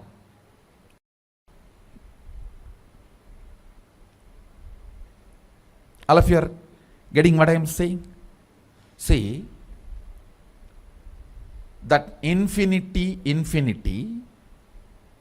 when it decided to manifest as this universe and as all of us, only principle it declared is, let me become many to celebrate me. It means only one principle, let us all coexist, that's all. Only if you break that let us all coexist, karma comes. Other than that, nothing is a karma. Only thing recorded as a karma is violence, nothing else. All of you are getting what I am saying? For example, as I gave the example, that you take $1 billion and that fellow does not bother from whom you take, you don't get karma. You take 1 penny and that fellow rolls on the ground and cries, you get karma. Karma is only the suffering cost, nothing else. Good karma, the celebration cost, that's all. See, Mahadeva, he becomes many. He declares, let me become many to celebrate me. So more and more celebration you cast becomes good karma. More and more pain you cast becomes bad karma. That's all. The same rule applies. You may give $1 billion to somebody and he is not happy about it. You don't get good karma. You may be giving a penny to somebody and he is just praising you and glorifying. He is just ecstatic. You get good karma. It is the experience cost matters, not the other money or quantity or quality or the work of or any of that done. All of you are getting? Because the principle in which the universe, Brahmanda, is expanded. See, the universe manifests. It becomes that multiverse. That universe becoming multiverse, the principle or the first declaration with which it explodes is, let me become many to celebrate me. So anything you add as a celebration of ourself is a good karma. Anything you add to break that fundamental principle of coexistence is bad karma, that's all. Wow. Nothing else matters. What is karma? Disturbing the natural expansion process of the universe. Supporting the natural process of expansion is good karma. Trying to disturb is bad karma, that's all.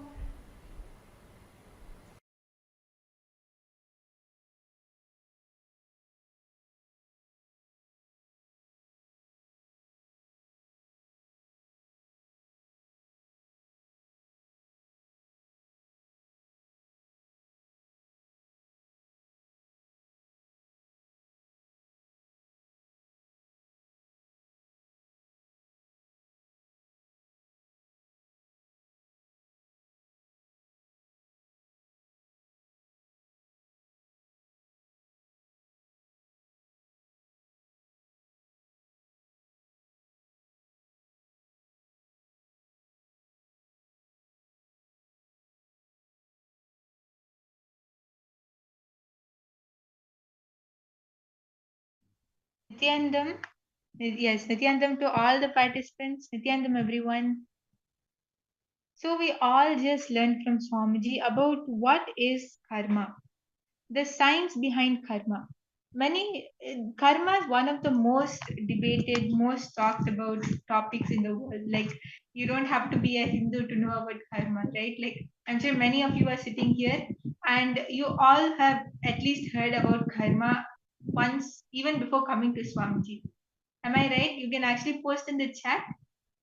Nithyanandam, yes, Nithyanandam, Ma Michelle, Ma Irene, Ma Helena. You can all post in the chat. Did you at least hear the word karma once before coming to Swamiji?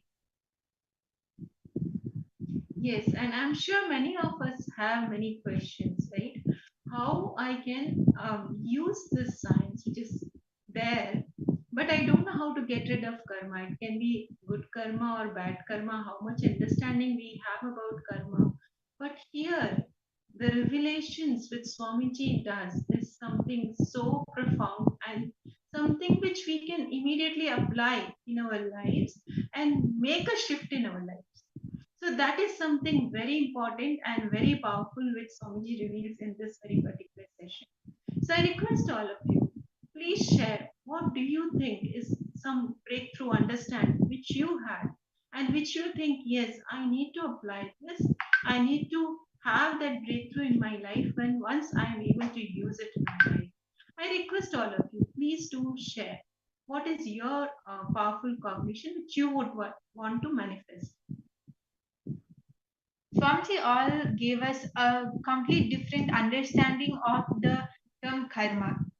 How Swamiji actually explained how it is not the actions which you do which generate the karma, but it is the outcome. It is what the other person feels or what you feel. For example, you giving 1 penny to a poor man, which makes him feel so happy and blissful, and he's on cloud 9, like on top of the world. That gives you good karma, even if it is just $1, compared to you giving a whole 1 million bill, the whole check of $1 million to someone else who doesn't even care that much. The $1 matters much more and gives you the good karma because it is not the action which you do. It is not $1 or $1 million. It is how it is the feeling which is generated. As Swamiji says, any thought current or any suffocating thought current or suffocating thought pattern which you are stuck in and which is not letting you cause your reality is karma. So it is not the action. Here Swamiji is not telling any suffocating action. Swamiji is talking about the suffocating thought pattern, the thought current. That is what is most important. That is what causes either the bad karma or the good karma. For example, you have a pattern of procrastination where you somehow end up delaying your projects or delaying your tasks. You procrastinate in everything. And this is something which you don't want to do or which you are not consciously doing, but somehow it is like a suffocating thought pattern inside you, and it keeps on making you have this low performance rate. It somehow makes you delay everything, and because of that, you're not able to feel the success which you want to feel. Or for example, as we can see how just that anger which you somehow cherish inside you is like a suffocating thought current. It doesn't let you work with people around you, and there is that it is suffocating. Like this, any thought currents which are suffocating is what is karma. That is what causes the bad karma inside us. And when it does not when a thought pattern, when a thought current does not bring powerlessness inside you, at that time it does not bring karma. Even if you do an action which people might think, oh, she has done such bad action, she is surely going to get the karma of it. It is not like that. It is only about the powerlessness which you feel or the powerlessness which you make others feel, which brings the karma inside you. So basically, there should be zero suffering, right? Even to the other people as well as inside of us. Please understand, being powerful is very important. Powerfulness does not comes like how we show ourselves to people outside of us. No, powerfulness comes from the space of completion which we have inside of us. Inside of us, how do we feel about ourselves, about the situations and the people around us in that particular moment of time, right? So that completion brings the powerfulness. And when we are powerful, when we are complete, we will be in such a space that we can never ever cause suffering to another person. That is the space of powerfulness. So when we are powerful, we will see we will not generate any karma. I hope this is something which we can understand, and we need to cognize this deeply for you to understand how you can apply it on day-to-day life for every moment. Anytime when you are feeling powerless inside you, when you are feeling low, when you are feeling incomplete, any kind of suffering is there, just look inside, drop. Swamiji has given so many beautiful techniques for us to have completion, for us to have powerfulness. It can be either doing sitting and doing completion, it can be either just chanting Mahavakya, it can be just watching Swamiji's satsang, doing your daily puja. It can be different things for all of us. We all have our own ways to connect to Swamiji, right? So it can be any one of those techniques. Once you decide, I will be powerful, I will be complete moment, that is when you will see that you will simply drop that space of giving suffering to anyone else. And that's when the karma will drastically reduce. Yes. So now I request all of you to bring your pens and papers. We are going to be entering into a small exercise. So in this exercise, all of you are going to be penning down the thought currents in your lifestyle, the thought patterns in your lifestyle, which make you feel stuck, which suffocates you and which does not let you cause your reality. As we saw on the first slide, right? How Swamiji explains that the thought currents and the thought patterns which make you feel stuck and which do not let you cause your reality is the karma which you generate inside you. So this is the most important thing which all of us have to complete with. So I request all of you to start penning down those thought currents. Because when you pen down the thought currents, at that time the actions on their own will not happen. If you have the pattern of procrastination, when you find out the thought current because of which you keep repeating that, you will automatically stop doing the action when you complete with the thought current. So, like this, all the thought currents which make you feel stuck, everything which does not, like how, yes, like how it does not let you manifest your reality and what you want to do, depend on all of them. So, I hope all of you are able to understand and relate to it. Ma Michelle Congo, Malita Sege. If you have any doubts, feel free to post on the chat. Otherwise, I request everyone to start penning down now. It can even be a fear of failure which you have, where you just that fear of failure which you have has makes you feel paralyzed inside you, and it prevents you from taking up new opportunities or taking new risks, and because of that you are not able to expand. Like this, any thought patterns, any thought currents which are there inside you, even if you feel it's something small, it can be something like you have this tiny voice in your head which keeps giving a negative self-talk, anything like that, any suffocating thought currents, please start penning them down.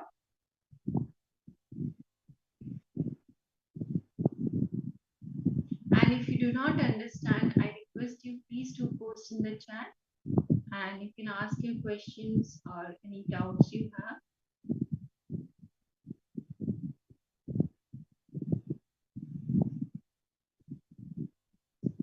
Please understand this very space which Swamiji has blessed all of us with is a very powerful space wherein if we put our efforts authentically, we may or we may not write everything completely, but when you try authentically from your side, yes, this is what I am trying my best and this is what I can find out, and I write it down.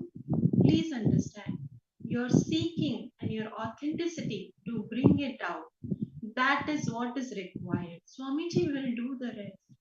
You will see in such big transformations and breakthroughs happening in your lives when you authentically sit, when you dig it out, and when you write it down. When Swamiji comes for initiation and darshan in the evening, Swamiji will take care of the rest. So I request all of you, please sincerely sit and write it down. Even if you have done it in the past, currently what are the problems which you are facing? What are the things which you feel you are not able to manifest? It can be in terms of health, in wealth, in relationship, any aspect of your life where you feel you're stuck, right? Write down that situation.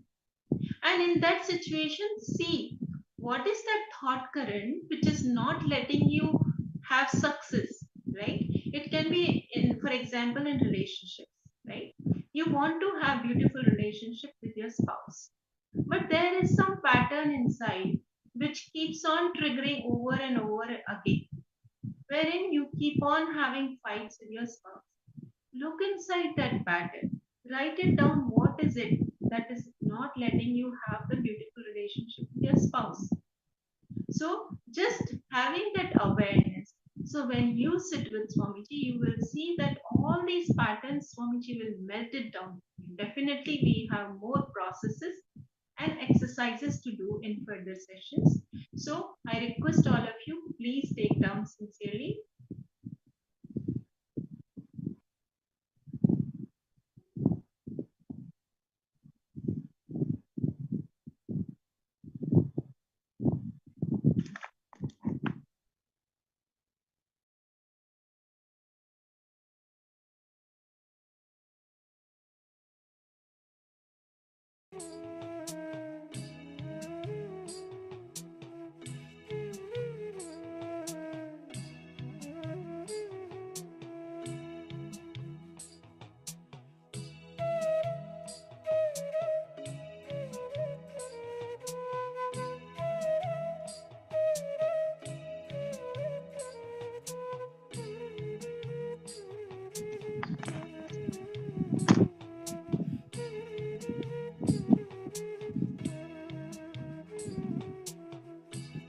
Now, once all of you have penned down these thought currents, you are going to be discarding all of these suffocating thought currents which you have inside you. For each of your thought current, each thought pattern which you wrote down now, you are going to be completing with them and you are going to be discarding them. So, for example, you have the fear of failure, which you wrote down just now. So, for that fear of failure, just go back and see, okay, when is the first time I started feeling this? What is it which triggered this fear inside of me? And why am I having a pattern of it inside me? What is stopping me from breaking the pattern? Look inside yourself and complete with that pattern. Consciously decide to pay your attention to that spot of you. Because Swami says that patterns are there only in the unconscious parts of us, where we do not give our attention, where we do not consciously decide to break them. So consciously look at your pattern. See where is it that you first experienced this and where is it that you first started getting this pattern inside you, and complete with the pattern. Like this for each one of your thought patterns, each one of your suffocating thought patterns, sit and do the completion with them now.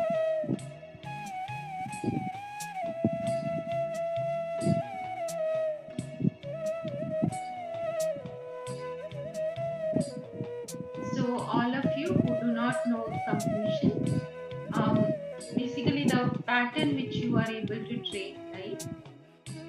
Trace the incidents in the past where you experienced the same pattern, right? The situations may be different, but the pattern will be same. For example, the fear of failure. So what all situations did you experience them? And do completion. When we do completion, what we do is we go back to that time, not a situation. Please understand, it is incident. We go and relive that incident. So we relive that incident as if it is happening to you now. We do not go and remember that incident. If we remember, we will only brood and we will create more suffering for ourselves. So please go and relive it. Recreate the whole situation as it happened, as if it is happening to you now, in this moment. And let you go through as it is, as you experienced it when it actually happened. So when you relive it, you will see that all the suffering which is associated with it will leave you. only left with the memories of the incident. So this is the process of completion.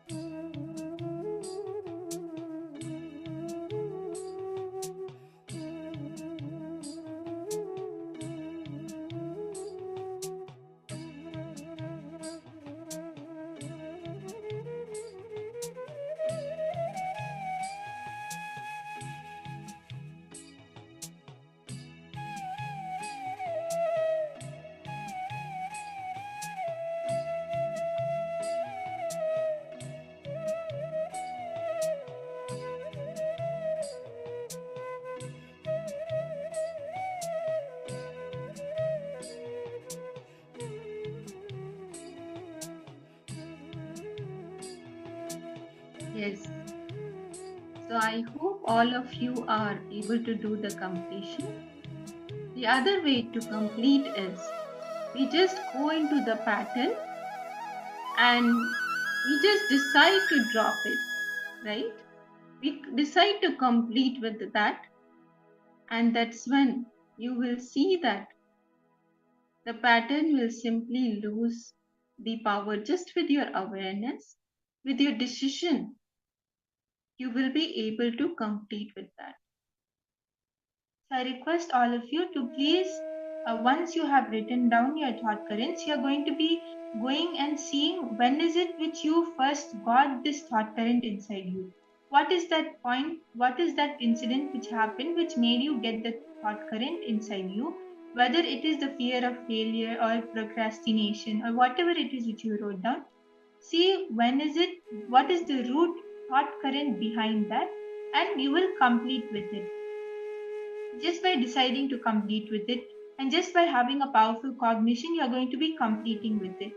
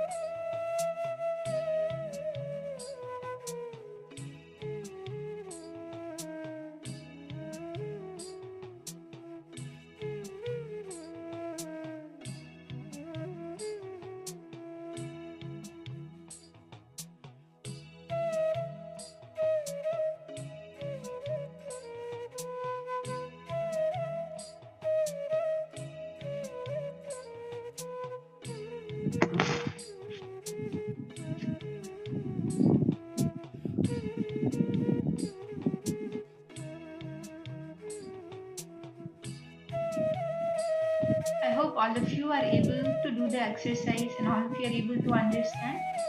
You have to just go back to the incident and see when is it that you first got this pattern inside you, when you first got the uh, limiting, suffocating thought pattern inside you.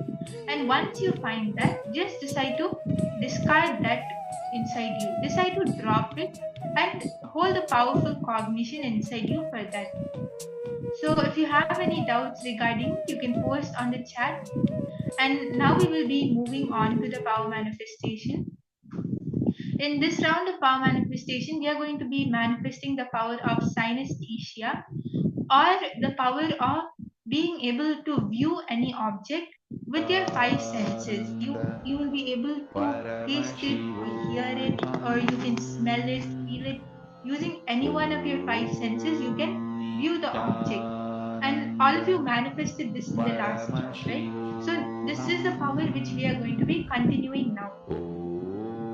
So I request everyone to come and sit in front of the camera so that we can start the power manifestation.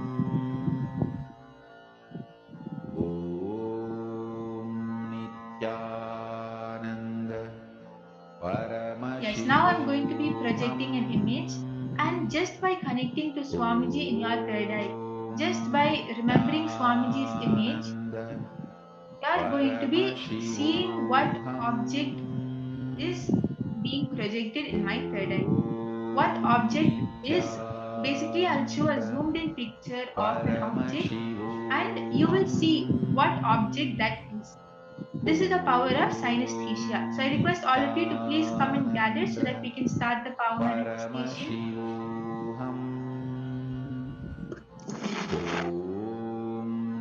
Nithyananda Paramashivoham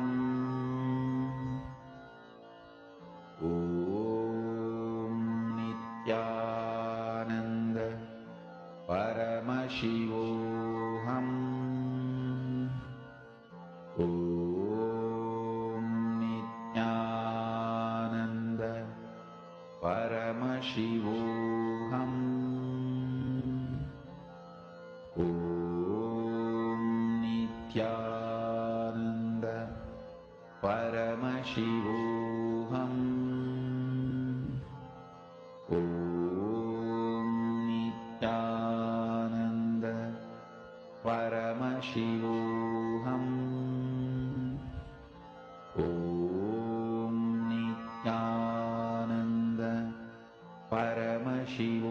Now an image is being projected on the screen, and all of you have to connect to Swamiji, chant the Mahavakya, and through your third eye, you're going to be identifying the smell, the taste, the feel, and the sound of the object. What is this object? And Swamiji will even show it to you in your third eye. So I request everyone to sit straight now with your head, neck, and spine in a straight line. Remember Swamiji's image in your third eye and start chanting the Mahavakya. Through your third eye, scan what image this is which is projected. Scan the smell, identify the smell, the taste, the feel, the sound. See what it looks like. I request everyone to start scanning now.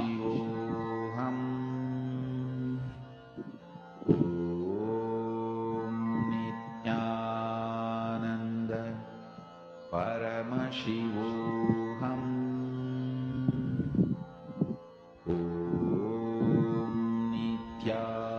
Nithyananda Paramashivoham Nithyananda Paramashivoham Nithyananda Paramashivoham Nithyananda Paramashivoham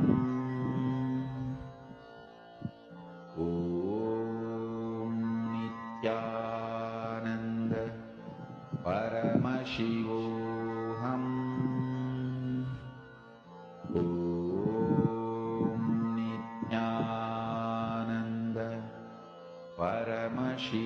Paramashivoham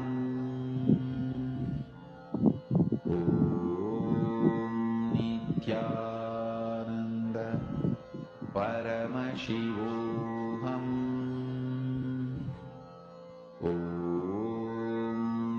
Nithyananda Paramashivoham Nithyananda Paramashivoham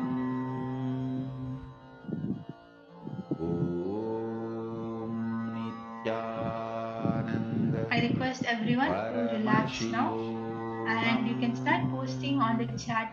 What did Swamiji show you in your third eye? What taste did you get? What were you able to feel? What were you able to hear? What were you able to smell and see? You can start posting on the chat. Ma Lingham, Malita Sege, Matanja Devani. All of you can post what Swamiji showed you. Okay, Ma Priyatna Surupini, you got a sweet taste, which is a bit sour, okay? And you got a sticky, soft touch and a pleasant smell. Ma Miriam, you can also post, Ma, what did Swamiji show you? What were you able to smell? What were you able to feel? You can post on the chat. Nithyananda Paramashivoham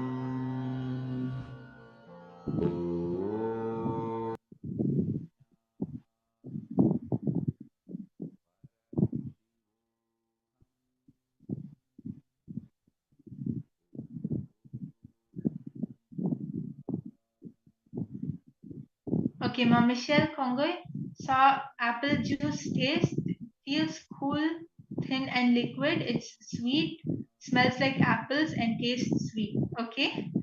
Yes, now we'll be moving on to the answer.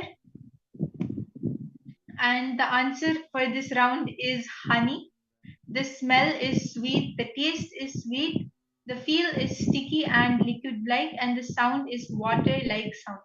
So, Ma Priyatma Sarupini and Ma Michelle Congo, both of you said sweet. So that is amazing, Ma. That is an amazing manifestation. And Ma Michelle Congo, you wrote liquid, and it is liquid, so that is also a manifestation. Yes, Ma Priyatma Suripini, you also wrote that the touch is sticky, soft. Sticky is correct. That is amazing.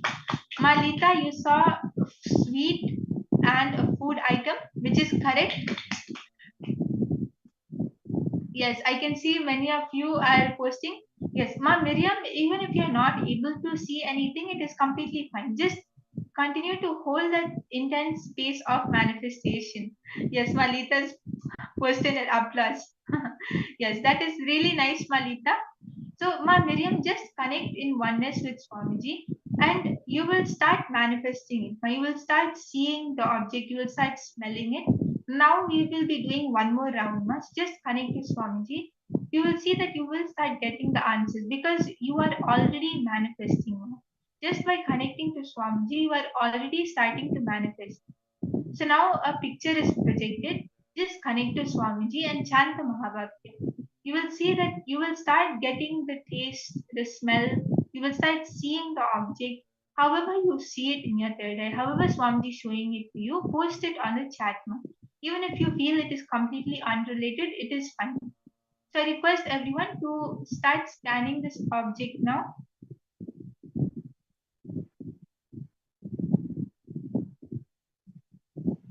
Okay, Ma Miriam, you are too nervous at the moment. Okay, then Ma, just do one thing. You don't need to focus on getting the answer. But forget about getting it right or wrong. Don't even focus on getting any answer. Just connect to Swamiji. Means remember Swamiji in your inner space. When Swamiji called out your name, or when you had darshan with from Swamiji, or when some miracle happened, any good moments you had with Swamiji, just remember those moments and just connect to Swamiji. You don't need to worry about the object, about what answer Swamiji will show you, or whether you will get an answer or not. Just unclutch from all of that now. Just remember Swamiji and connect to Swamiji. So I request you to do that now, Ma Miriam. Just connect to Swamiji now.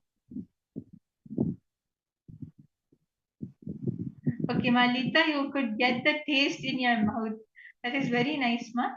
Yes, I request everyone to start scanning this object now. See what taste is it, what smell is it, what touch, what sound. Start scanning everything for this picture.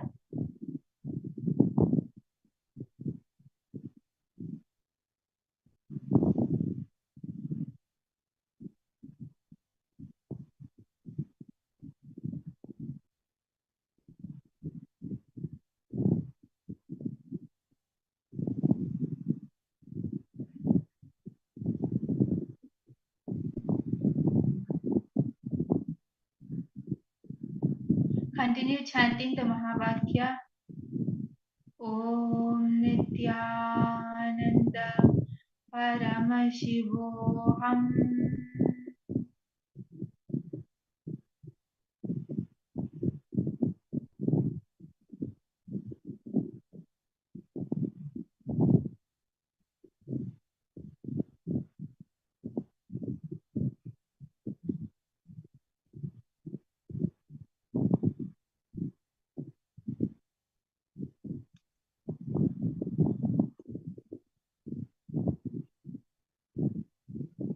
Now I request everyone to slowly relax.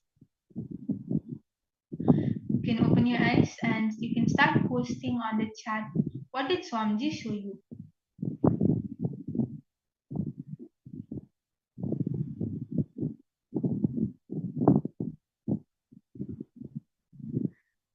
Yes, Soma Priyatma Srubini, you got a sweet taste, a soft touch, and a pleasant smell like a fruit smell. Okay, that's very nice. Okay, Malita Sigi, you have asked if I can ask tech team to enable emojis to express yourself. Okay. Yes, Ma. So you're very excited. That's so nice to hear, Ma, about the manifestation. Yes. So you can also post, ma, what did Swamiji show you? What were you able to smell? What were you able to see?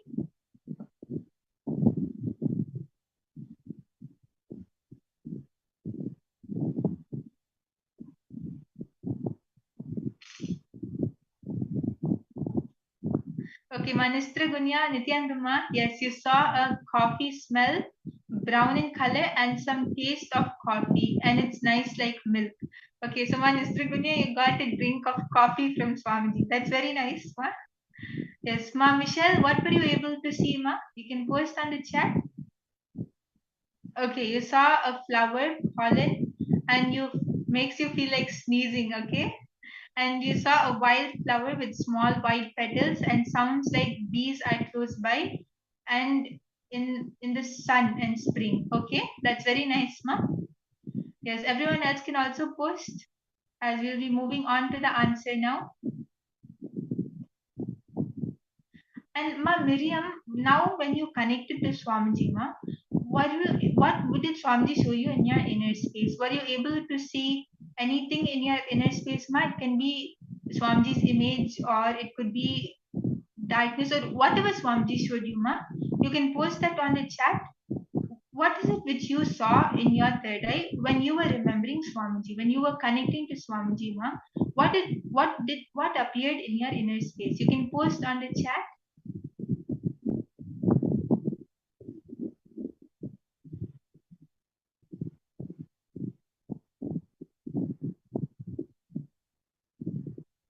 Yes, now I'll be showing the answer.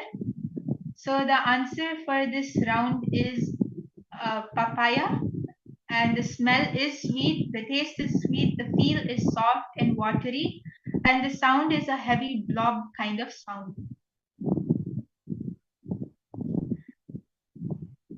Yes, so Ma Priyatma Surupini, you saw a sweet taste and a soft touch, and you literally saw a fruit. So that is a complete manifestation. That is amazing, Ma Priyatma Surupini. Ma Lita Seke, you saw feels like a desert and feels fresh. A fruit is fresh, so that is amazing, Ma. Yes, Ma Miriam, you are seeing only blank. Okay. So that is actually completely fine, Ma, because what happens is when we start manifesting, many of us see blackness, darkness. This is actually what everyone starts seeing in your third eye because it is a form of Kala, Mahakala Bhairava inside, and you will see black, Ma, but when you keep on manifesting, you will be able to see what is beyond that darkness, beyond that black.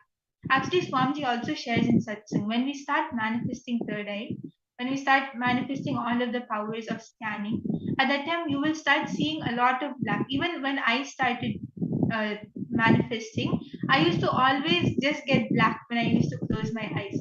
But Ma, when you start manifesting, you will look beyond that. So just have that surrender that okay, Swamiji has said means it will manifest, and we will be doing many more rounds of our manifestation. So just intensely manifest in each round, and you will surely get a breakthrough, ma. Yes, so I request all of you to share on the Facebook page what was your experience and what was your manifestation. All of you can go ahead and post Ma Michelle, Ma Lita, Ma Priyatma Surupini, even Ma Miriam, you can also post Ma what was your experience. Malita, you can also put all of your emojis and post your experience on Facebook, Ma. It will be very nice to hear all of your experience. So you can take 2 minutes now to go and post your experience on the Facebook page, on Kailasa's Paramashivoham Facebook page.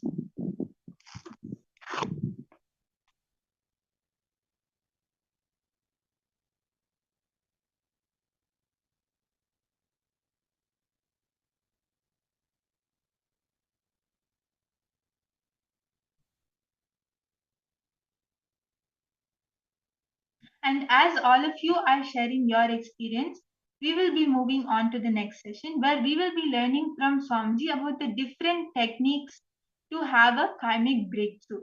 So this is actually a very powerful revelation from Swamiji where you will be learning directly how you can have a karmic breakthrough and what techniques can you apply for it. So do stay tuned as we learn about these truths from Swamiji.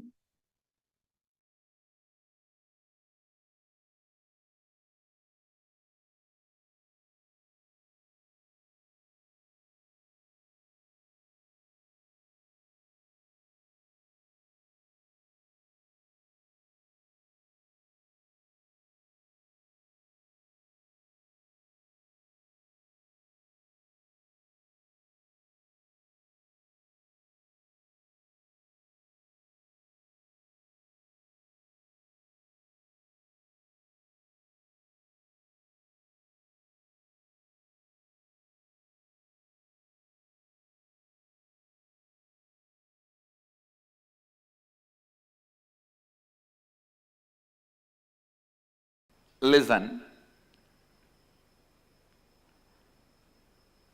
Recognizing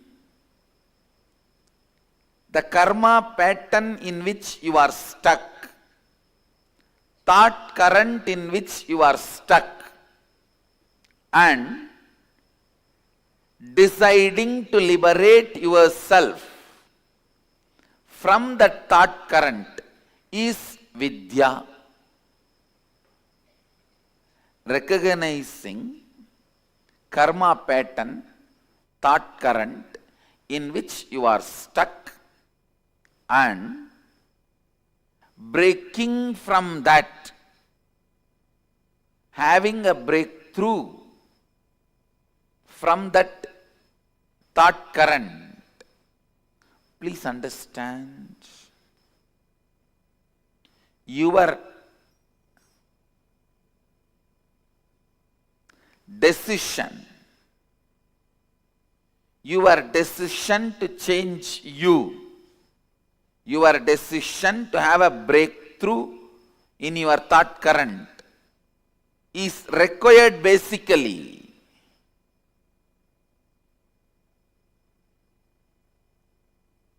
to have any breakthrough and have liberated thinking.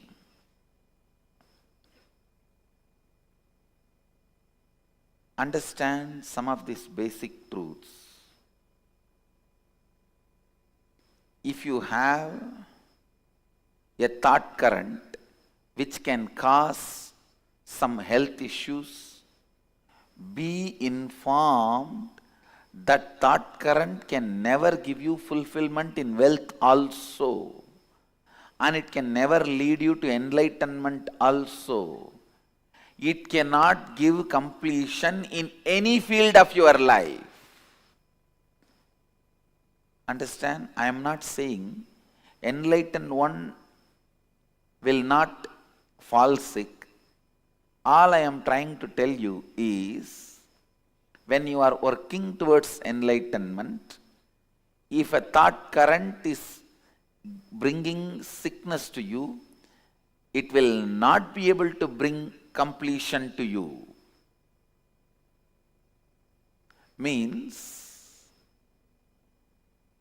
the thought current which you are entertaining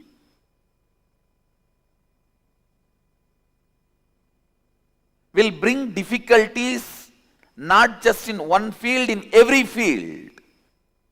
So the repairing of thought current is not going to help, only replacing it is going to help.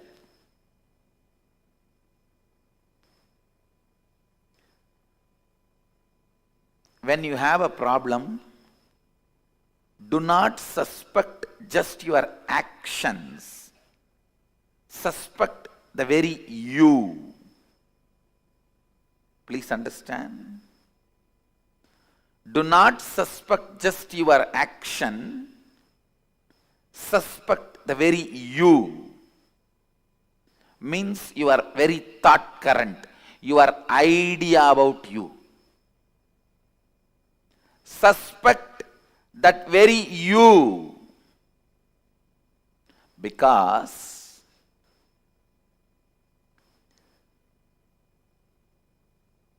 change, transformation, reinventing yourself having a breakthrough from karma pattern.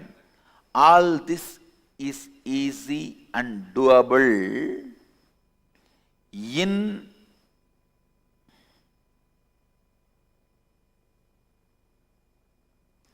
simple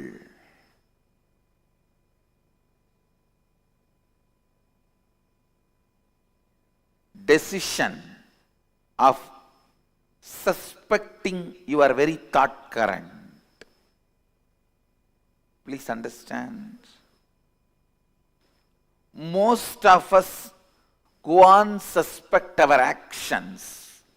I think morning I don't get up and do yoga, that is why I am sick. I think I don't go to office in time, that is why I am not earning. I think I am not taking right decisions in my office, that is why I am not earning. All this is suspecting your actions. No. That is not going to solve the issue. That is not going to give you a breakthrough. Suspecting your very cognition about you. See, early morning, unable to get up and go for yoga, means you have the deep cognition that is not possible for me. It doesn't look like me. It looks like somebody else, not me.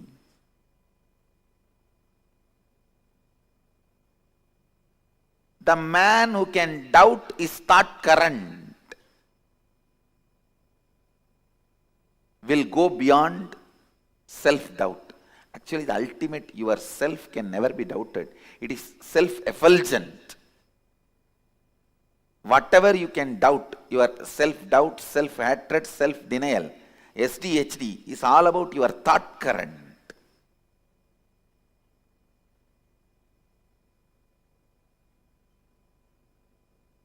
You should doubt your thought current, which is creating SDHDs in you,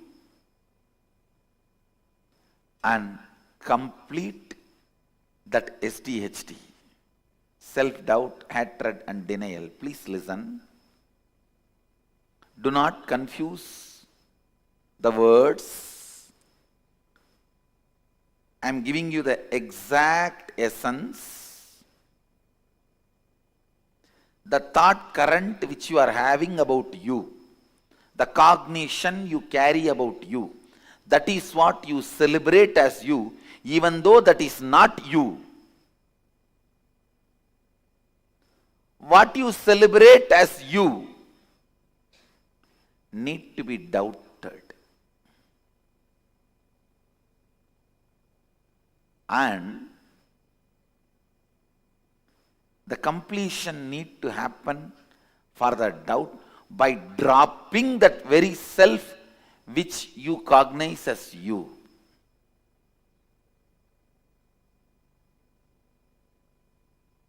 I tell you, if you are not able to get up early morning and go for yoga, it's very simple problem. Or I am giving you another one example. You are not able to run your life unless you get your morning tea or coffee. You are not able to relax unless you take out your stress on somebody else. Listen, it may look very simple issue. The simple issue can't be healed, completed, just by you attending to some of your actions. No. Understand? Don't think that morning not able to get up, that problem will be solved if you learn to become active in the early morning. No. It's not that people who don't get sleep early morning are enlightened beings. No. You need to dig out and complete that very pattern. You need to dig out and complete with that very pattern. Why you are not able to get up? Why you are doing what you are doing?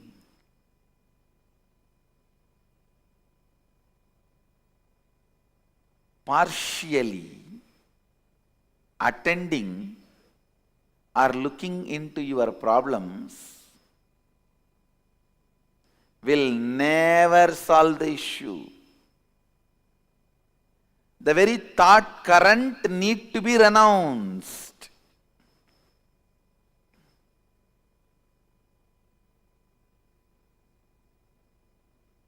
If you are having headache,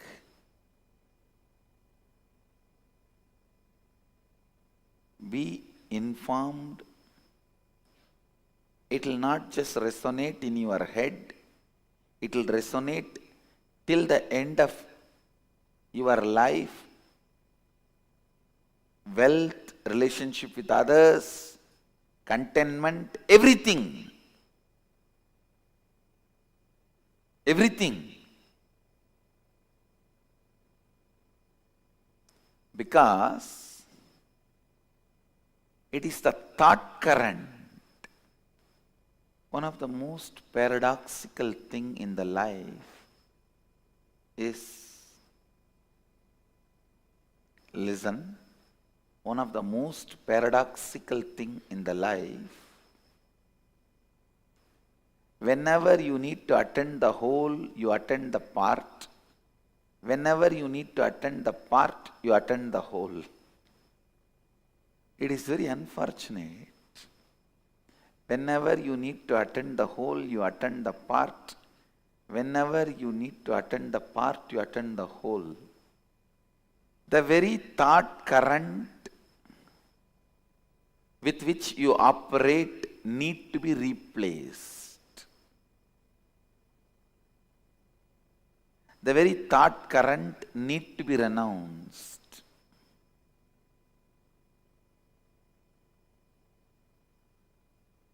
If you are entertaining the thought current, you don't have enough energy to wake up in the morning. I tell you, even if you have billions of dollars, you will be constantly craving. You don't have enough money to do what you want. Because you do not know the power of the money which you already accumulated and having it. You will consider them as zeros and still continue to feel poor. I tell you,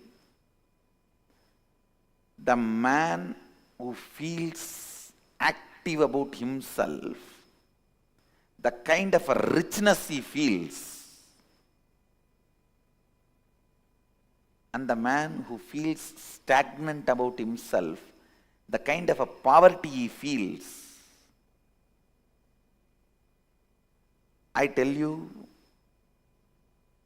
feeling stuck in your inside is the real poverty. Feeling stuck in your karma pattern. When I say feeling stuck, I define, please listen, I'll define feeling stuck. Today, you somehow wake up, do little yoga, and even go up to the level of Kirtan, Guru Puja, then 9 o'clock flat. Then for 1 week, nothing moves. Again, after a week, you attend karma webinar and you decide to break from that pattern. Again, 2 days, things move. Again, you are back to square one, sometime even square zero. This is what I call feeling stuck in the pattern. Feeling stuck in the pattern. Understand,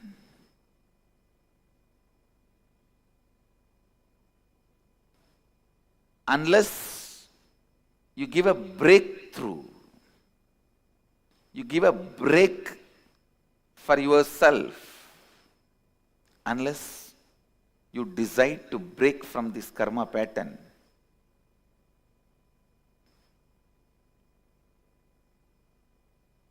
completion never happens.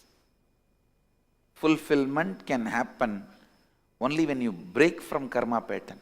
I tell you, I have seen millions of beings, not just human beings, Gandharva, Kinnara, Kimburuda, Yaksha, Rakshasa, Bhuta, Preta, Pichacha. I have seen all types of beings. With that clarity I am talking to you. I tell you, every problem you face is your decision taken in the past.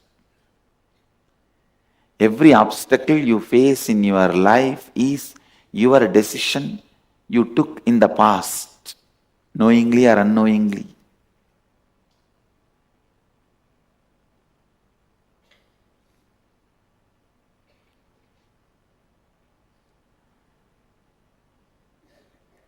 You can decide now strongly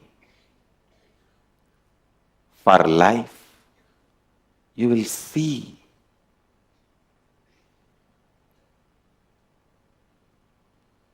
everything, all the best things of life expressing itself, all the best things of life radiating itself. Upanishads are so clear. They are declaring there is no other way. Evam tvayi na anyatetosti na karma lipyate nare. If you want to be liberated from the karmas, there is no other way. There is no other way to be liberated from the karmas. There is no other way man can free himself from the bondage created by the deeds.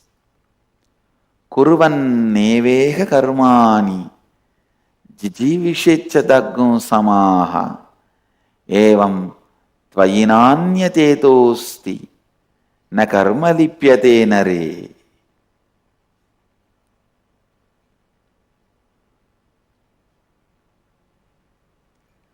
There is no other way by which a man can free himself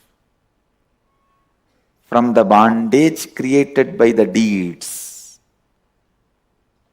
Understand, if your decisions and actions have created certain bondage, only by deciding for life and acting, you will be free from those bondages. One more thing you need to know, even a laziness is an action by you out of your decision against life. So when you decide for life, the laziness, tiredness, boredom, hatred, anger, everything will melt down. Everything will be cleared. So, decide, listen, decide for life. Decide for life. Decide for life.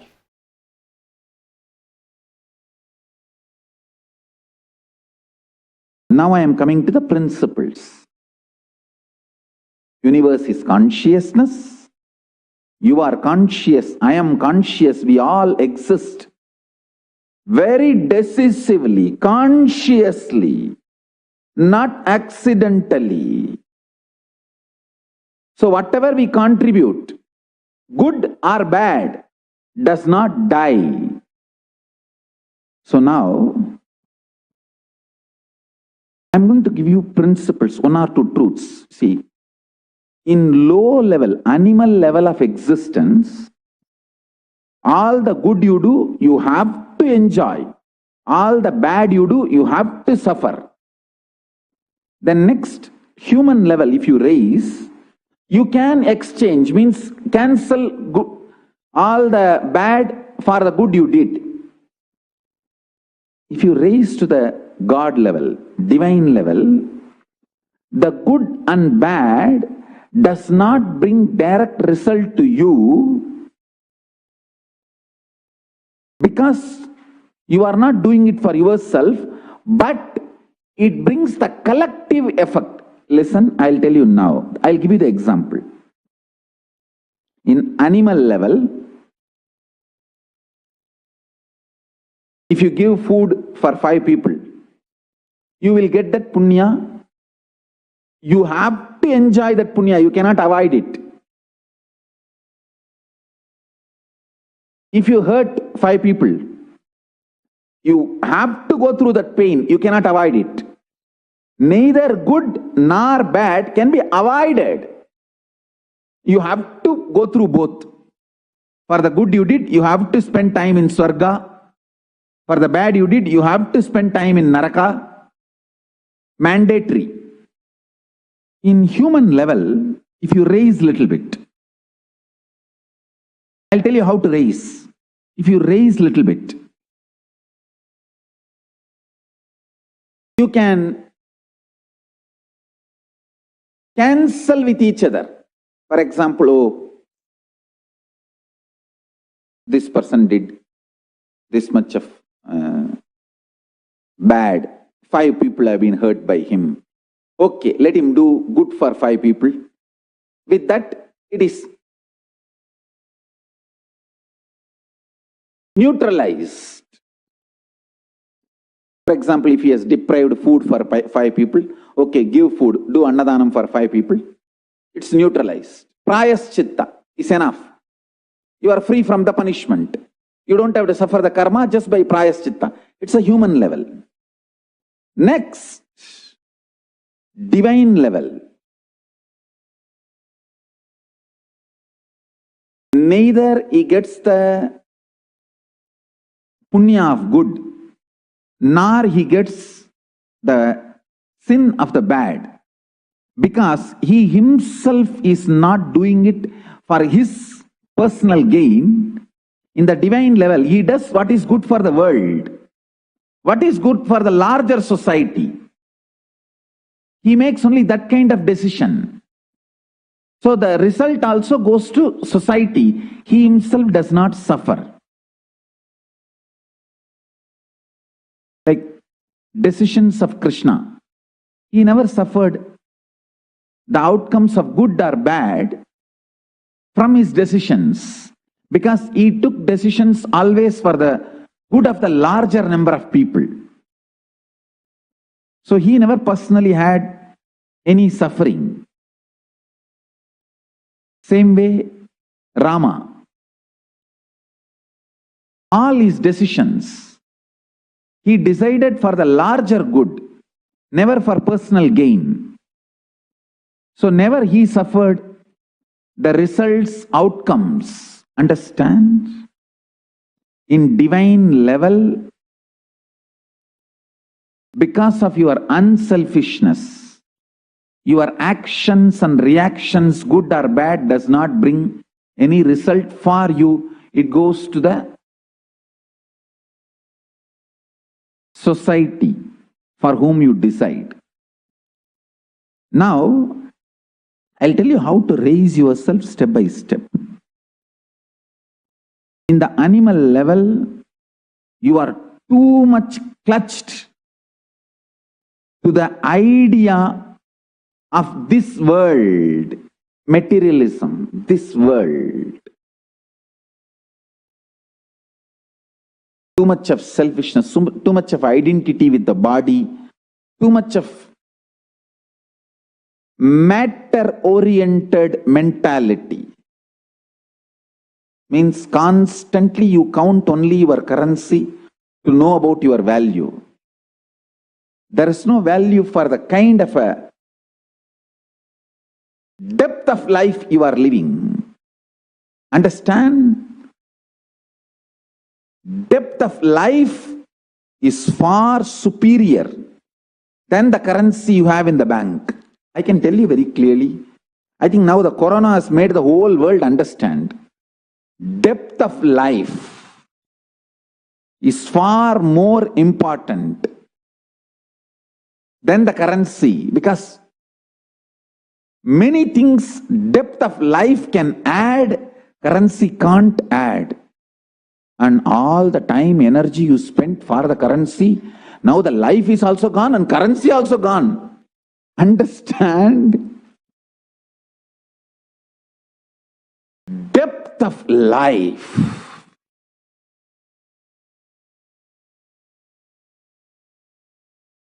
Depth of life is million times superior than the external resources you collected and kept. I tell you, the whole external resource, whole currency is what? Social contract.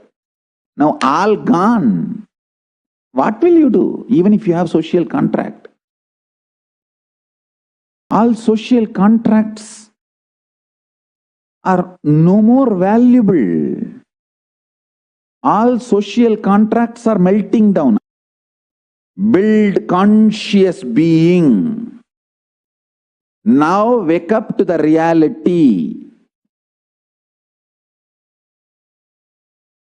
Build your body, mind more and more with intense conscious understanding about the cosmos. Understand the analogy I am giving. Facts I am sharing. The logic with which I am explaining. The conclusions I am giving, all four are directly from cosmos. It is not from any of your news, media, statistics.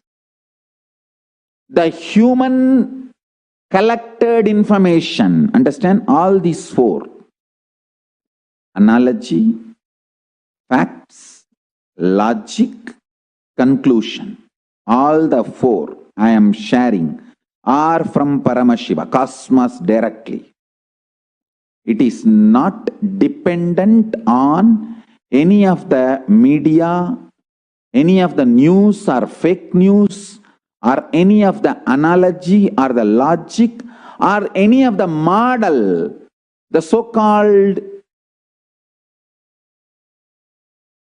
researchers are using. I'll try to give you the understanding about karma in different dimension. How in the different spectrum of your consciousness, karma means different in your being. Please understand. Different spectrum of your consciousness, karma means different.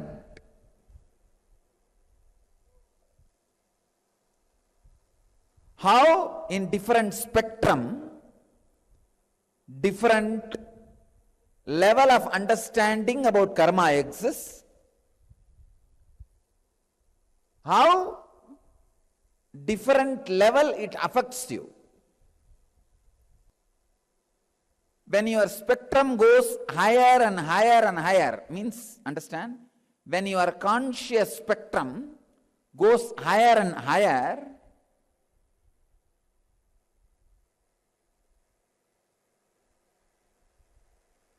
your actions and reactions becomes more and more sensitive, evolved, conscious and spiritual. It does not kick you back it does not bring suffering. Please understand. When your spectrum is low, your actions also will be based on violence. Your reactions also will be suffering. When your spectrum is high, your actions will be based on the highly evolved consciousness. Your reactions also will not be based on suffering. If you are in the lower spectrum, even you can't fight with your own violence. So the only way to live is better raise your spectrum.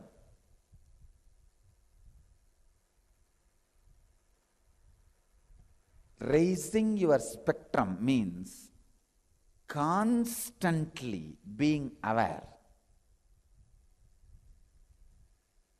Constantly being aware. Understand? Do not do any action in 2G spectrum. Do not do any action from the low spectrum. Understand? If you are having violent mood,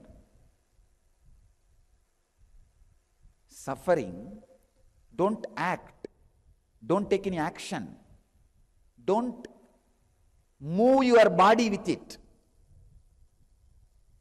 Whenever you move your body with any mood, that mood becomes biomemory. If any memory moves your biology, your body, it becomes biomemory. You strengthen it. Don't. I tell you, in 1G spectrum, all movements are based on just simple ignorance. You don't even know. He does not even know why he is going and doing this. If you want the example for this 1G spectrum, 1G level, first level conscious, these coolies, rowdies, who go and kill people for money, sufaris, they call it suparis. If you just pay money, they will go and kill somebody. Why they are doing it? Even they don't have a clear idea. Because after killing, they will not be able to enjoy the money they received. They will be in prison, they know it. They will be dying in prison, stinking in prison. Just they do not know why they are doing what they are doing. That is 1G level, first, lowest level of consciousness. The second, working out of anger. Just no reason. Just anger.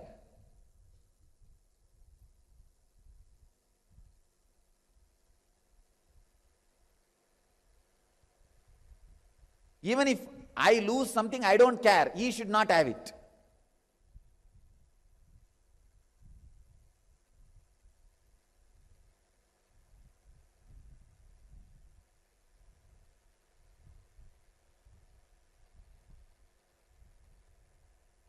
Just violence-based mental setup.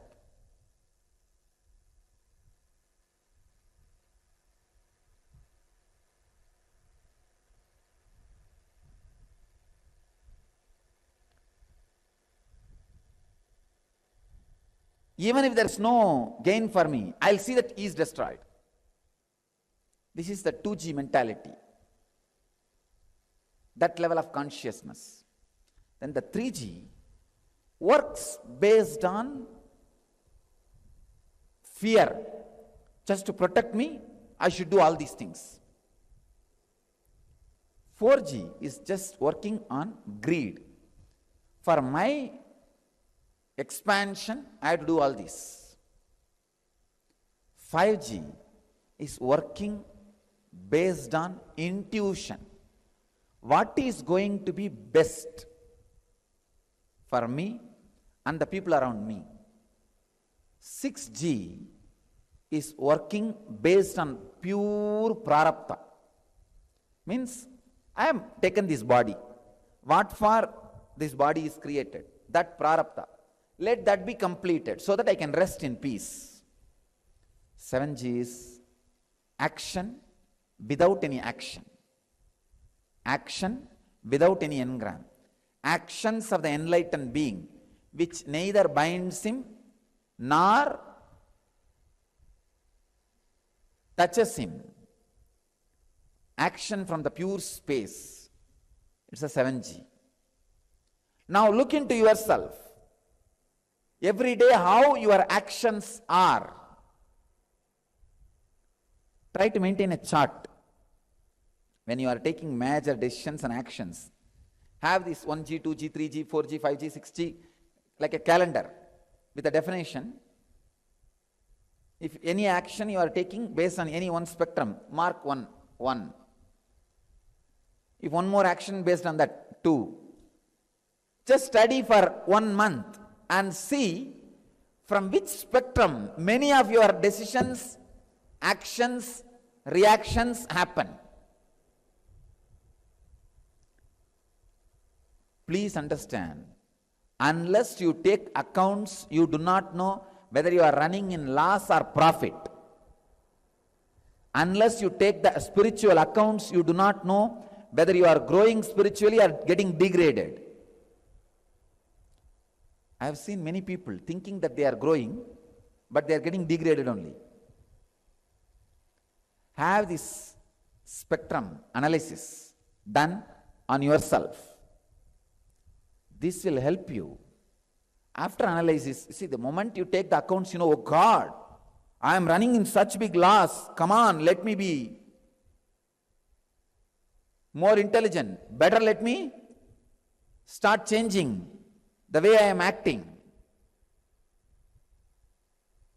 The more you go towards the higher spectrums, more you are going to live consciously an enlightened life.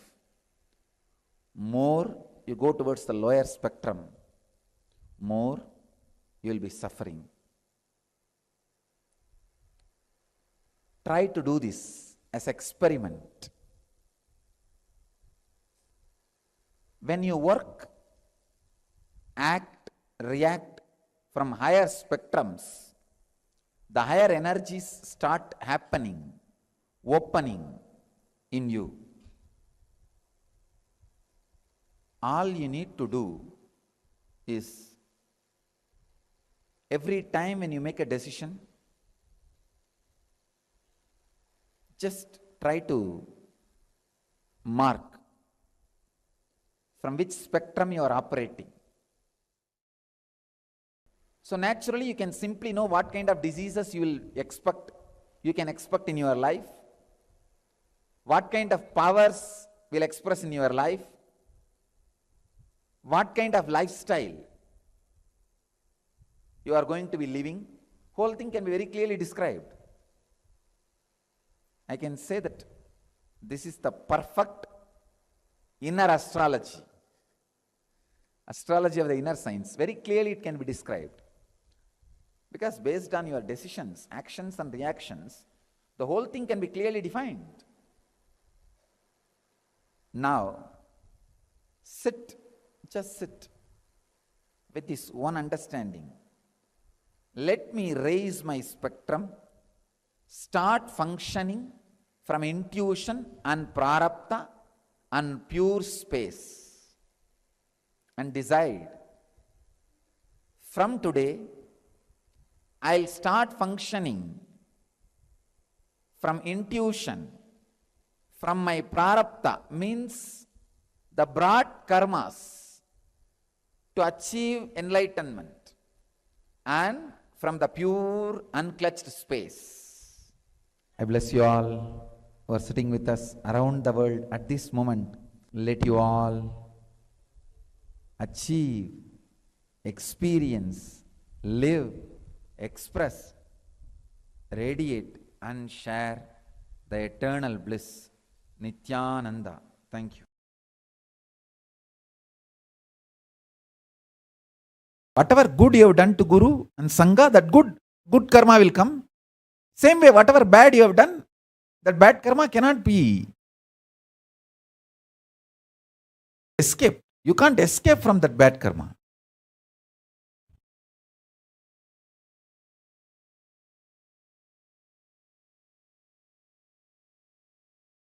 Only an enlightened being does not have karma. Only an incarnation can save you from your karma.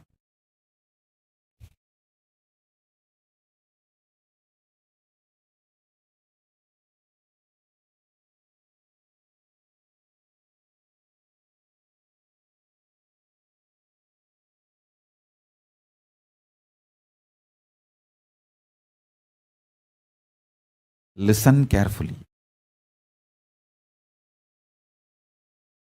When a guru gives a guru walk, never judge him. Oh, maybe this is the reason he is telling that. That is the reason he is telling. He has no reason other than taking care of you, liberating you, saving you.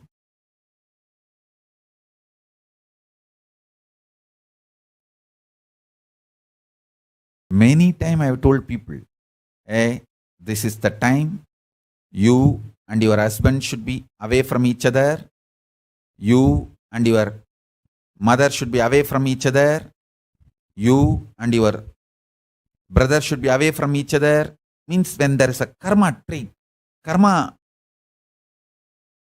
connection running through them, one agitates the other with extreme compulsive reactionary patterns. I tell them, be away, be separated for some time. It will be good for you, otherwise both of you will irreparably destroy each other. Whoever listened, obeyed, they survived. When they try to give their own reason for my guidance, then who can save them? That is up to their life. Life is rhythmic continuum. If you avoid this boss in this life, it's not that you are going to be liberated.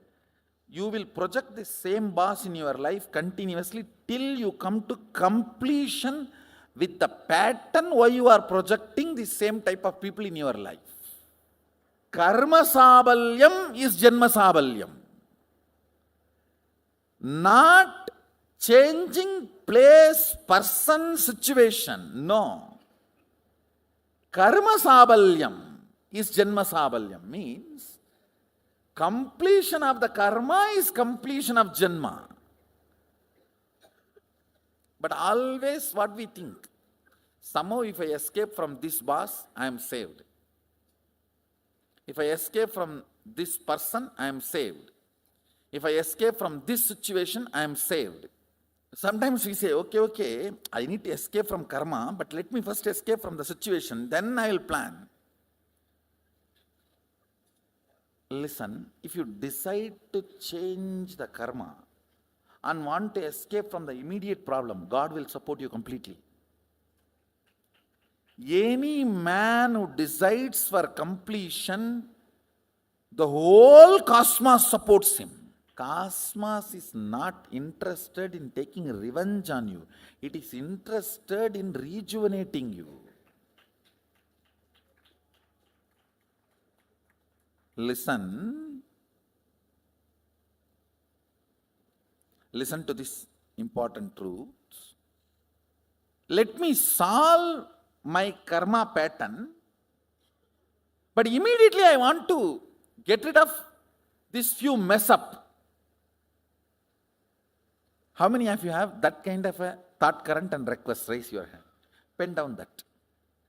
Because I'll invoke enough energy that you are immediately rid of that messes as miraculously. With the commitment, you are going to get rid of the karma pattern once for all. The moment you want to transform, I have authority to use all my powers to empower you.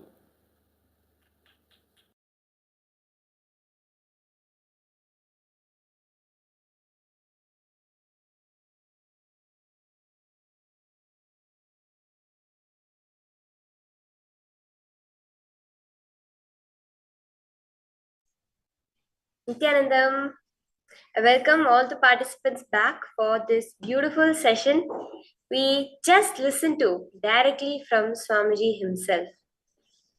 Various techniques to have a karmic breakthrough. All the different techniques directly from the source scriptures, the source of Hinduism, that Swamiji revealed to each and every one of us, right? As we get into this session, I request all the participants sitting here with us to take a moment and share what was your click, your powerful cognition from this session. Ma Parameshwari Priya, Ma Miriam Kra, Ma Linghongjin, Ma Karani, Ma Amrita Vandini. I request all of you to take a moment to post in the chat your powerful cognition. Yes, Ma Wendy Robert, you too, Ma Priyatma Surupini. I request each of you to take a few moments and post your powerful cognition from this session. What was the click that clicked with you, that really caused you to have a transformation today from this beautiful session on the techniques to have a karmic breakthrough?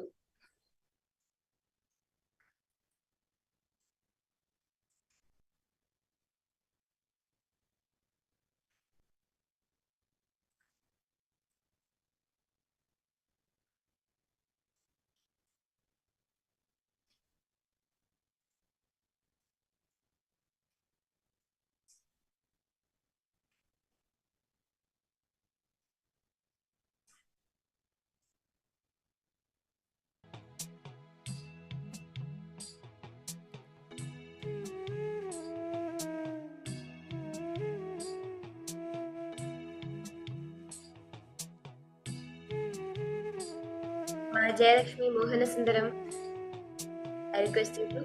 You can come on camera. Mahuang may say, okay, sharing. We have to shift our consciousness to higher frequency to break the karma pattern. That's a beautiful, powerful cognition. Karma can only be broken through when you raise your frequency. Beautifully, Swamiji gives us the example, right, of you push a block on this side and it comes back and falls in you, and that is karma. But the way to escape is just moving out of that seat, which is raising your frequency.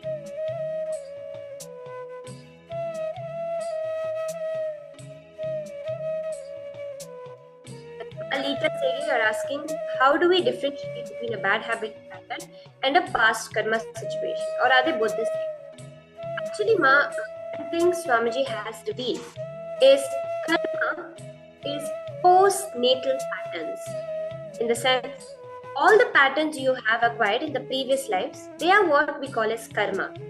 And prenatal karma, after our birth, all the karma we have acquired, that is what is patterns.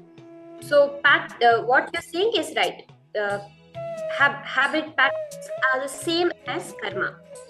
Because Swamiji has very beautifully revealed, that's why when you break a pattern, you're actually freeing yourself from that karma bondage. When Swamiji says in the previous session, as we have learned, it is not that the cosmos doesn't have a video recording, just an audio recording, your thought patterns, right? The thought patterns to change is what happens as karma. Okay, Ma Miriam Kra, you're beautifully sharing, only violence creates karma. Yes, only violence in any situation is what creates karma, causes karma to happen.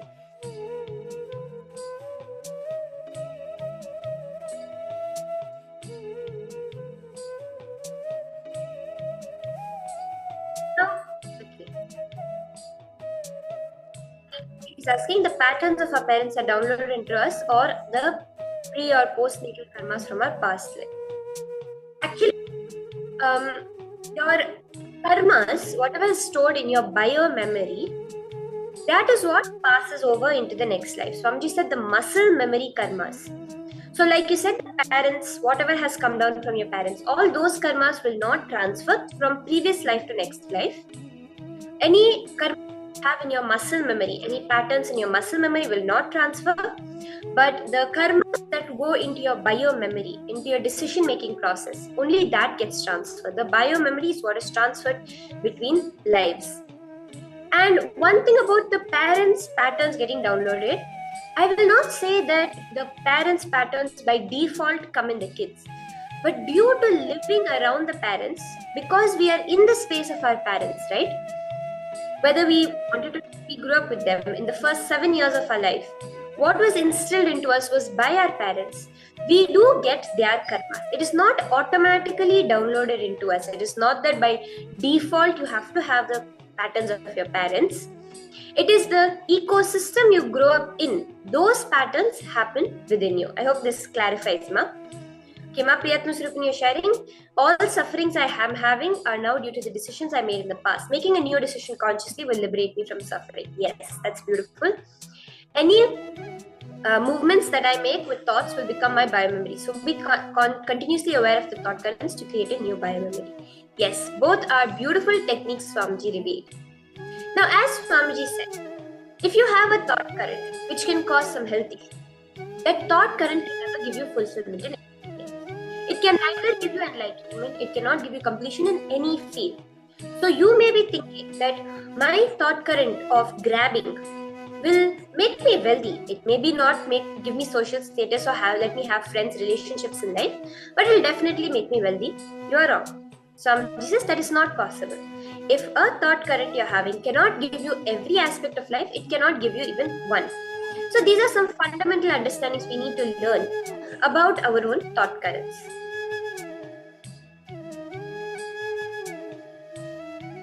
Because of that, the repairing of a thought current is not going to help. Only replacing it is going to help.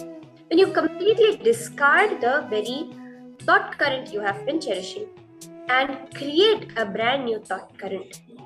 That's why Swamiji says, don't suspect your thought currents. Don't suspect when something you want does not happen. Don't think, oh, maybe I should have done this action better. I should do that action better. No. What you have to do is discard the very you. What is me that is living those thought currents? Let me change that. So let's get into the first step of the process, where to understand our thought currents, let us understand where all we have taken a decision against life that caused us suffering. Beautiful. As you have written down where all in your life you have taken a decision against life.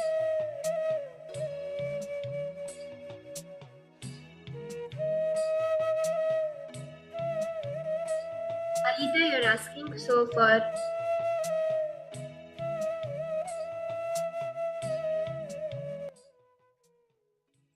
sorry, is the audio better now?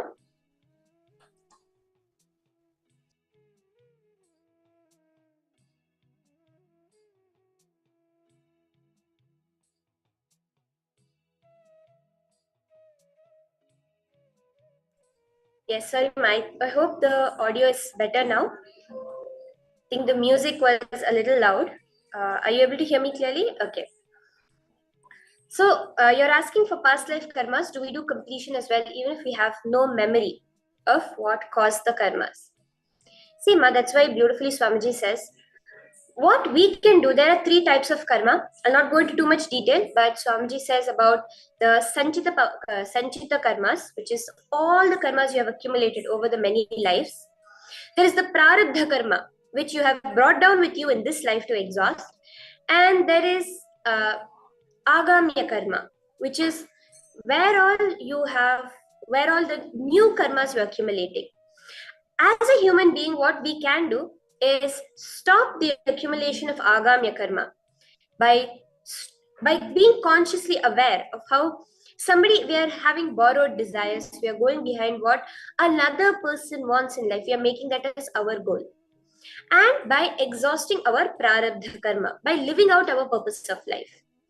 But Swamiji beautifully says, for the Sanchita karma, the karma from many lifetimes that you have accumulated, only the Guru can erase it. It is only the Supreme Pontiff of Hinduism, the living master, that can erase that. So just by sitting in Swamiji's presence, actually today, even the darshan which we will be getting, Swamiji will be clearing out all the past life karma.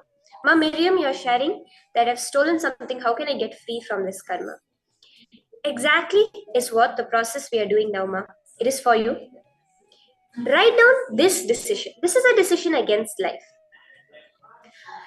Now, declare that from today you will only take decisions for life. Wherever you see you have taken decisions against life, pen it down and take a conscious decision from today to completely decide only for life. That is where you will see how all the karma, whatever patterns it may be, you are deciding to break that pattern. When you break that pattern, the karma leaves you.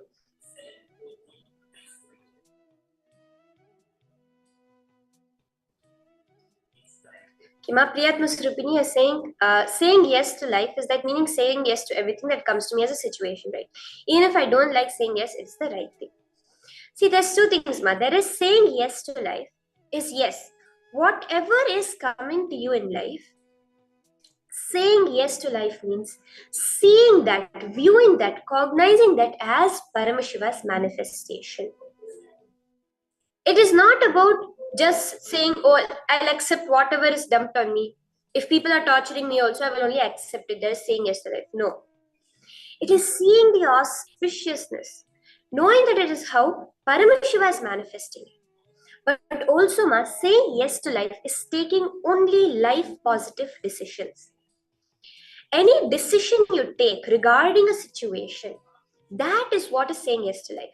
Are you taking the decision from life positiveness or are you taking it against life? The situation can be anything. How you react to the situation is what is saying yes to life. I hope this clarifies that for you, Ma.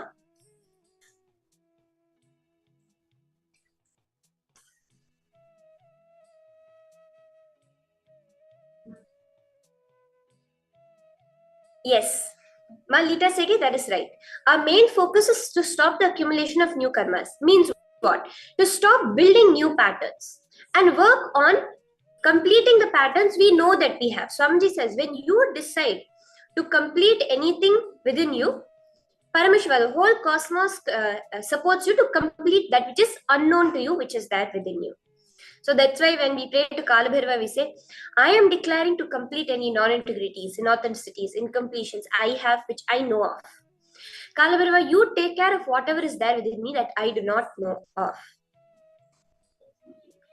See, when you are deciding to complete with all the decisions in your past that you have taken against life, you free yourself from all the bondage you have created, liberate yourself from the karmas.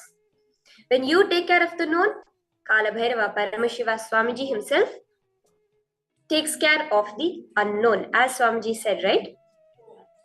When you decide to complete a karma pattern for completion, even if at that moment you just want to help escape from the situation, I will manifest that for you. But if your declaration is to complete the karma pattern. So let's also understand about this spectrum. Beautifully Swamiji revealed. You can take a moment to pen down the chart where Swamiji said how when your spectrum is high, your actions will be based on the highly evolved consciousness and your reactions will not be based on suffering. Be aware of how, from where your actions are coming out. This is the way, Malita, as you're saying, to stop the accumulation of karma. Every day, how your actions are being taken, what space. Maintain that chart. So take a moment to pen down this chart. I request each of you to write it down. This will be your daily homework that you can do to, if you're sincere, if you really want to liberate yourself from the karma patterns.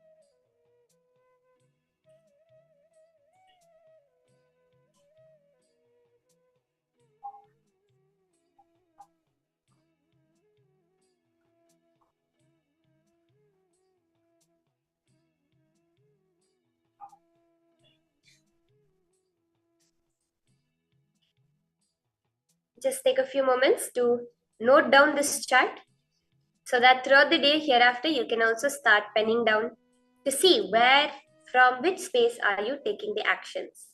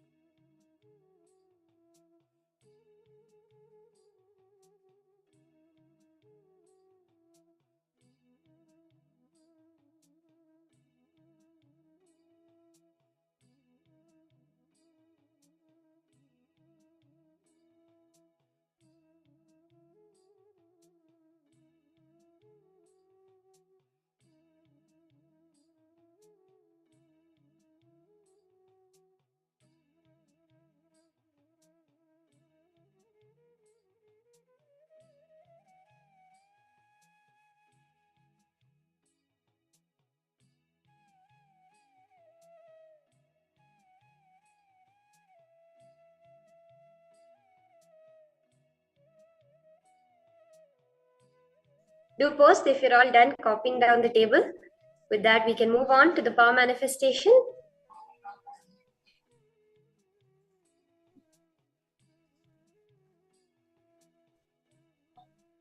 Ma Jayalakshmi Mohana Sundaram. Ma Priyatma Surupini, are we all done? Okay, Ma Rita Sege, Ma 7G does not consider what is going to be best for me and best of others. No, Ma. It is just purely 7G is purely action without any engram.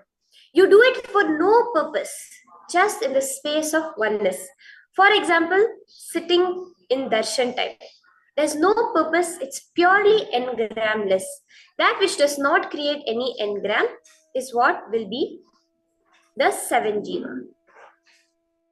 If you're done, do share if you're done, so that we can move on to the next round.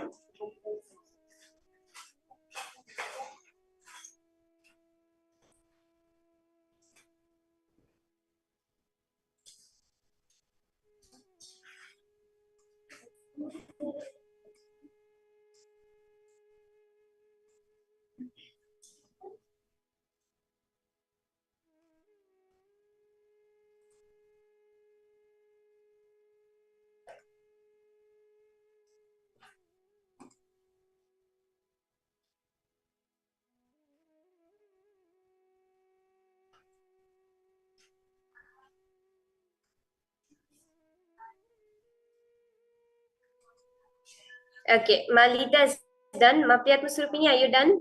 Ma Miriam Kra, if you're done, do share.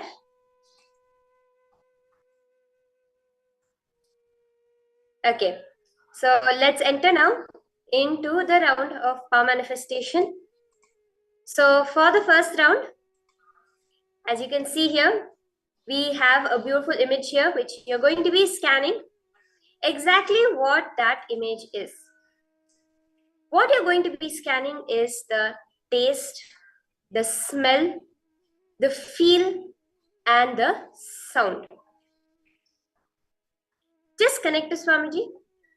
Chant the Mahavakya. Om Nithyananda Paramashivoham. See, understand, it is just a decision. Through your decision, you can break free from the karma pattern that manifests as powers in you. Paramashivoham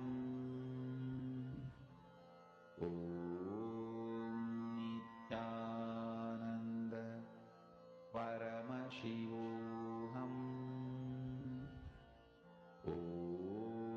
Nithyananda Paramashivoham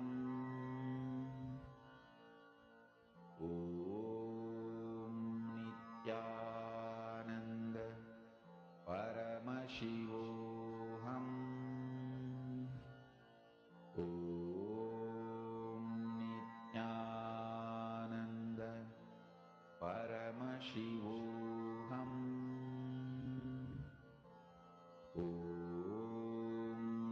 Nithyananda Paramashivoham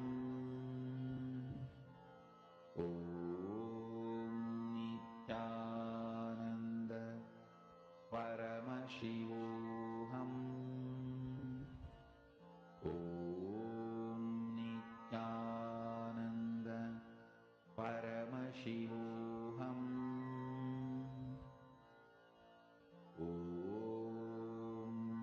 Nithyananda Paramashivoham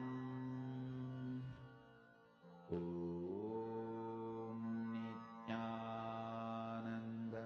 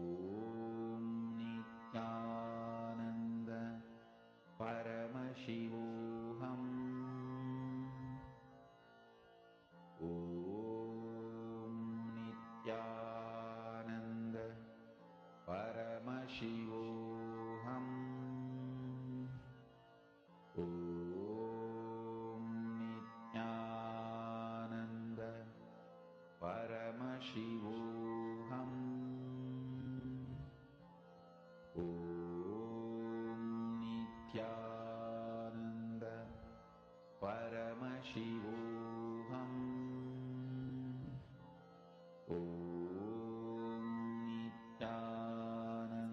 can start to post now your answers, whatever Swamiji revealed to you.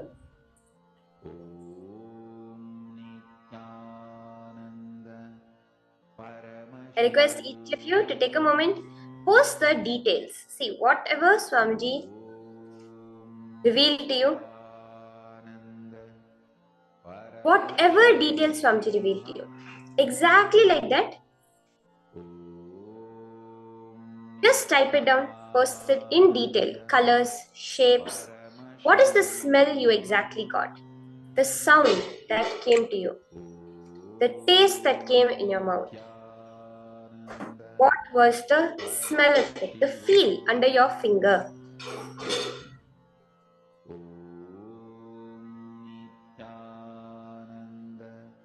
Take a moment to post this.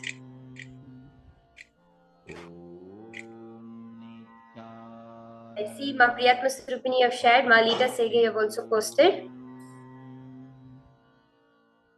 Okay, Ma Lita is saying you're a bit confused about the 7G, like doing something with no purpose. Like say in darshan, we want to enjoy Swamiji's presence. That is a purpose, right? It is without an engram. It's not about exactly purpose. It is about engram. Engram is nothing but an incompletion or an attachment, a carried over memory. It's an engraved memory.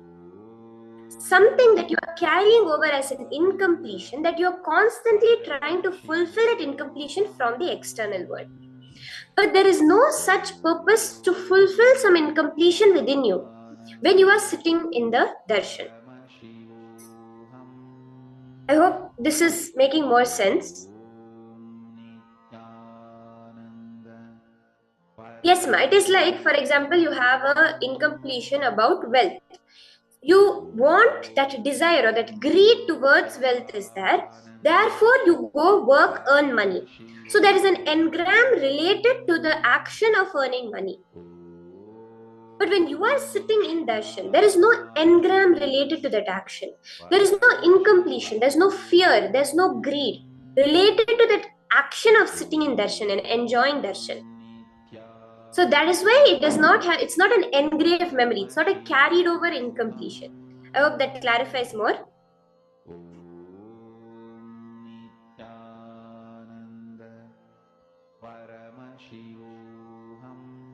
See, when we are asking a blessing or a boon from Swamiji, it is an engram, but because it is happening in the presence of the avatar, that engram is only being completed in his presence.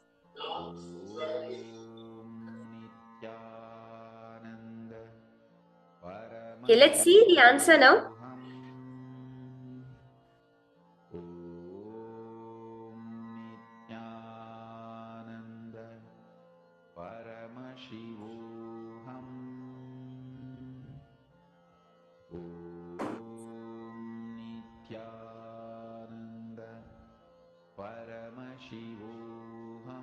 So as you can see here, the answer for this round of manifestation is actually an almond. So it's almonds, that was the image that was projected. The taste is that of an almond, the slightly rough texture. I see you have posted smell, roast smell. Yes, it is quite roasted smelling. Ma Priyatma Surupini, hard, bit sweet, that's right. Sound, crackly sound, I'm not so sure about that, but the smell, the touch and the taste, you have gotten it exactly right, Ma Priyatma Surupini. Ma Miriam, you're saying you didn't see, smell or taste anything. That is completely alright, ma. You will see how the more and more you sit and do the manifestation, it will start to come. It's about recognizing, man. It's not that the manifestation has not happened. It is about recognizing the manifestation.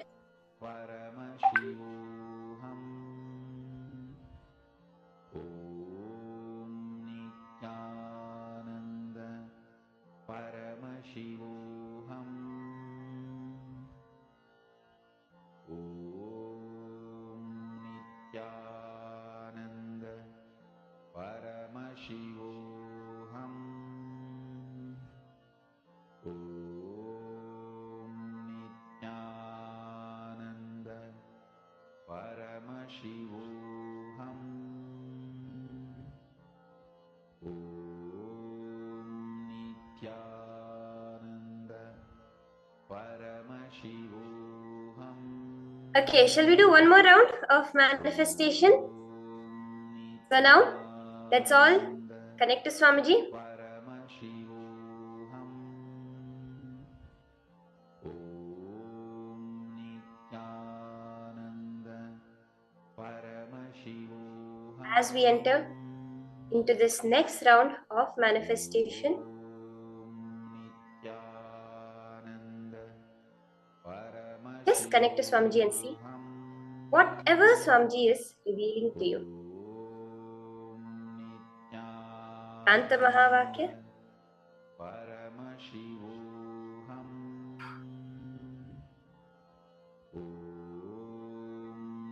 Nithyananda Paramashivoham Just connect to Swamiji. Just whatever Swamiji. Taste, smell, pen it down. Nithyananda Paramashivoham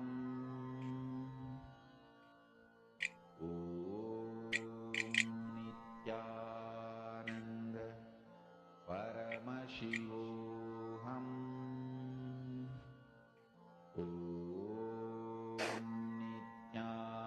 Nithyananda Paramashivoham As Swamiji is revealing it to you,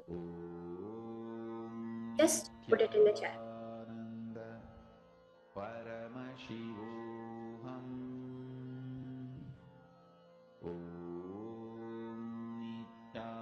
Nithyananda Paramashivoham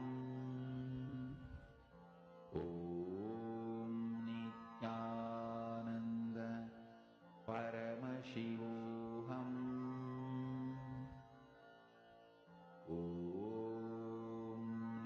Nithyananda Paramashivoham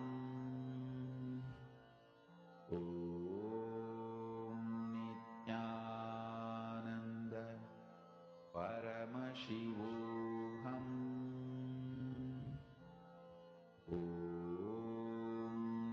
Nithyananda Paramashivoham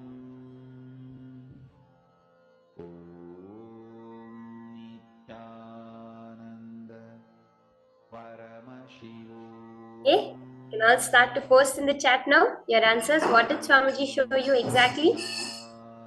The taste, the smell, the feel, the sound of this exact, whatever it may be.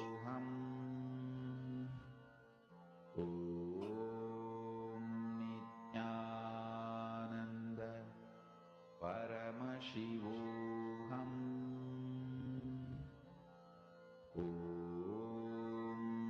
Nithyananda You are Miri missing yourself without self-hatred is too high today. But don't give power to that. When you are saying that, when you are encouraging those words inside of you, ma, you are giving power to that. Don't do that.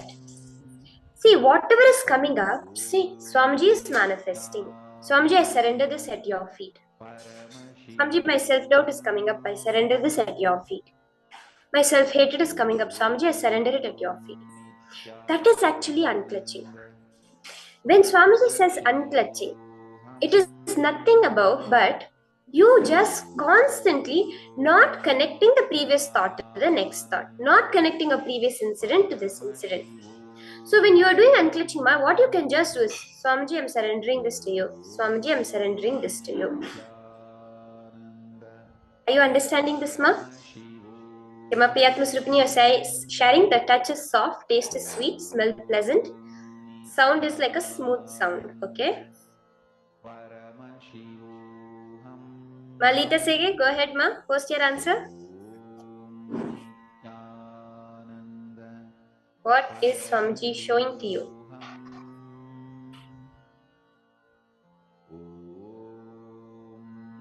Nithyananda Paramashivoham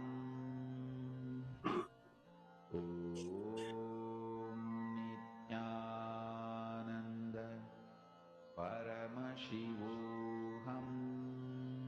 Okay, with that, now let's see the answer for this round of manifestation. Nithyananda Paramashivoham So as you can see here, the answer is it's actually a bitter gourd. It's a ripe bitter gourd. So the taste is actually really bitter.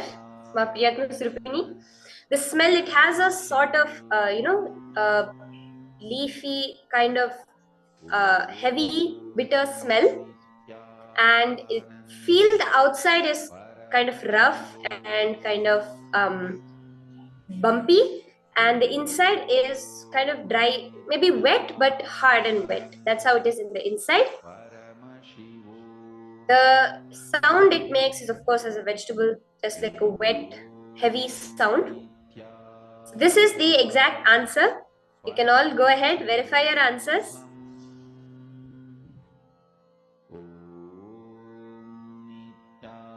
Yes. So this is actually a bitter gourd that I had shown to all of you. So beautifully, as you all enjoyed this manifestation, I hope each of you enjoyed this process. We are going to be learning furthermore about this exciting topic of karma. So after cognizing the techniques to get over our karma, let us understand the way to stop accumulating more karma, to live life where you neither give karma nor take karma. Beautifully, Swamiji says, that is enriching.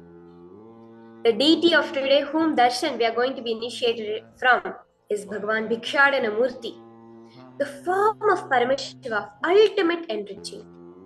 The form of Paramashiva who comes as a bhikshuk, as a beggar, but the Paramashiva who takes away all the karmas as the ultimate enriching. Even when he's taking from you, he's only taking your karma. That is what is the life of enriching. Let us understand this higher powerful cognition directly from Swamiji now about how life is nothing but enriching.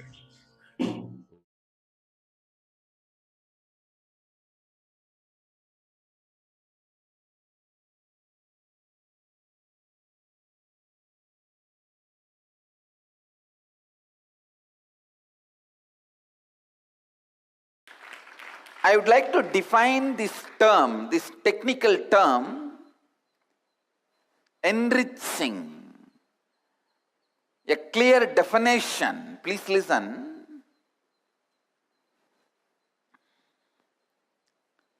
With integrity, authenticity, taking up the responsibility of enriching you and others. Please listen. Come to the space of listening.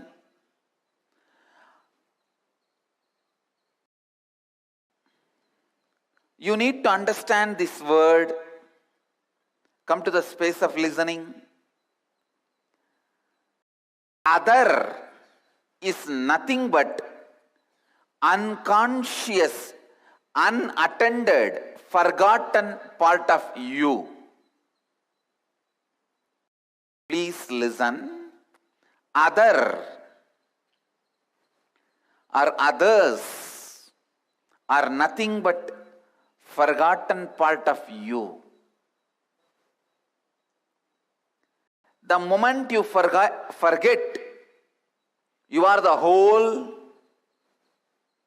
you fall from Advaita, the space of oneness.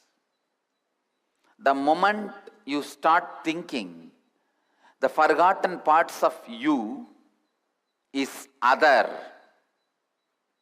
starts the struggle of life. The moment you forget some parts of you, that forgotten parts only become other. Please listen. So all your struggle with the other is nothing but your struggle with your forgotten side of you. I am not giving any theory. I am not proposing any theory. Listen. I tell you, if you are struggling with your boss to get 2 days vacation, if you are struggling with your school teacher, unable to do a homework, if you are struggling with your spouse, that he or she doesn't understand you, if you are struggling in your career with the investors, that they don't trust you to invest so much money, please listen. In all these moments, you are just struggling with the forgotten part of you. The part of you which you disowned. You are struggling with that. Look in. Look in.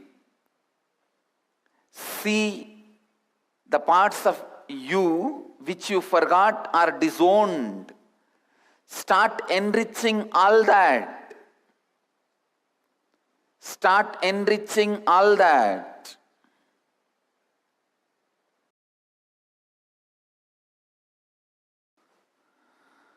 I tell you, whenever you enrich the forgotten, disowned parts of you, you enrich others. Whenever you enrich others, you enrich the forgotten, disowned part of you. I am not giving you a long-term solution. Please understand, it is immediate solution. Today you need 2 days vacation, or today you need investment from some investor. Today you need to bridge the gap between you and your spouse. Today you need some help from your brother. Today you need to make somebody do what you want. Please apply Advaita. Apply Advaita. Enrich the unattended, forgotten parts of you. You will see the unattended, forgotten parts of you which are in others will be enriched. First of all, you all need to use enriching as a plan for miracle. Enriching causes miracles. Don't think I am asking you to enrich others for my sake. I am asking you to enrich others for your sake. Understand, it is not for God's sake, it is for your sake. Of course, you are God. Continuously decide to take the responsibility for the other who are forgotten parts of you, who are disowned parts of you.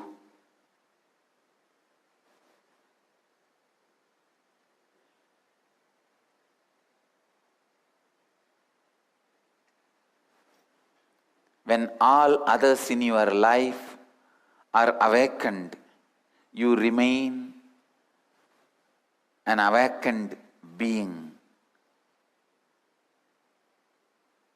Incarnations are incarnations because they stand up and cause incarnations all around them.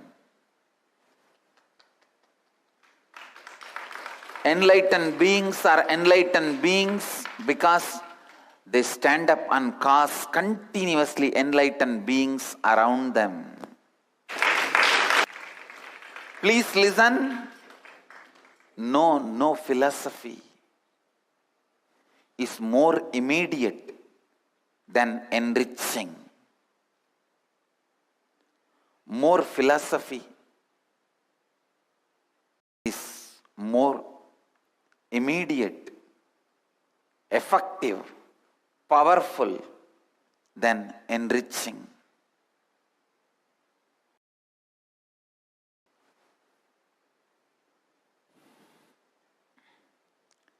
If you have a disease inside your body, start enriching everyone around you.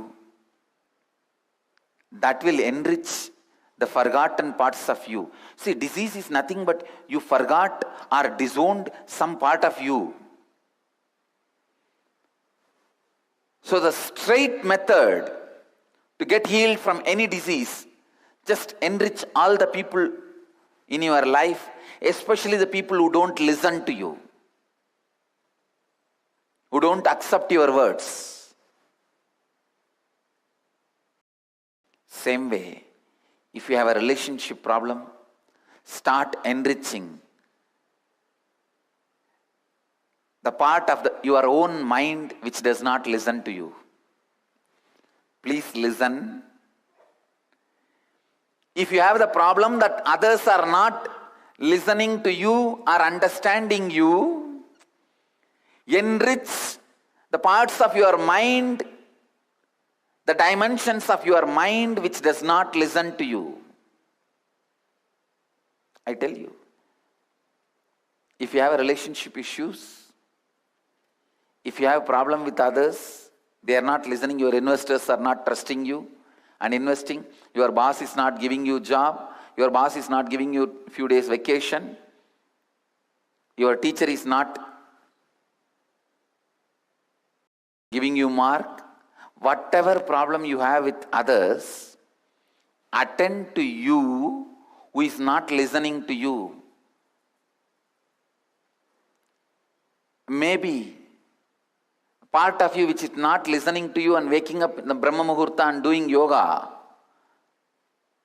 enrich that part. Your teacher will listen to you. Your boss will do what you want. Your investor will do what you want. Please understand, if you have a disease in your body which is not getting healed, with which you are struggling, just catch the people who don't listen to you, enrich them. It will be healed. Because both are just reflections of each other. The disease you carry and the people who don't listen to you outside. And the people who don't listen to you outside, the part of your mind which does not listen to you inside, are all one and the same.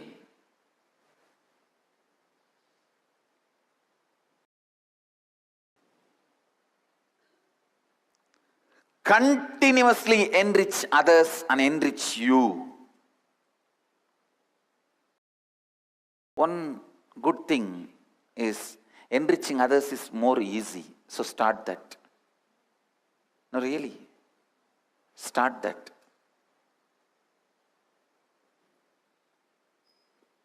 You will see enriching you will happen. Enriching is nothing but not giving upon you and others who are part of you, and continuously enriching yourself and others. Continuously enriching you and others. Knowing that others are part of you. It all boils down to one line. I can say, in this one line I can finish defining whole enriching. Not giving upon you. Holding you to yourself, by yourself, to the highest possibility of you. Holding you by yourself to the highest possibility of you.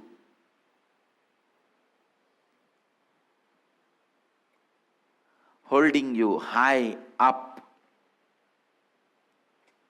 continuously, with integrity, authenticity, responsibility.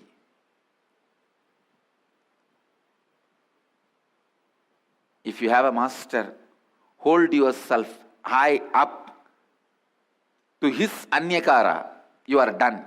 You will have everything imaginable and you beyond your imagination.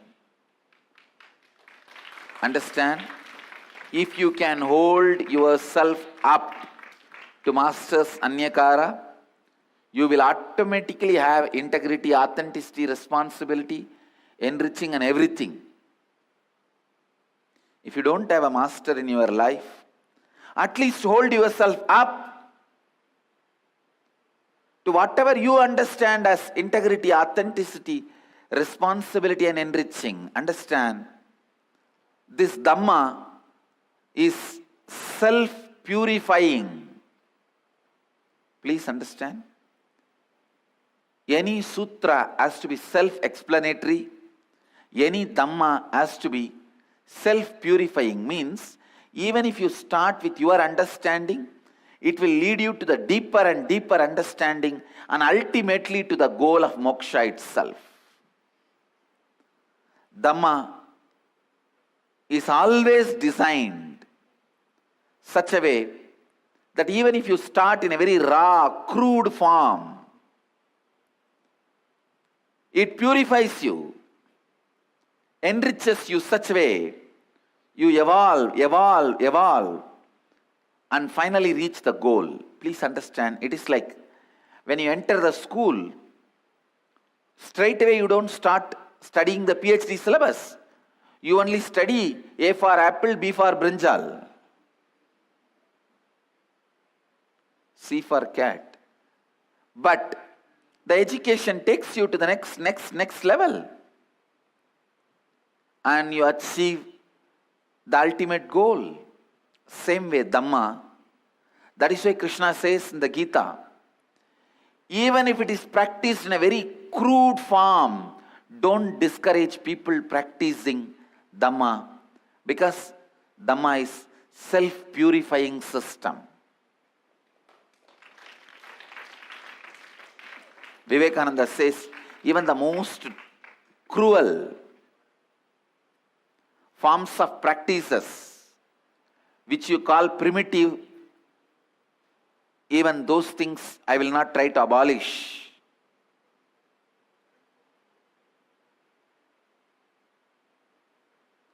Because even from there, you can beautifully evolve to the next level and achieve the ultimate goal, the goal of completion, fulfillment, the goal of enlightenment. It may start with a very raw, crude form, but it will reach ultimate. Dhamma. Even if you start practicing integrity, authenticity, responsibility, the way you understand, these truths are powerful enough to purify itself and raise you to the next level. I tell you, these truths are so powerful, they will swallow all your patterns and they will become the owners of your being. In Tamil there is a proverb, if you just give a place to sleep, he will take over the whole house. Same way, these four tattvas, if you just give a little place for it to be in your being, it will take over your whole cognition. Understand? I am giving you the essence of this enriching. Essence of enriching. Don't give up on you and others who are part of you. Constantly hold you and others to the highest possibility and live just for that. Think for that, act for that, be for that. Whatever is your peak possibility, think for that. That is integrity. What is your peak possibility? Act for that. That is your peak possibility. That is authenticity. whatever is your peak possibility, be for that. That is responsibility. Thinking for your peak possibility is integrity. Acting for your peak possibility is authenticity. Being for your peak possibility is responsibility. Living for your peak possibility is enriching.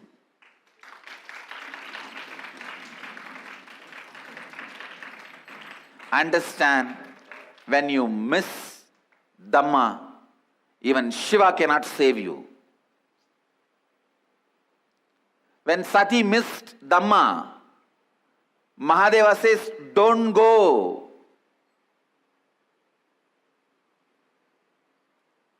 When Sati wants to go back from her commitments with Mahadeva, when she wants to fall back,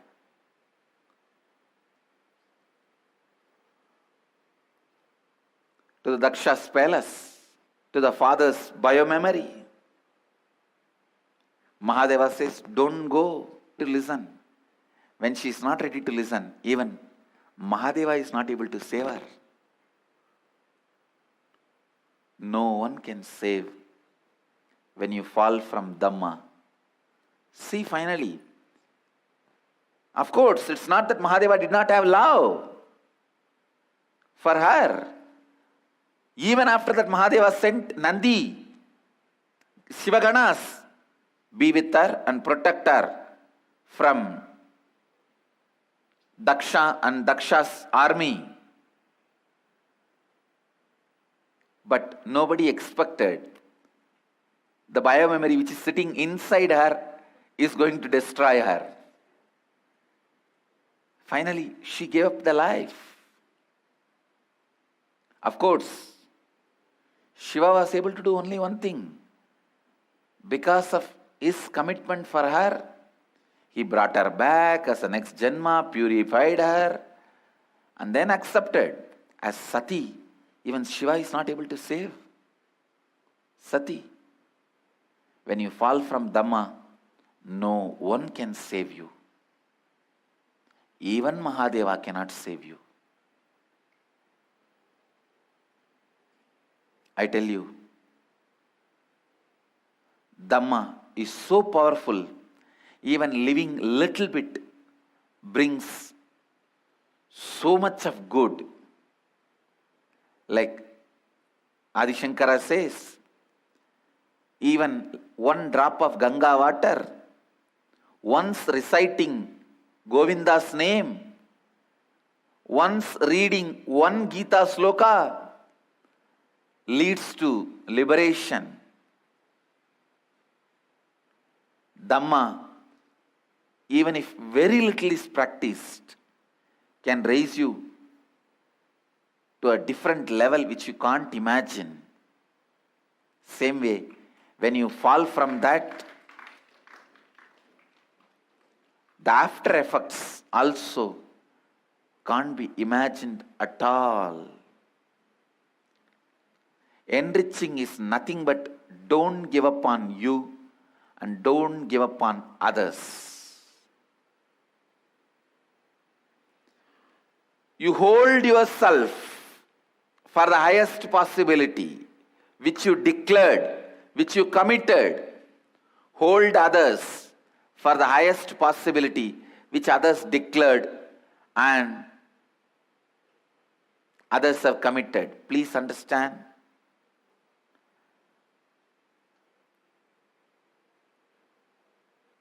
Especially in the Sangha, I wanted everyone to take up this enriching as a practice from today.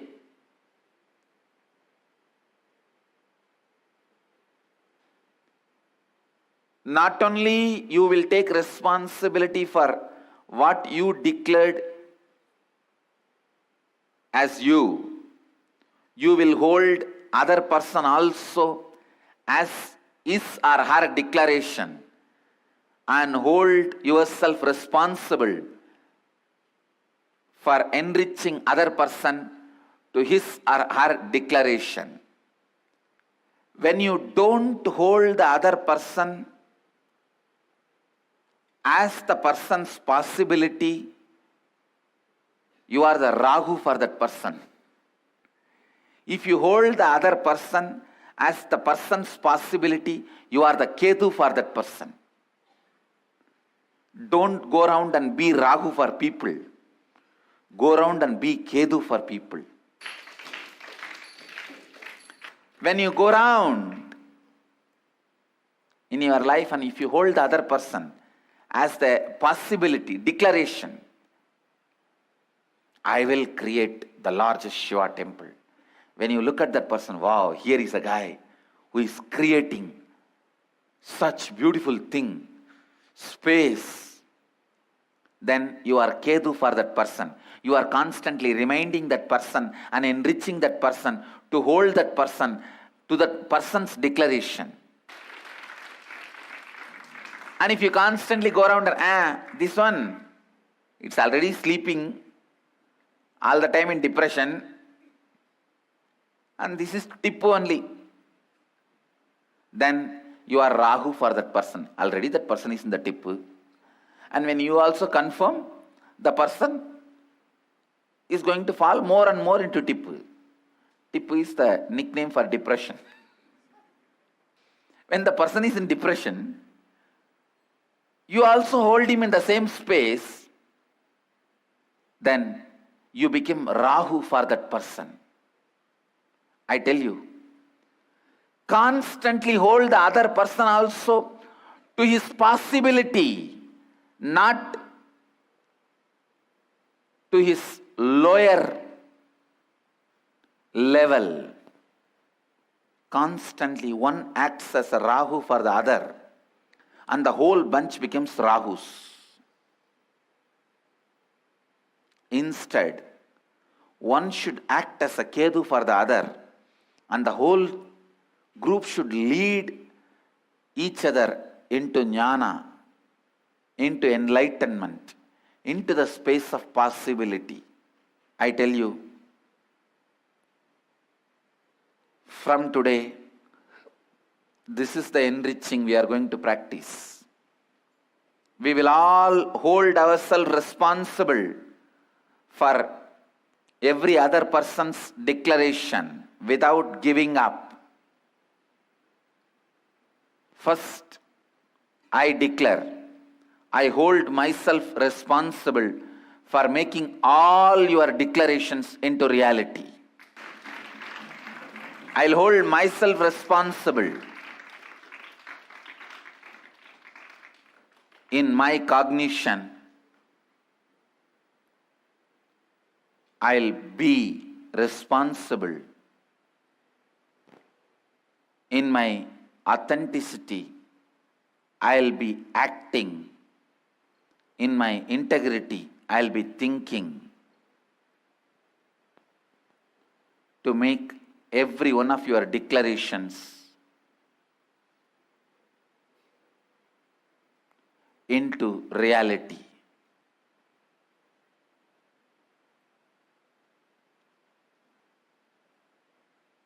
I'll do it, and I can do it.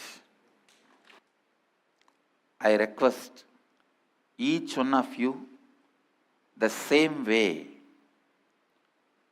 to hold yourself responsible for your declaration, your possibility, and everyone around you, their possibilities.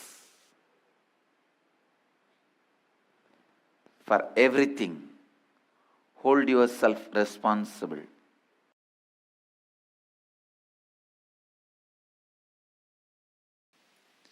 Every conversation you have infuses certain energy in you. If you continuously have conversations about the share, sari, jewelry, you will see automatically that kind of energy is infused in you. Please listen. If you continuously talk have conversation about the temples, kshetras, tirthas, the desire to experience them is infused in you. Whatever conversations you continuously have, that kind of interest, curiosity, energy, inspiration is infused in you. So the conversation you have is very important, because you are not only conversing with others, you are conversing with yourself also. When you are talking, you have to be very clear, you are also listening, which we forget. We always think we are intelligent enough to protect ourselves from our own words. We think, I know whatever I am uttering is a little truth and little it's this way, that way, okay. But for others I'll utter, I will not believe inside. Try. I'm telling you, try. Just try for 10 days. For 10 days, just try, go around continuously talking positive things. Yes, there is an existence of ultimate intelligence, God. I am progressing towards it. I can see right things happening. Talk 10 things about this. 10 days. And see what happens to your inner space. Understand, you are nothing but the words you utter. You are nothing but the words you listen. You are nothing but the words you echo inside. Please listen. You are totality of the words you hear, words you echo, and words you utter. The words you hear, the words you echo means the words you cognize. Sometimes, for example, if you hear about love, immediately you cognize that is very difficult for me.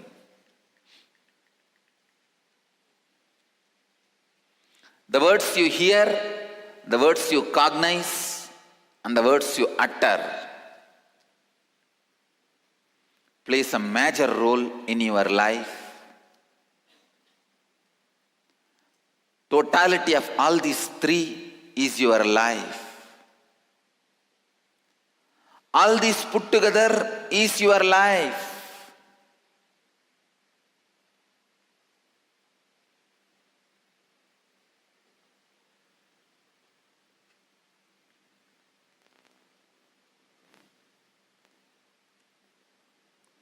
The conversations you have with yourself and others are very important. The conversations you have, the conversations in which you actively participate is very important. Sometimes one active conversation, one right conversation can just completely transform your life. Same way, one conversation can destroy your life. If you are enriching with a vested interest, you will give upon people. Don't have any vested interest. Enrich just for the sake of enriching. Enrich just as a being of enriching. Listen, enrich just for the sake of enriching. Enrich just as the being of enriching.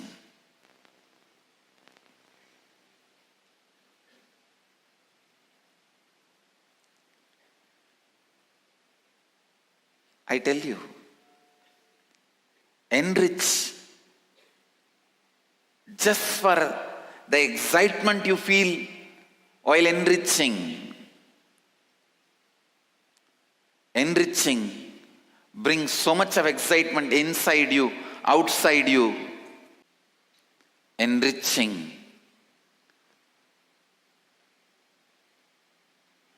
makes automatically many of your incompletions to drop you. Please understand.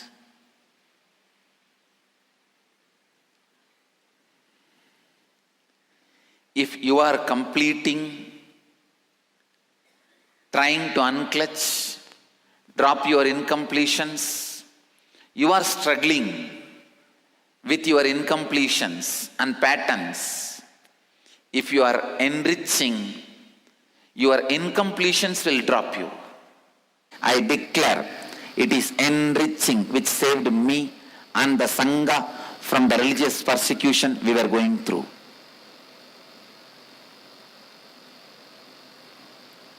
You can test the power of this truth. I also declare with integrity, authenticity, responsibility and enriching, it is enriching which will save you from any problem. You will be free from any problem. If you want promotion, just enrich 5 people. You will have promotion. If you want the relationship problem to be solved, enrich 10 people. You will see relationship problem is solved. Anything you want to achieve in the life, if you want you to be healed, enrich 20 people. You will have the healing happening in your body. Anything you want in your life, just enrich.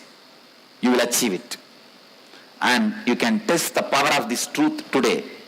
Integrity creates a space of positivity. Authenticity creates a space of possibility. Responsibility creates a space of leadership. And enriching creates a space of enlightenment itself. It is enriching, enriching, enriching. That makes the life alive. Whenever you talk to people continuously and enrich them, you become strong in those ideas. You become strong in life. Please listen. Life is a power. If you want to discover, harness the power of word, live integrity. If you want to harness the power of thinking, live authenticity. If you want to discover and use the power of feeling, use responsibility. If you want to use the power of living, decide to enrich with integrity, authenticity and responsibility. I tell you, whenever you enrich others and you, life happens in you. You experience power of living. I can give you a very simple truth. Just go on, go on, go on, go on, go on. Enrich others in your life. I tell you, best things of the life will be showered on you. From morning till night, let the enriching be your thinking. Let the enriching be your feeling. Let all your words be centered on enriching. I tell you, you will understand the power of words. Go on uttering the words which enriches others. Go on thinking how to enrich yourself and others. Go on feeling how to enrich yourself and others. I tell you, align your living to enrich others. Even if you are working in Microsoft, understand you are enriching people. Just understand clearly in your thinking, you are enriching the people. Don't have the self-doubt. Complete with it. Even if you are weaving the clothes, you are enriching somebody with clothes. Even if you are doing agriculture, you are enriching somebody with food.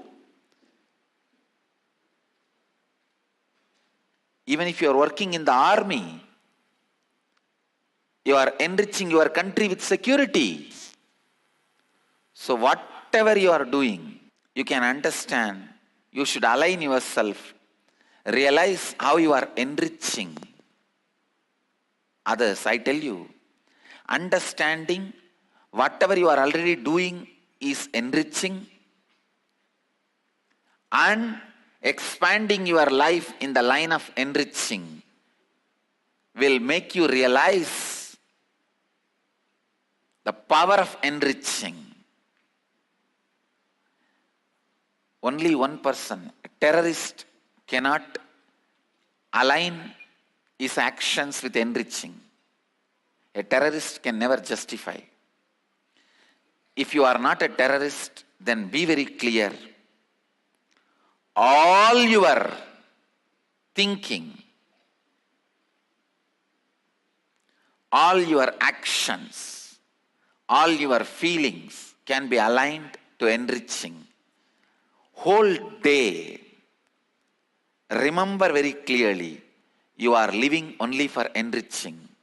Life is for others. I tell you, the moment you convince your heart life is for others, all the sufferings living in your heart leaves you. All the suffering.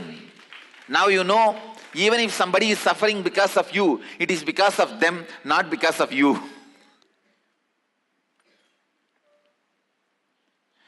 It is because they do not know about life they are suffering, not because you contributed to their suffering. How your mental setup directly affects your health. Person decide to hold, decides to possess, decides not to enrich, not to associate your life with world, with humanity. Person who disassociates the life from the humanity creates diseases inside your own system. When you continue to enrich, when you decide to enrich, when you decide life is for others, all the greatest things are showered on you and continues to get showered on you. Whether it is wealth or power or intelligence, energy, everything is continuously showered on you.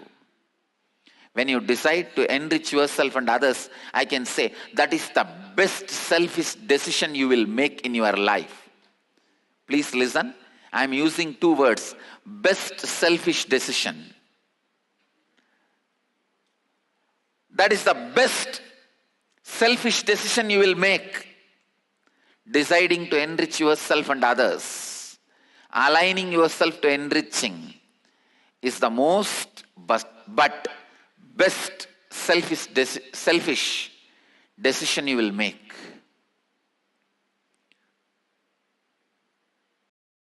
I am not here to tell you, do some selfless service.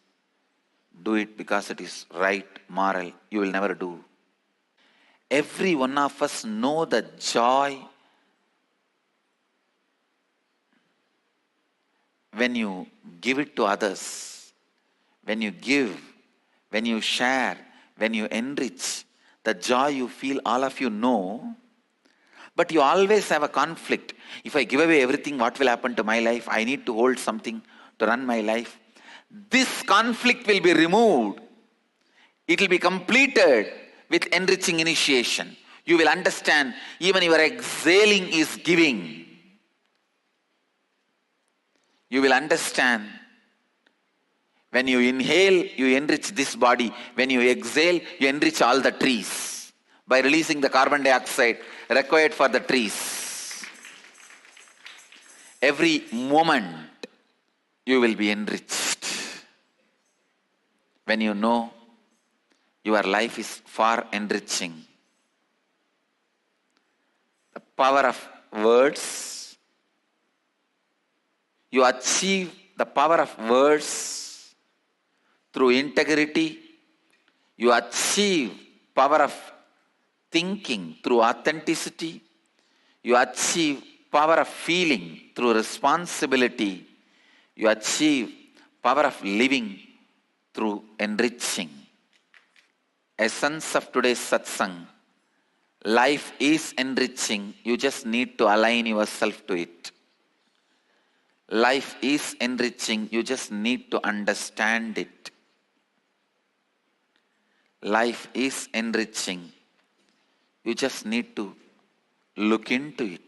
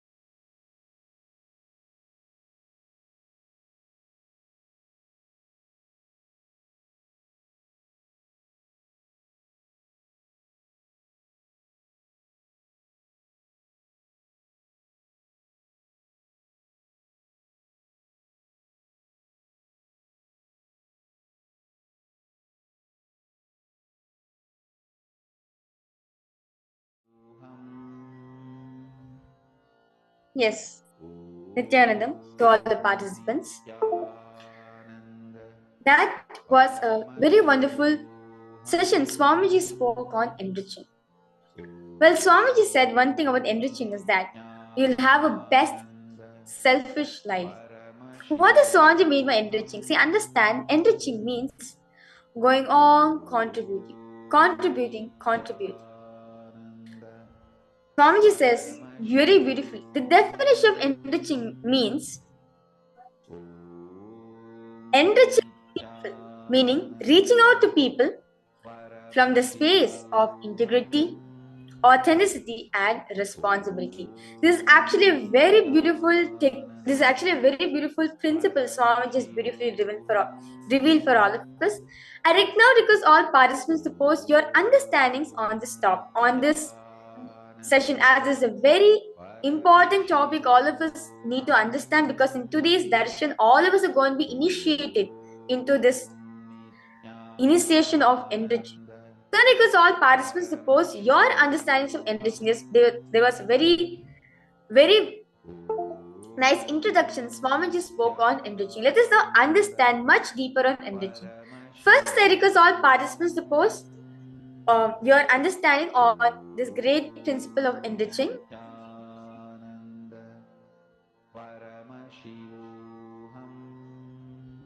So, understand, Swamiji says very beautifully in one satsang. When you want to be life positive, go on enriching. Why? Because enriching, you're not keeping yourself as a first priority. You're keeping life as a very first priority. Understand, you're not thinking about yourself continuously, whereas you think about others. Swamiji in his core, he from this young age always thought of enriching people. How can I share? How can I share what did I have to people? How can people can get the benefit of this science of what Paramash is giving in the Hinduism? Well, that is what very beautifully is a science of enriching. We are going on contributing. Swamiji says that enriching is the less time you think about yourself and the more time you think about others. Yes, once in a while you can think about yourself, but most of the time you have to think about the humanity.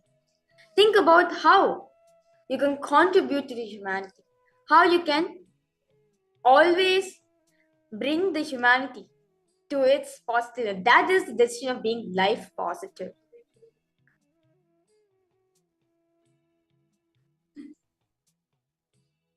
Yes.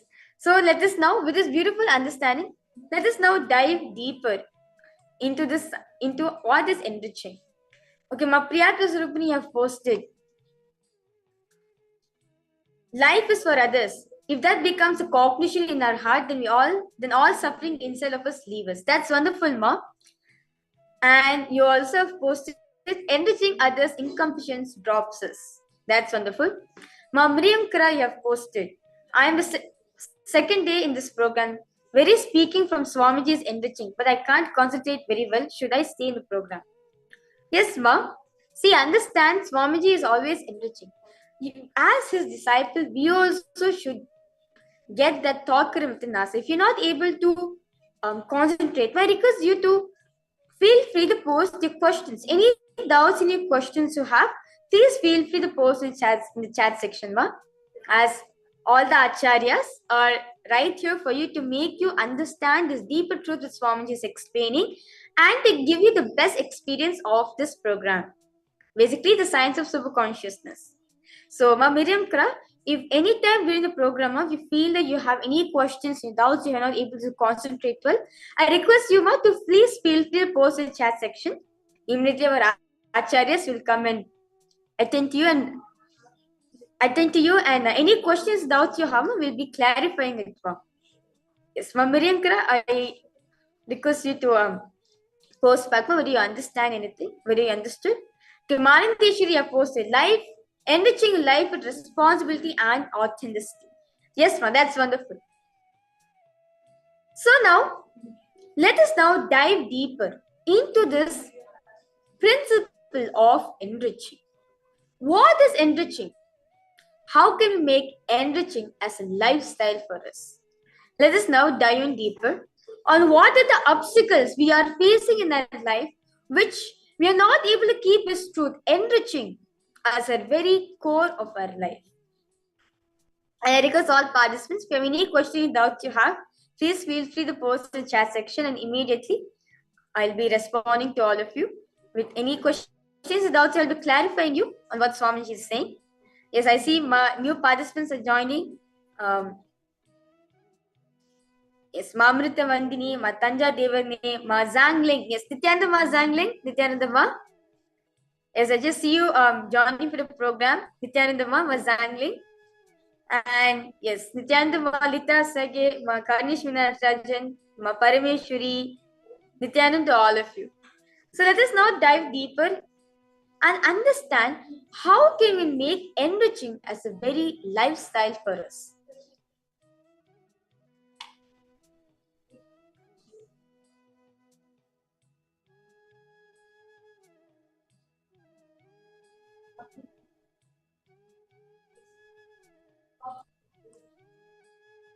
Yes. So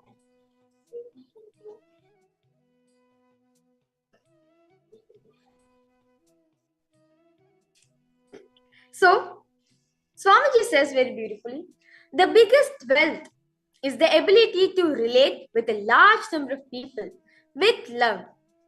Toxic way of relating is ruling. Understand, most of the time, we want to get that position of being like a leader. We want to rule. But Swamiji is saying very beautifully over here, the toxic way of relating to people is ruling. And the biggest wealth you can ever accumulate in your life is enriching. Having the ability to relate with large number of people with love is the biggest wealth all of us can accumulate. That's why even for Swamiji also, the moment Swamiji started this mission, Swamiji showed so much of love. Even now also Swamiji is still showing us love to all the devotees, to all the disciples. That is why Swamiji just goes on enriching, because he knows that he is not ruling. The enriching which Swamiji does, it comes from the space of love and compassion for the upliftment for the humanity, not for thinking of how I want to gain status or I want to get name and fame. No, but from the very core that I care for the humanity, showing love to the humanity. Swamiji says very beautifully, when you start causing others reality, suddenly from thousands of directions, 10,000 hands will come and cause your life into reality. So much of auspiciousness will be showered on you. See, why does Swamiji say that when we cause other people's reality, why is it that our reality gets caused when I cause other people's reality? Understand, life runs like this. Whatever you give, you get back that in 1,000 times. If you show your love to life, life is going to show you 10,000 times love. If you show anger, you're going to get back that only. Same way, when you cause people's understanding, you will know the signs how to cause your own reality. Because why? So many people you're causing their reality. Naturally, when you cause others' reality, you will know the secret to cause your reality. Naturally, even at that point of time, if something, if you're feeling stuck, you're not able to cause your reality, life is going to support you. Very beautifully, Swamiji says in the Bhagavad Gita that what are we taking from Bhumata? What are we taking from the cosmos? Somehow you have to contribute back. For example, we take sunlight or we take vegetables. Take responsibility of growing more trees, growing more vegetables. So what you give, you get back the same thing. So when you cause other people's reality, understand in one point of time in life, your many thousands of hands will come and cause your reality, because at the moment of time when you were going through your ups and downs and you said yes to others, when you said yes to life, you will see so much of auspiciousness and positive starts happening in your life. So Swamiji shares very beautifully how he tirelessly enriches millions of life. Swamiji says, first thing, you're not a number for me. There's no vested interest. There is nothing which needs to come from outside to complete me. Nothing is needed for Swamiji. When I do not look at you as a utility, when you are not a number, you are a being for me. Understand? All of us are not just a number. We are a being to him. I attend to you as a being. Because I attend you as a being, everyone feels their core is attended. Beautifully, Krishna says in the Gita, I work and make everyone work, but I have nothing to gain by my work or others' work. Fundamentally, Swamiji's cognition is clear. You are not a number for me, you are my very being. You are my extension. So understand, all of us are an extension of Swamiji and we are an extension of each other. For example, Ma Priyatu Surubi, you are my extension. Ma Zangling, you are my extension. Same way, I am your extension. And both of us are extension of Swamiji. Both of us are a being for Swamiji. So when you understand that the person is a being, not just a number, not just a utility where you can just use them and throw. No. But you understand that they are a being to be loved, being to be enriched. Naturally, the core of you will feel what? You feel like attending to the other person. That is what Swamiji mean by enriching. Where inside of you, it is just from a space of pure love to the other person. Nothing else is there. When you enrich more and more people, understand you will just become more loving. Naturally, what happens? People are going to support you because you enrich them. So understand, you're only thinking as a people as a being, not as a number, not as a utility. Most of the time nowadays in the modern day era, people are being treated like, for example, workers or servants. We don't think them as a utility for us, people who can help us and go. That's it. Nothing as a gain. But if we think them as just an object who can just help us and go, you're just going to treat them like the same way. You're not going to empower them. They just remain wherever they are. If they're poor, they'll be remain in poverty only. But when you attend to the other person as a being, when you cause the other person as a being, from the space of love, we attend like a Swamiji is endless love, is causeless love.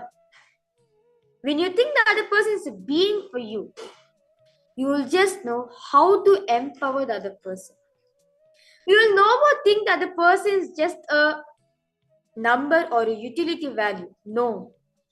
You will think the person as a being where you can empower them and reach them to Swamiji. I request all participants to post if you have any questions and doubts you have, please feel free to post in the chat section. So, and I request all participants now, make a list of top 10 relationships in your life. It can be any relationship, like with your family members such as your father or your mother, your husband, your child, your relatives, your uncles, your aunt, your friends, your colleagues. It can be anyone. Make top 10 list relationships in your life. I request all participants to, you can also post in the chat also if you want, or you can also write it down. A list of top 10 relationships in your life where you dearly cherish, where you feel like this relationship, I need to maintain it in my life. Depend on those 10 relationships.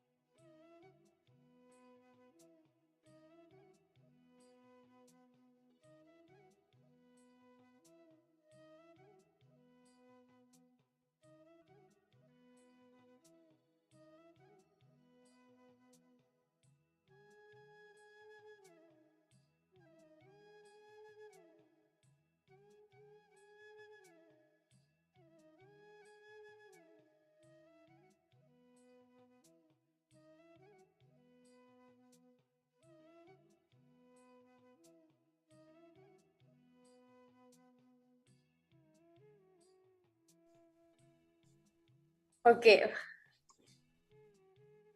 Mamiri and Krav have asked, what does ruling mean? Okay, Seema. Let's say, take example, your boss. Under your boss, let's say 30 people are there. 30 managers, 30 employees, he is having. Naturally, basically, when he's not when he's not coming on time to the office, or when he just shows up when he wants, not according to the meeting date, whatever. And at the same time, he gives instructions for you, saying that you have to do the you're not a person who's committed to deadlines, and you have to finish this much amount of deadlines within this many number of days. Immediately, what we feel inside ourselves? That person is just ruling me. For every single thought current, for every single action, You feel that that person is only ruling you. You feel like that person is controlling you by telling you to do each step. But even though you understand, even though you know what needs to be done, but the other person is not at all being integrated or authentic. But he is commanding you. That is the meaning of ruling, what Swamiji is saying. Okay, now you have posted. I'm so sorry, I have only one relationship in my life. No problem, man. No problem. You can also your relation with your friends, with your colleagues, with your clients, anyone. You can use them also.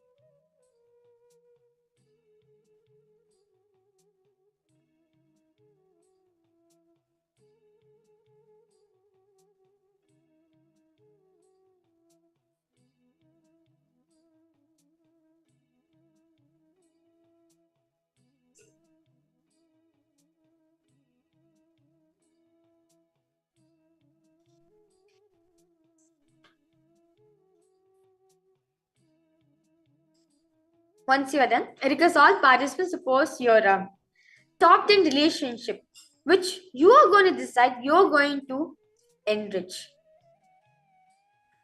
The next step is Swamiji is beautifully saying, now with this 10 relationship which you have written down, what are all the new ways you are going to complete them? What are all the new ways you are going to enrich them? Stepping up your integrity, authenticity, and responsibility in all those relationships. Basically, in all these relationships, write down in what new way you can enrich all those relationships. What new thoughts, words, and actions can you engage into to enrich or expand yourself and people in your life?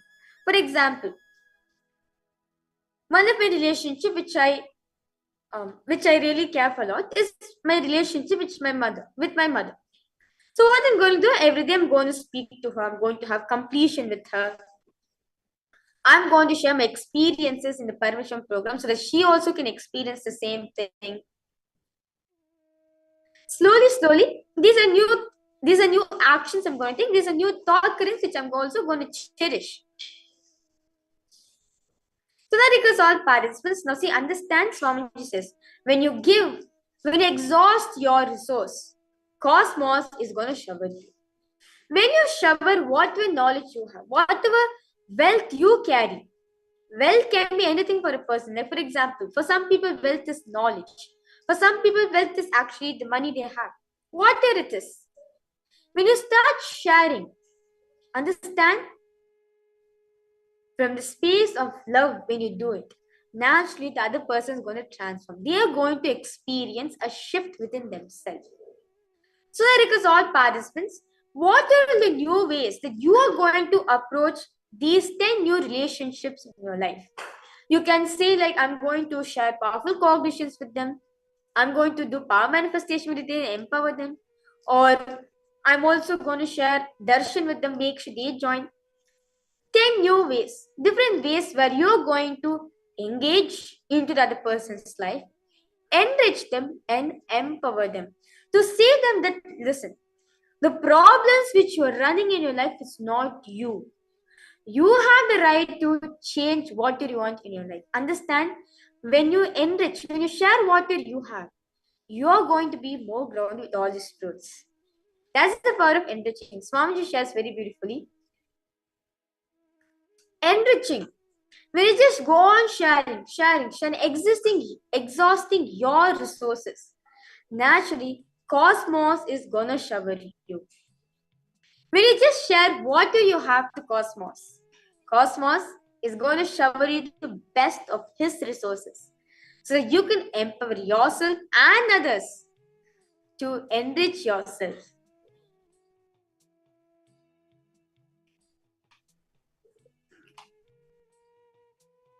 Yes, Ma Miriam Kra, if you have any questions, any doubts you have, I request you to please feel free to post in chat section so that I can clarify your doubts and understand, so that you can understand what Swamiji is saying, this beautiful truth very deeply. Ma.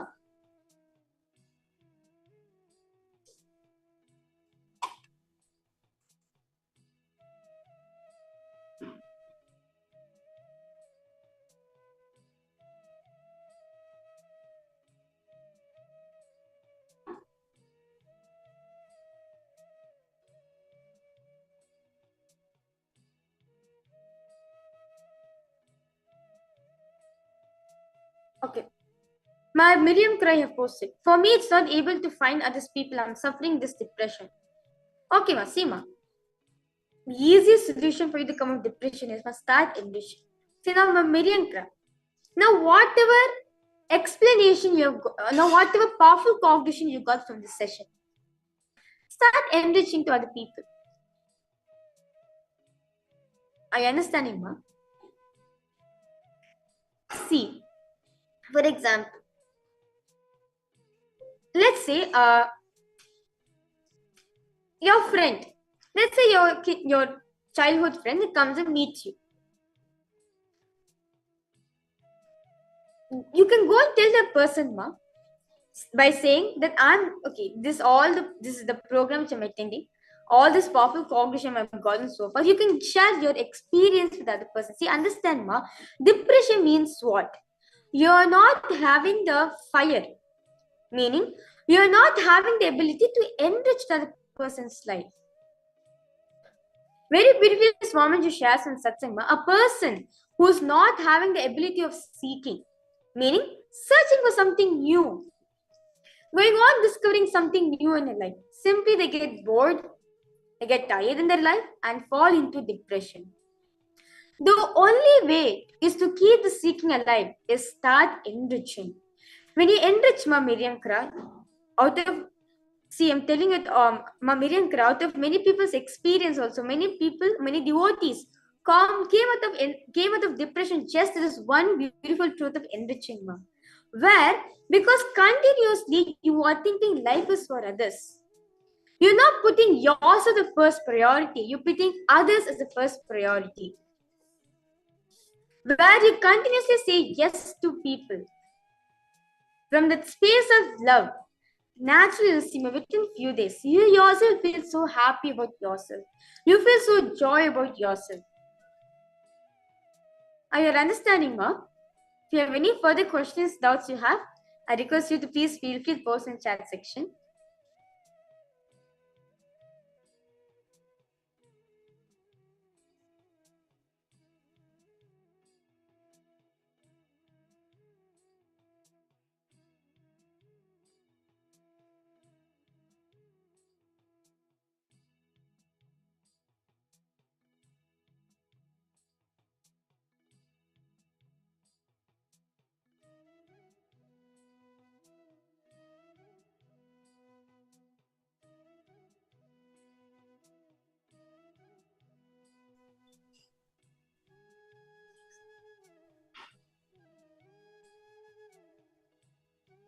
For example, Swamiji is saying, my brother is into drug addictions.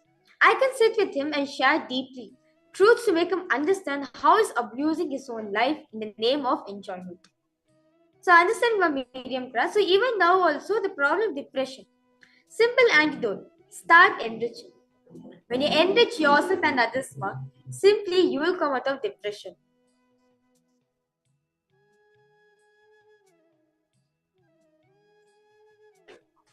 So, with this beautiful understanding all of us got from this session. So understand what Swamiji is saying, that when you say yes to life, when you just share what did you have, immediately what comes in your inner space, immense love starts coming. You will see, when you cause other people's reality, you will come out of your problems. You will get more clarity and understanding, and you will just simply know the secret to manifest what you want in your life. So with this beautiful understanding we got from this session, let us now move ahead to the power manifestation. So throughout the whole day, all the participants, all of you are beautifully manifesting the power of synesthesia. We'll be continuing to manifest this power. And I request all participants to post your understandings also on this great truth, enriching. And if you have any further questions, doubts you have, because all of you to post in the chat section. So now,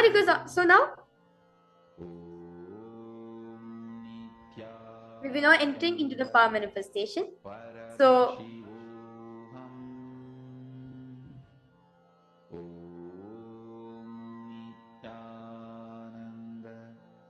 Paramashivoham Nithyananda Paramashivoham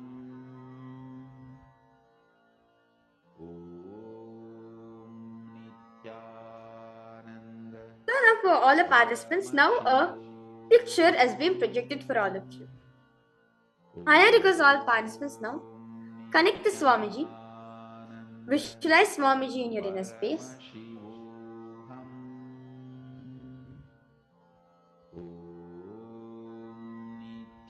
And intensely start chanting the Mahavakya. Let your whole being vibrate in the Mahavakya. Paramashivoham Nithyananda Paramashivoham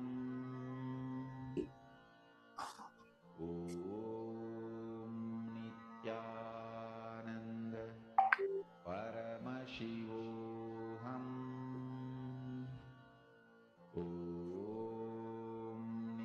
Nithyananda Paramashivoham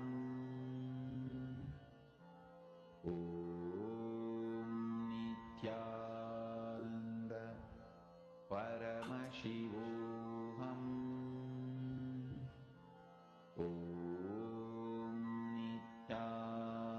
Nithyananda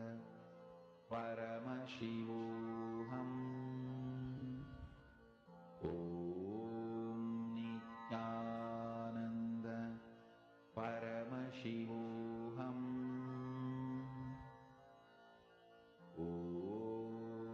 Nithyananda Paramashivoham Nithyananda Paramashivoham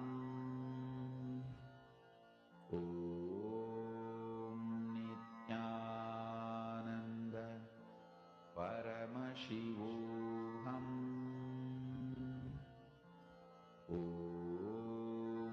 Nithyananda Paramashivoham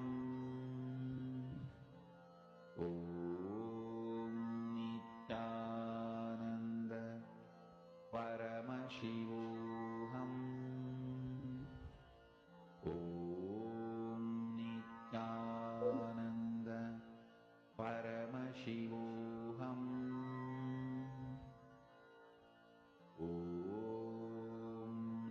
Nithyananda Paramashivoham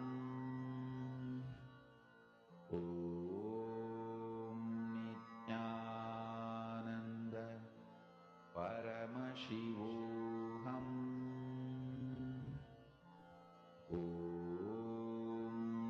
Nithyananda Paramashivoham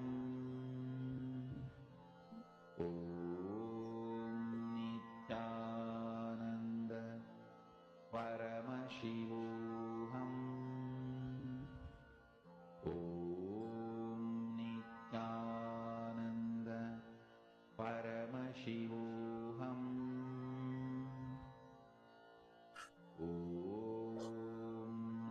Nithyananda Paramashivoham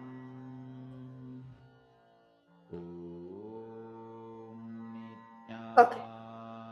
And I request all participants now to relax yourselves and post whatever answers Swamiji is showing you. The taste, the feel, the smell, the sound, the touch of the object.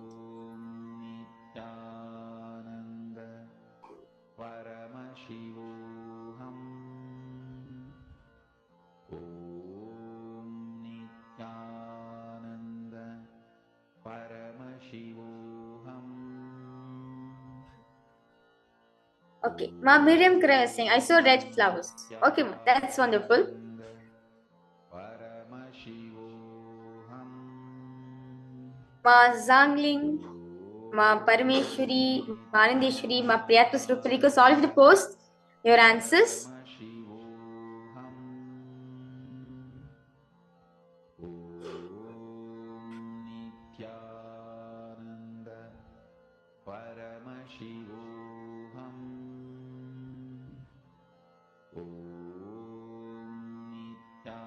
Nithyananda Paramashivoham Nithyananda Paramashivoham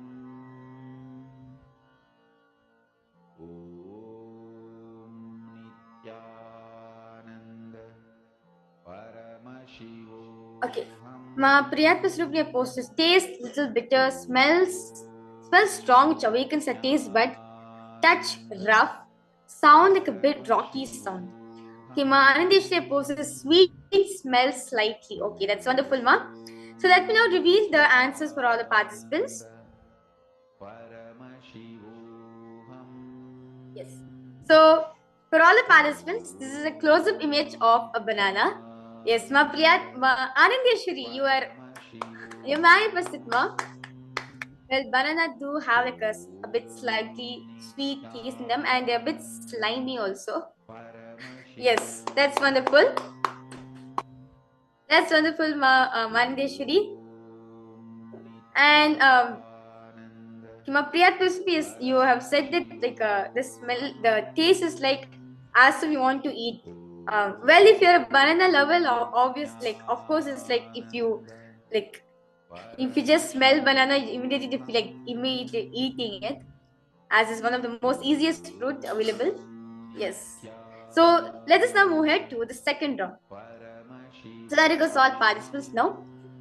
Visualize Swamiji in your space. Just capture this image through your third eye and drop it in Swamiji, who's sitting in your inner space. Capture the image through your third eye and drop the image in your inner space. And request all participants to continue chanting the Mahavakya. Ask Swamiji to reveal you and identify the smell, the taste, the touch, the sound of this picture which is being projected for all of you. Paramashivoham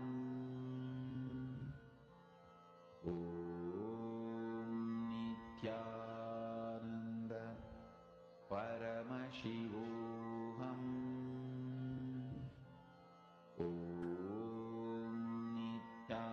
Nithyananda Paramashivoham Nithyananda Paramashivoham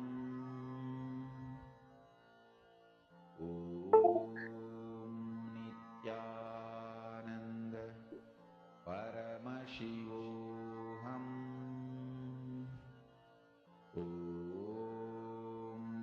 Nithyananda Paramashivoham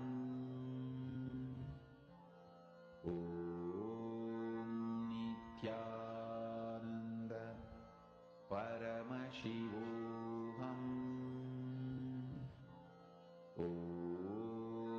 Nithyananda Paramashivoham Nithyananda Paramashivoham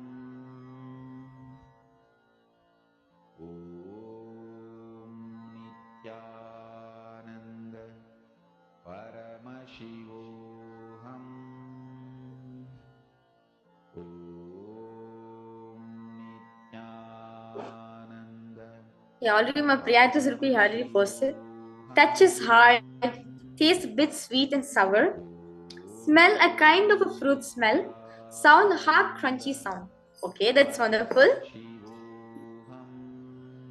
How about for all the participants, Ma Miriam Kra? I request you, Ma Miriam Kra. See, now you're saying that you're experiencing this depression in your life, just decide, I'm going to start enriching myself. Understand, Swamiji, very beautifully Krishna says in the Bhagavad Gita, Uddhare datmanatmanam natmanam avasadayet. Atme varihatmano bandhur atme varipuratana. Meaning, very beautifully Swamiji says the meaning that you are your own friend and you are your own enemy. Raise yourself by yourself. Are you understanding, ma? Now you're saying that you're experiencing this. You really want to come out from it, no, ma? Start enriching yourself. Make yourself as a friend. When you enrich yourself, when you think yourself as a friend, naturally, you will have the courage to start enriching others. Swamiji always says that we want to bring a change. Start with yourself. If you wait for outside, it is going to take years. But when you change yourself, when you start the change for yourself, naturally, it will start changing for all of us. So, Miriankra, now you're saying that you experience this problem. Start enriching yourself. Spend few minutes before going to bed. What all the powerful cognition you received from this session, the initiation which you got, the power manifestation you did, enrich yourself. If you want, you can also read the Living Enlightenment book that Swamiji has given, or even the Bhagavad Gita decoded book also. It will actually help you when you enrich yourself with all these powerful cognitions, Miriankra. Even by attending all these sessions also, you feel that I don't think I need to attend this program anymore. Do not worry about it, ma. I request you to continue attending, ma. You'll see, ma, at the end of this program, you'll walk out as a person who will celebrate your very existence and others' existence. You just feel like you just want to share, you just want to feel like enriching with others. So, and I request you, ma, Miriankra, continue to be in the program, ma. Just participate. What all the internalization exercise, whatever Swamiji is giving, do it, ma. Listen to the truth with Swamiji is speaking. As when you enrich yours with all these truths, you're going to be liberated from this depression which you're experiencing, ma. So, Manandeshwari, you have posted sweet, sour, light, very light. Okay, that's wonderful. And yes, ma, Miriam, correct, you also to post, ma. What did Swamiji reveal to you? You see, ma, the more and more you spend time with Swamiji, there's less of your identity and your thoughts. Naturally, simply you'll be able to walk out from this depression, ma. And also request you, ma, in today's darshan, Swamiji is going to be initiating in the science of enriching yourself and others. So in today's darshan also, ma, you can also request Swamiji's blessings for you to heal yourself, come out of the depression problem. Swamiji will give you blessings, ma. He'll actually heal you and he'll make sure you come out from this problem, ma. Swamiji's compassion is so vast that any being who comes to him, just by being his presence itself, they get their inner space healed and immediately start to feel like enriching people. Immediately the enriching thought current immediately come to them. So request you, ma, to continue, ma, to stay for today's darshan. As you can ask for Swamiji's blessings, Swamiji will definitely heal you, ma, from this problem. Okay, yes, so I can see many participants. Okay, ma, Priya to Surupni have posted. Yes, so true, ma. We are an example too. So many of my sufferings disappear and my space is in peace with joy and celebration. That's wonderful, ma, Priya to Surupni. Ma, Priyankara, you posted. So the darshan, yes, ma, yes. Tonight, Swamiji will be coming and blessing you, ma. Yes. Yes, that's wonderful, ma, Priya to Surupni. Your first step of enriching. That's wonderful, ma. I request you, ma, Priya to Surupni, continue doing, ma, not just the program participants, even for people around you also. Start enriching. You'll see, ma, your life also will be so much enriched. So with that beautiful understanding we got from this session, so now I'll be verifying all the participants' answers. Yes. So the answer for all the participants, this is actually a close-up picture of a grape. To be exact, a red grape. That's wonderful. Ma, Priya Surupni and Manandeshwari. Both of you manifested, it's wonderful. Both of you said that, and Priya Surupni said it smells like fruit. It is a fruit. and it tastes like a bit sweet and sour. That's wonderful, Ma. Ma Priya to Supni and Malingeshwari, that's wonderful. Yes, that's wonderful. And yes, Ma Muriyankra, do not worry, Ma. You'll see. When you take your first step towards Swamiji by telling your problem to him, Swamiji will take millions of steps. He'll actually heal you, Ma. So do not worry, Miriyankra. I request you to continue stay for the program. You will see Swamiji will heal you, Ma, completely. Yes, so with this beautiful session, all of us understood the power of enriching, where when we enrich others, we are going to be radiating this powerful cognition, as Swamiji says very beautifully.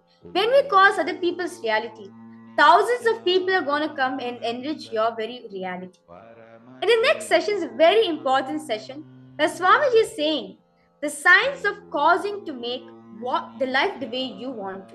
All of us want to know the secret, how to cause the life, how to cause reality the way which we want it, not the way however it's been going, but how to design the life how we want it.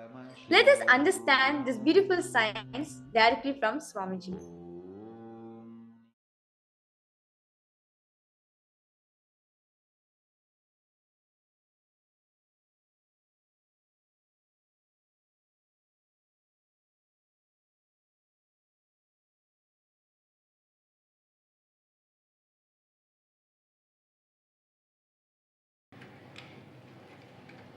Human life is worth living only when you can make it as you wanted. Please listen. There are some of the natural principles. How many philosophies may oppose these principles? How many religions may oppose these principles? How many gurus may try to suppress these principles? Listen, those principles never get destroyed. This is one of the type of principle. Human life is alive only when you can make what you want. The fulfillment in the life happens only when you make your life as you want. Either you try to complete it from the direction of causing what you want or altering what you want. You can achieve completion, fulfillment by altering what you want. And you can achieve completion, fulfillment by achieving what you want. Trying to change what you want or constantly trying to achieve what you want. Neither these two can reach completion, fulfillment. Bringing intelligence into what do you want and bringing power to cause reality, bringing intelligence into what do you want and bringing the space to cause what you want as reality. When you bring intelligence into what you want, awareness into what you want, that goes through a certain natural transformation. What do you want? Then create a space to cause that as a reality. That is the completion of life. Fundamental principle is coming to conclusion to enrich and cause. Only if you decide to enrich and cause, energy will start oozing in your life. Energy starts oozing in you only when you decide to enrich.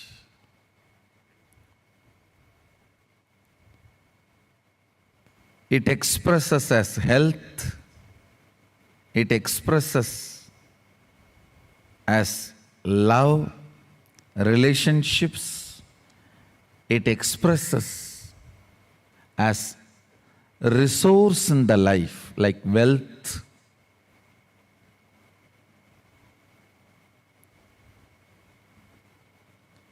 What's the biggest wealth, you know? Ability to relate with a large number of people with love is the best wealth you can have, which will never leave you.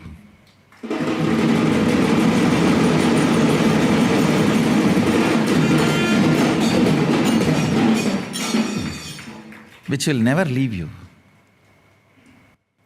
Understand? There is only two ways you can be wealthy.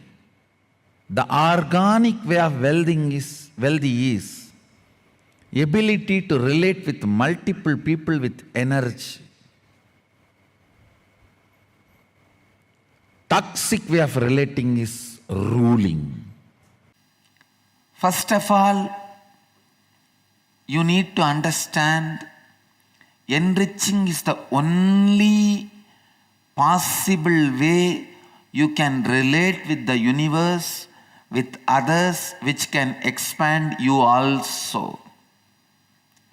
You can relate with others in so many ways, through lust, through fear, through confusion, through attention need from them, jealousy, through jealousy with them, hatred. You can relate with others in so many ways, but nothing is going to expand you, make you powerful, like the method of enriching. You relating with others, the basic principle should be enriching. Basic principle through which you relate with others should be enriching.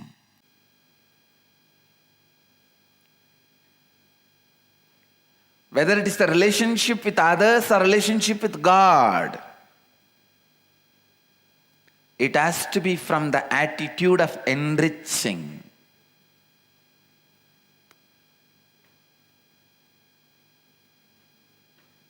You may ask, how can we enrich God? Your creativity can enrich God. Listen.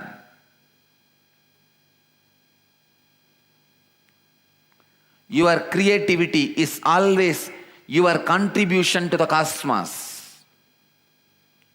It is something which was not there in the cosmos. You created it. You expanded it. You expressed it. For you to express your creativity, whatever is needed maybe was there in the cosmos. But putting all of them together, allowing the alchemy of creativity happening and sharing it, enriching it, is your contribution. Best life on the planet Earth is alchemy of creativity. Whether you look at you or look at others, look at everything with this one angle. How can I enrich? When you look at you, how can I enrich me? You are healed with you. You will be completely comfortable with you. Same way, if you look at others, how can I enrich them? How can I enrich them? I tell you, you will experience Advaita just with this one attitude. You relating with others, the basic principles that you relate with others should be enriching. Creativity is your contribution to the whole. sit with this one attitude of enriching with you or with the world. Let this one attitude, enriching, be the way to relate. One of the important truths about the life you need to understand and contemplate. Enriching others constantly expands your possibilities of life. Enriching others constantly expands the possibilities of your life. Whether you are doing a business, you are doing some job, or your relationship in the family, your relationship in the society, friends,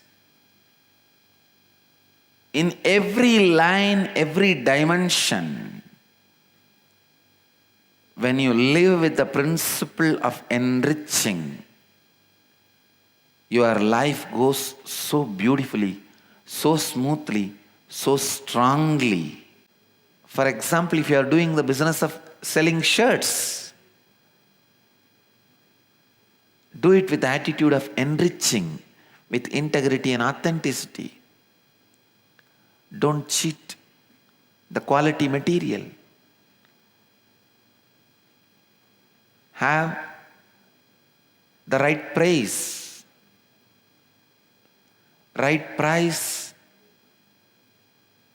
for the product. For example, if you are selling the shirt for 100 rupee, you know very clearly, even if somebody is having 100 rupee, they cannot wear that 100 rupee.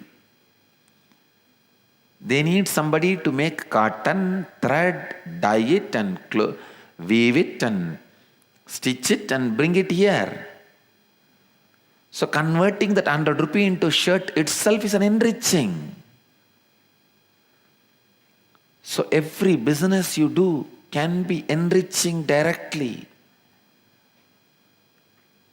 If you are with the attitude of enriching, suddenly so much of friction in you melts down. You are complete with whatever profession you are doing. I tell you, I have met so many CEOs, heads of companies, business magnates. None of them are complete about the business they are doing. They carry such a deep guilt because they feel they are cheating everybody. Their business is based on cheating. Anybody I talk, they say, Swamiji, this integrity, authenticity can be practiced in other fields. In my field, it is impossible, Swamiji. In my field, morning, the moment I get up, till night, I have to tell lies. I have to be cheating. How can I be? I tell you,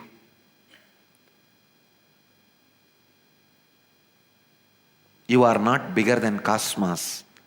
When cosmos can function with this principle of enriching, you can. You just need to have right understanding and right attitude. Many CEOs, heads of the corporate companies, try to give me donation. They fund some of our social service activities. Many times I deny, I don't accept. I tell them no. They ask, why Swamiji? We are giving you a donation, why are you saying no? I tell them, first you heal the incompletion you are carrying, that your business is cheating. Because of that guilt, you are donating. When you donate out of incompletion, you will try to rule my organization. Tomorrow, you will try to put your nose inside my organization, because you carry the deep incompletion that you are exploiting or cheating people. Tomorrow you will put the same doubt on me. I tell them, first complete the pattern you are carrying with the right understanding. Everything is enriching. With right understanding, everybody is enriching. You just need to have understanding and shift in your cognition. Simply your actions will transform. Your way of cognizing will transform. You need to understand. Enriching adds so much to your inner space.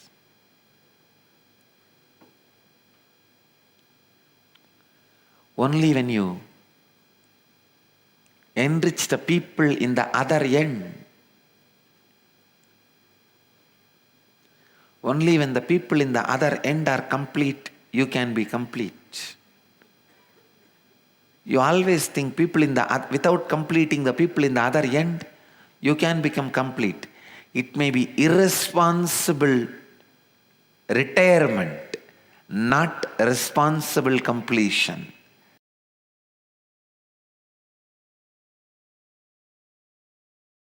I welcome everyone. Now I am entering into the real solution. Understand, completion solves but does not dissolve.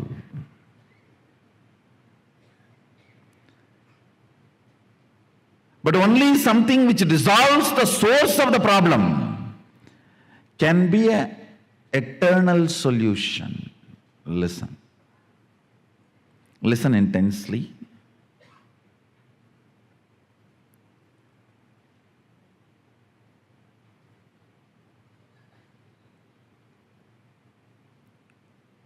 Dive into your depth.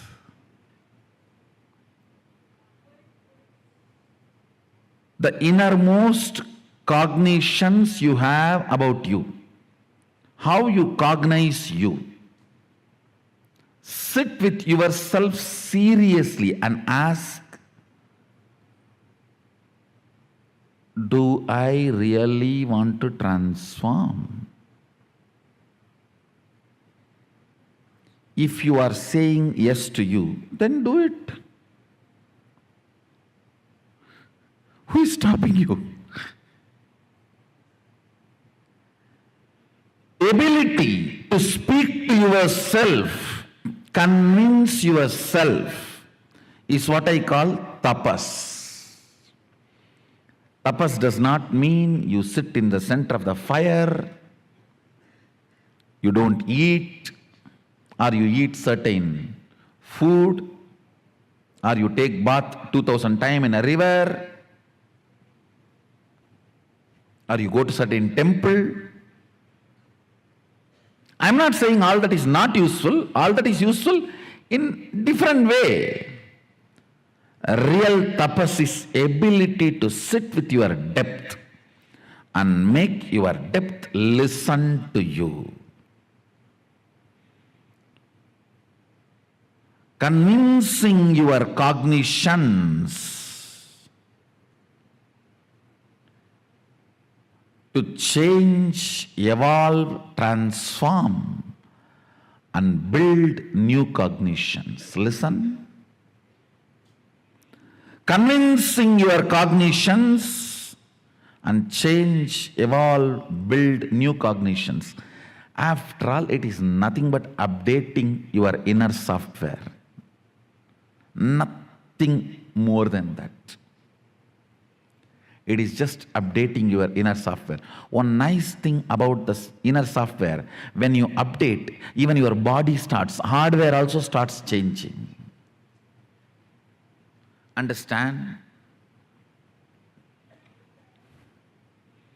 Agama is the oldest software revealed 60,000 years before for human beings, human consciousness. Maybe you can call it as Windows 1. Every incarnation is updation. The message comes. You want to update now? Remind me later. Do it in the night. You can choose anything. Every master is an updation. It's an update invitation. Windows 2, 3, 4. Now, after tired of sending windows, the door itself is opening.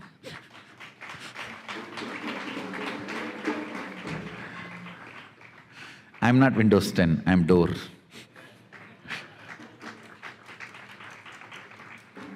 Understand, upgrading your cognition, what you feel about you, what you reveal about you, and how you feel about you. Updating your cognitions is all needed in the life. Completion itself is nothing but helping you to update your cognitions, upgrade your cognitions. Completion itself is nothing but upgrading your cognitions.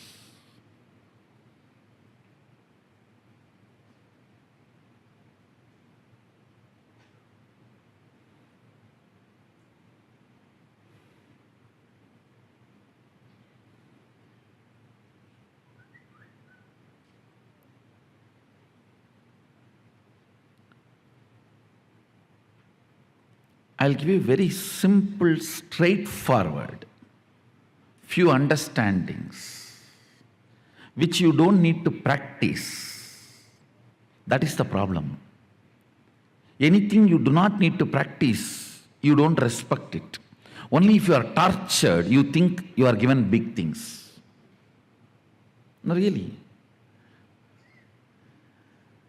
The cognitions I'm going to share, you do not need to practice. You just need to chew it, like chewing gum. While you are sitting all by yourself, just chew it. Yes, seems to be right. I think this guy is cool. Maybe he's speaking to me only.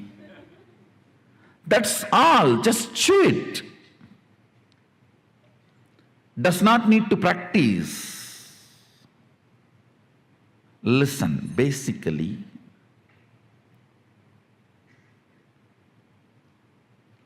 the idea, transformation, changing your thought current or behavior pattern is difficult, is the biggest problem. The moment you decide your thought current, your behavior patterns are difficult to change, you have become old. Do not listen to the part of you which says transforming is difficult. Listen.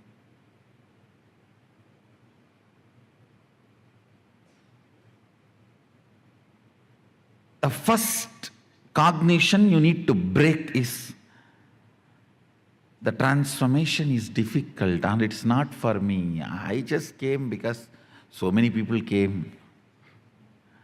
I came because my neighbor came. I came because my opposite house person came.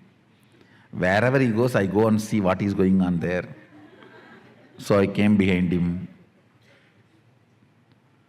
This is not for me. Listen.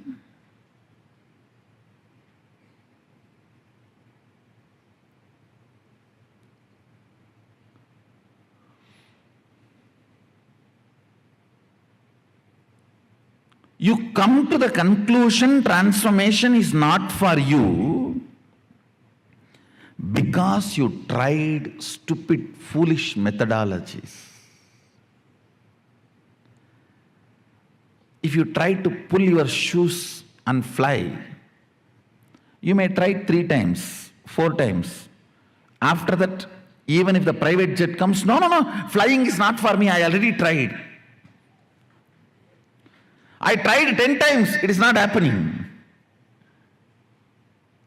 Pulling your shoes and trying to fly, getting into the private jet and flying, both are totally different. Understand, word may be same, but action is not. So trying to blow your nose and do some kriya, jiknak, chakbuk, some technique teaching, and you tried transformation, and now when I say transformation is easy through cognition, you're saying, no, I tried all these many years, I am a lifetime seeker. No, I'm really surprised. People are having a big title and they are even cute and feeling proud about it. I'm a lifetime seeker.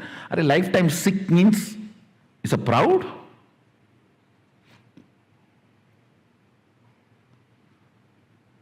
I'm lifetime seeker. I go to all gurus and check out everyone. I'm almost now off guru. No, there are many. Only that kind of people come to me. I don't know why. Only after going everywhere and getting nicely beaten.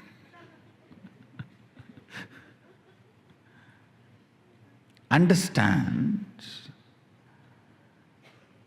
if you have not transformed, if you have not achieved what you got, don't blame you, blame the methodology and the fellow who taught you. Get rid of them completely.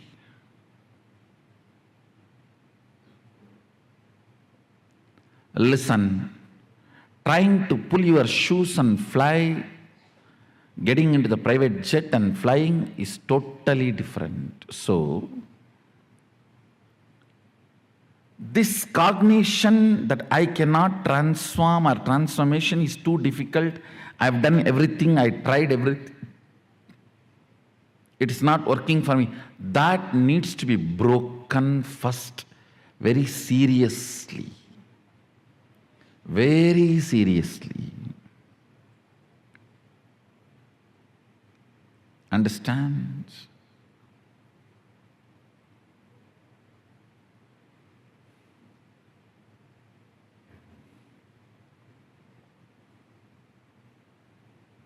Very seriously, it needs to be broken.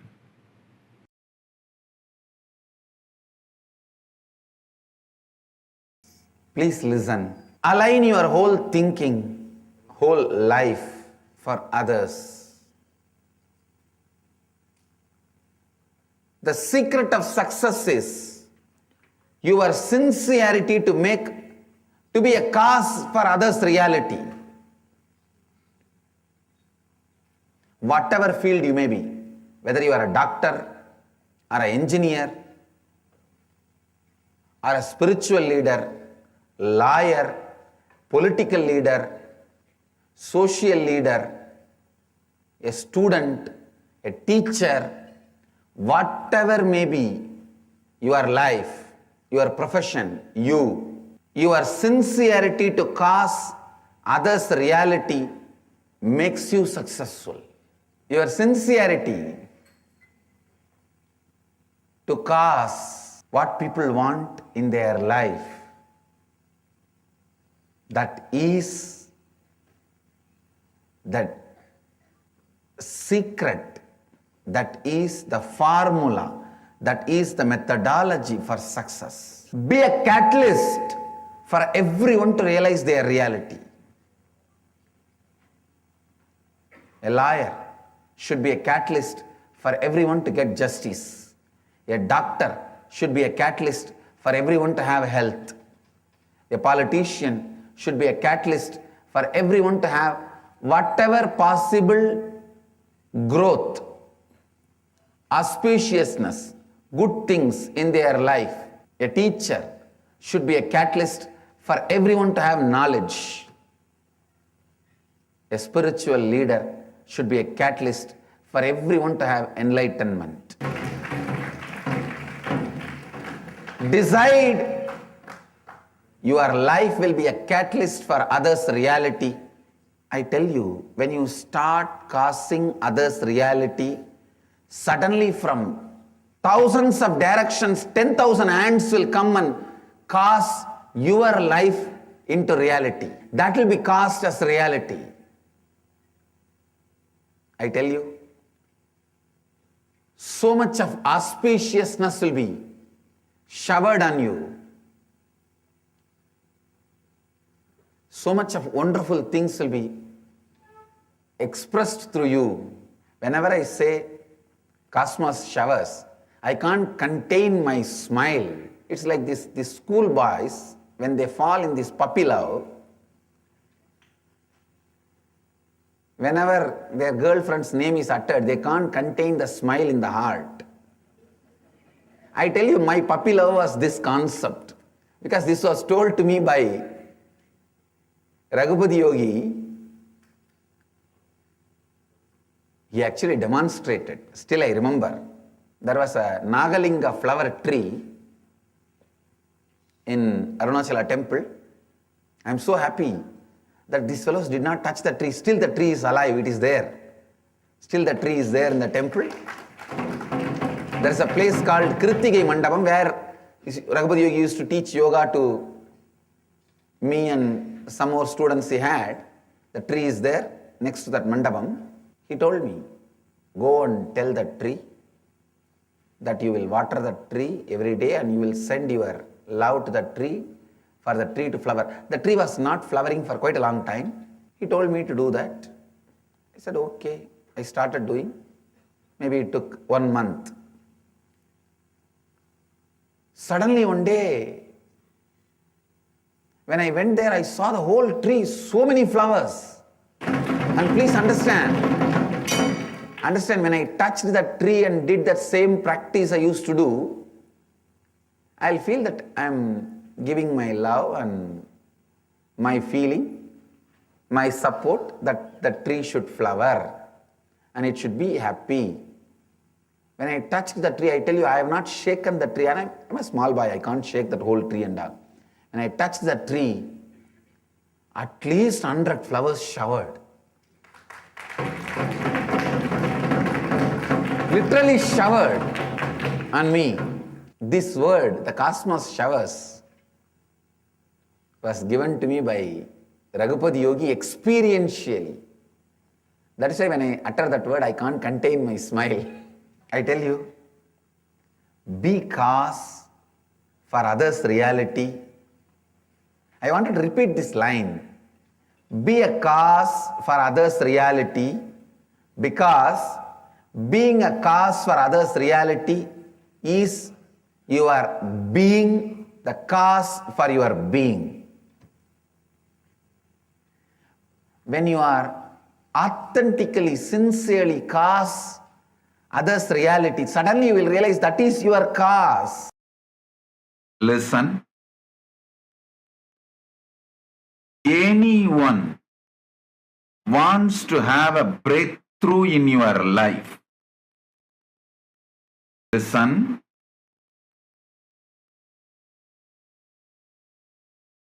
Anyone wants to have any breakthrough in your life. Take this enriching as a lifestyle. Listen. When you start enriching others, you will have thousands of powerful cognitions, clarity, answers, breakthroughs in your life.